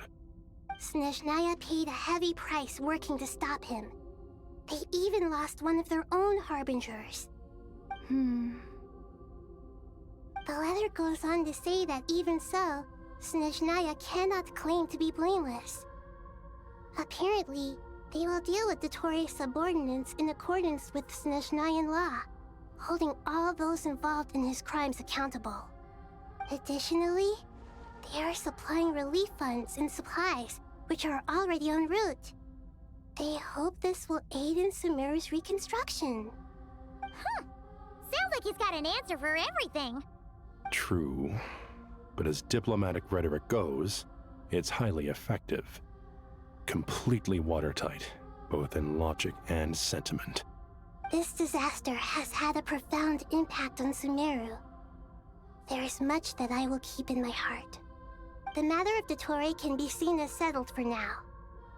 We are sure to cross paths again in the future, and in that light, Snezhnaya would do well to uphold their responsibilities and keep a tight rein over their actions. With Irminsul burned, the flow of fate now carries many more possibilities. I will be watching carefully. Perhaps we can move on to a less serious matter? Dendro Archon, will you eat with us once this matter is dealt with? Everyone wishes to celebrate together. Your presence would be most welcome. Of course! Junior Zod, Sino, and Hypatia all told me the same thing. If there isn't enough room for everyone, we can arrange back-to-back feasts. What a wonderful idea. That just leaves the question of what we should eat. Not more tomatoes, surely. More? Dendro Archon, what do you mean by more tomatoes? Those good friends of yours are always talking about tomatoes. Sometimes when I'm walking through the city, I can even hear them arguing in the fields. Since you see them so often, you must hear about tomatoes even more than I do. Tomatoes. Tomatoes. The word has a certain magic to it. Like the autumn fur of a sumpter beast swirling in the wind, sometimes flying up my nose. Tomatoes.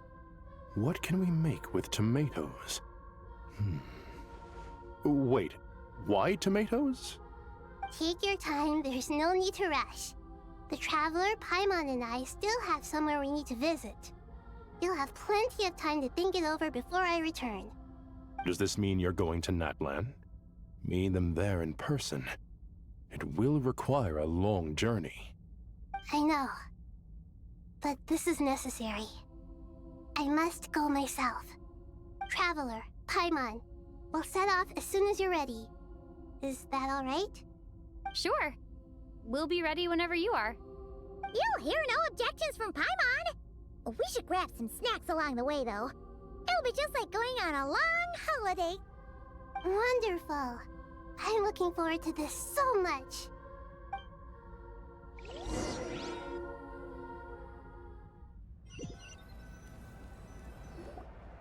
Natlan is such a lively place. It's super cheerful and positive, too. I can see that. There are people outside exercising at all hours. Such a healthy way of life. You came. Welcome, welcome. You must be hungry from your journey. Would you like something to eat? Oh, thanks, but no thanks. We've been eating the whole way here. We had a mushroom platter, sap's meat stew, butter braised chicken, Hadasara pudding. Paimon's positively stuffed. All right, all right. No need for all that detail. I'm starting to get hungry myself. Maybe later then.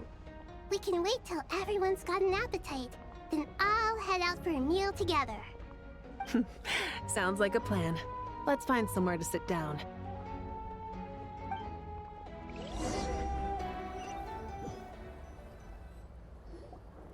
I should tell you, I already have some sense of why you've come.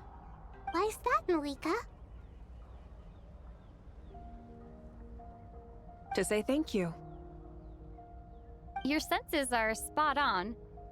But on top of that, we also feel guilty. Because the pyronosis has vanished? I sensed its loss. Despite scouring through the remnants of Irminsul, we couldn't find any sign of the pyronosis. Not even any trace of it burning to ash. That's certainly unusual. Still, the potential fallout from Irminsul's loss is significant, to say the least.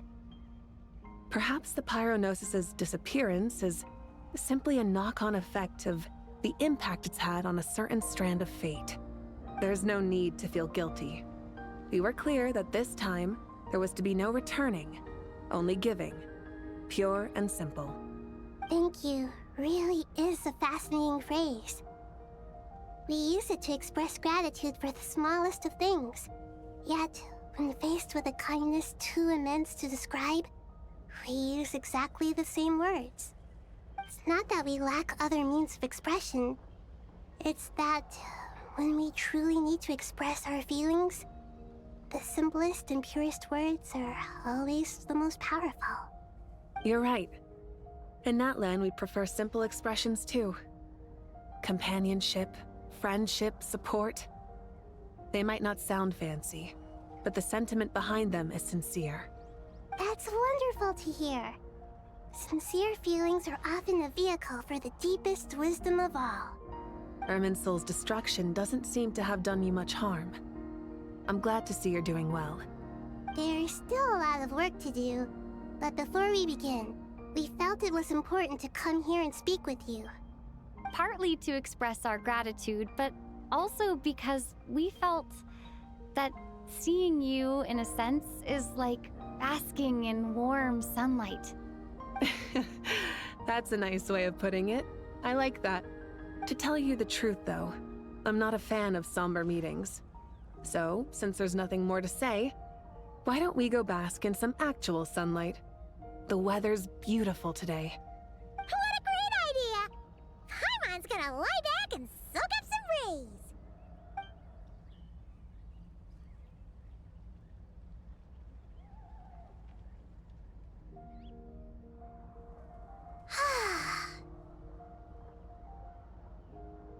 In that case, I think I'll lie down for a bit too before we head to our next stop. And where might that be? Mondstadt. Paimon and I are gonna head back there with Kale and the gang. Long ago, I sensed that the god remains inside Kale had come from the goddess of flowers, but I kept it a secret. Those remains weren't hurting Kale, not as she is now. They simply exist. Besides, I could sense a deep yearning within her. A yearning for an ordinary life. A yearning to hold on to the hard-won happiness she now enjoys. With someone like her, I have a responsibility to keep her secret. She should be ready to face the truth by now. Whenever people meet, there is always the potential to create warmth and kindness. Every child grows up, but even as adults, they are still children in the eyes of certain people. Oh, just like how Paimon sometimes sees Nahida as a little kid. Is that so? Well, anyone who's friends with a kid is probably a kid themselves.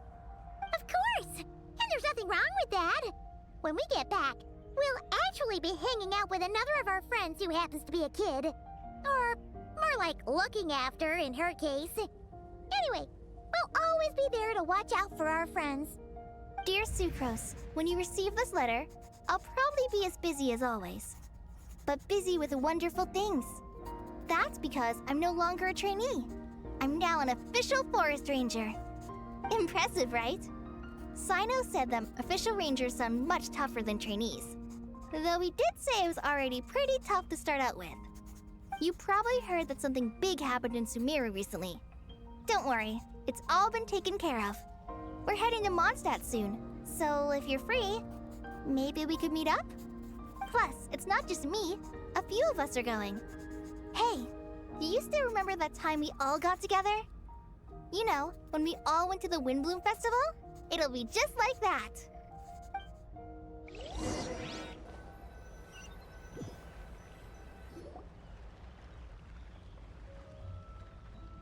Dainari, is that... Don't you say it! Is that the great Vayu Vyastra? Behold, the great Vayu Vyastra, General Mahamatra. How times have changed. I wasn't expecting you to beat me to the punchline. You've changed. You've really upped the aggression in your battle against Sino's jokes. Kale, how did you know what I was going to say? For the love of...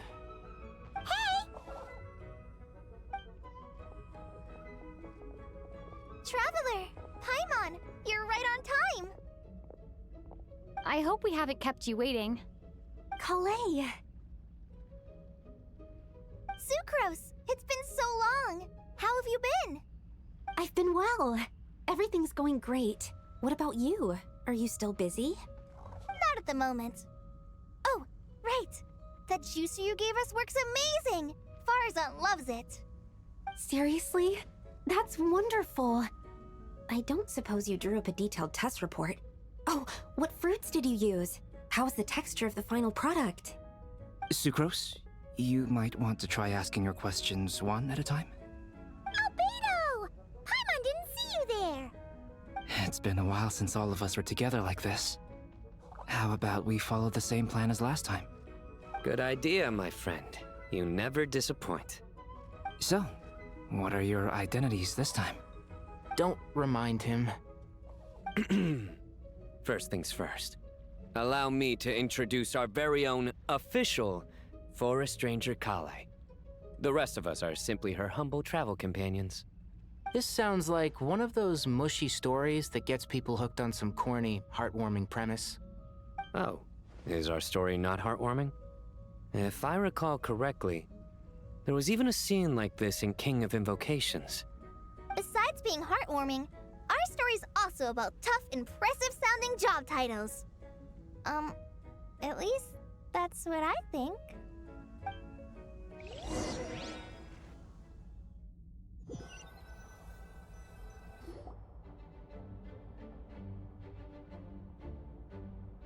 Oh, you're here already? I'm still giving Dodeko a little trim. I won't be a moment. A trim? Does Dodeko need haircuts too? Of course. It's important to know how to take loving care of the apples of your eye. All of these trivial matters get left to me. It's because I'm an angel, and angels are, in a way, the guardians of all Tavad. Oh, right! Well, that's definitely an impressive-sounding job title. What are you writing? I'm just brainstorming some cool-sounding lines. Oh, write them on these card backs. Of course. Clearly, my lines are pretty amazing, wouldn't you say? Miss Nicole. Kale? You seem a little nervous. I was just wondering, who was the person you mentioned who needed their wish fulfilled? Wish? What do you mean? Miss Nicole asked if we could meet up in Mondstadt once everything was over. She said a friend of hers had a wish that needed my help to come true. Well, you never mentioned that before. All we knew was that you'd arranged to meet in Mondstadt. But we thought it had something to do with the god remains. To be fair, everything I told you was true. Anyway, my friend is waiting. Come on, let's pay her a visit.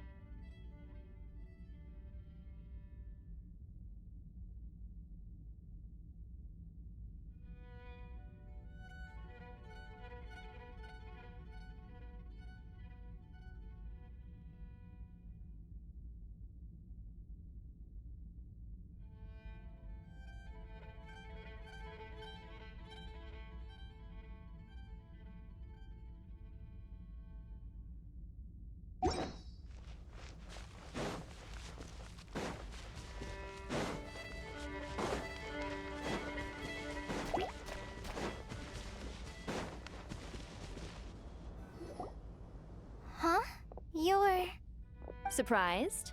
I bet you weren't expecting to meet a woman like me beneath this beautiful tree in a faraway land. An oasis will spring from the place where a djinn resides. That saying falls somewhat flat here in Mondstadt, given that everywhere is already so lush and green. Lilupar, what are you doing here? I made friends with Miss Nicole. I asked her to bring me here and then invite Kale to come. The prologue to this story is that I have a wish. It has stirred within my heart for centuries, millennia even. Originally, it was merely Al-Ahmar's lie, but now it has become reality. Could this be related to the goddess of flowers? My dear young lady, my mistress left her final trace in this world upon you. I can't tell you how glad I am to see you here. And now I have seen you, and peered into your heart. You have experienced hardships and suffered setbacks. The torment an ordinary person might expect to face has befallen you threefold. This is the source of your resilience.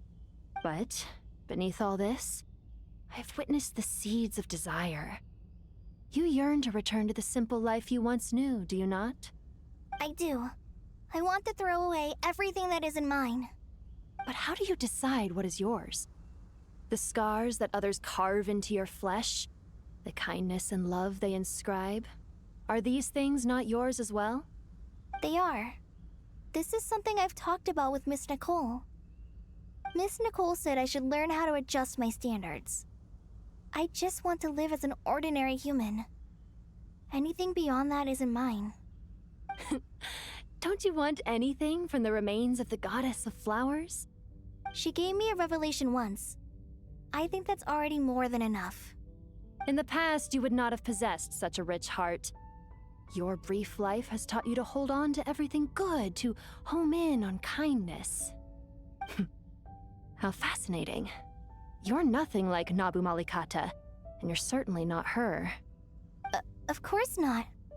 I'm not some great and powerful being, Miss Lilupar. Yet I am a djinn. We exist because of the Lord of Flowers. We revere and love her. My wish is to see her one last time, to give everything for her. Kale, can you do this for me? But her remains won't be easy to remove. Are you sure this is what you want? That's beside the point. First, I need to know. Are you willing to do something for the soul of this lonely, wandering woman? I'm willing. But look, you know nothing about me. Even if you have heard the stories about me, all you would know is that I was rightly punished for the many evil deeds I committed. Ah, so you do know. Your lips are quivering, your eyes trembling, and still you're willing to do something for me. Life has been cruel to you, and yet you've learned to be kind. My dear young lady, to repay your kindness, I too must play my part. Are you sure about this, Lilupar? I yearn to see my mistress. For this moment, the world can burn to ashes, the universe be engulfed in flame. I care about nothing else. And you, Kale, I can give you a gift. You'll become just another ordinary human. But Miss Lilupar, what will happen to you? My wish will be fulfilled, and I can die happy. Why would you wish for that?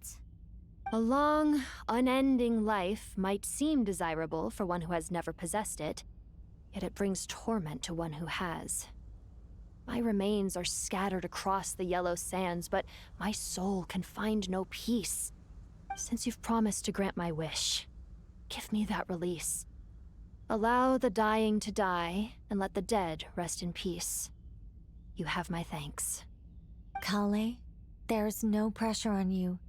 What she said, it's all true. A wish is a genuine desire, after all.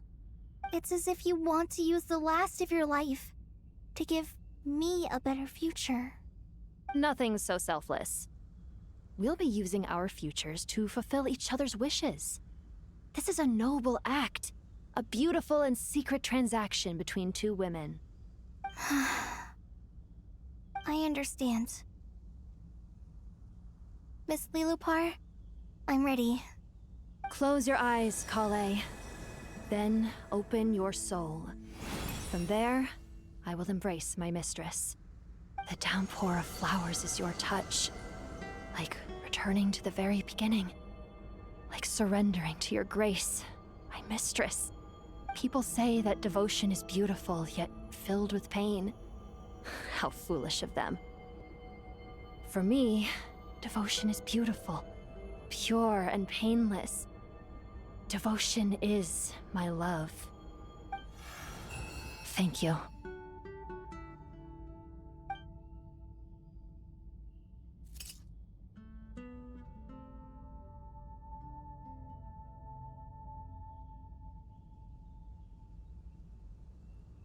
Lilupar! She disappeared? She left, carrying the blessing of flowers. Kale, are you alright? I'm fine. Now that the remains are gone, I don't actually feel any different at all. Those remains weren't hurting Kale. Not as she is now. They simply exist. Besides, I could sense a deep yearning within her.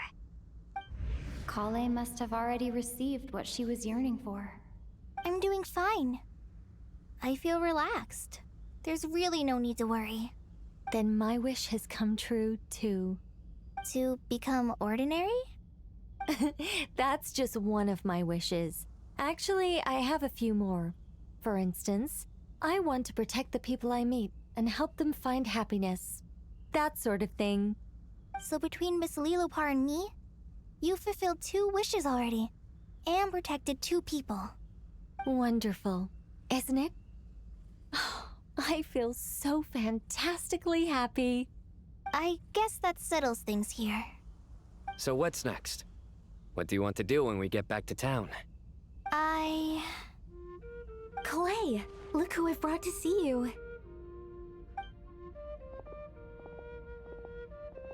Hey, Kalei! I heard you guys were holding some kind of secret event. How come you started without me? Huh? Oh no, it's nothing like that. We were just saying goodbye to an old friend. Really? Who? Me. The old me. So that's what this is all about. Did you come all the way to Mondstadt for that? Because we knew the old you so we could witness the change? Exactly. The old me is gone. I puffed her into the air, and she became a fluffy pink cloud, floating into the sky, before disappearing forever. Do you think, maybe up in the sky, she has friends waiting for her with test tubes, flasks, and bows? Oh, when you put it like that, it doesn't sound so bad after all. What do you think, Miss Nicole? I think maybe that's right.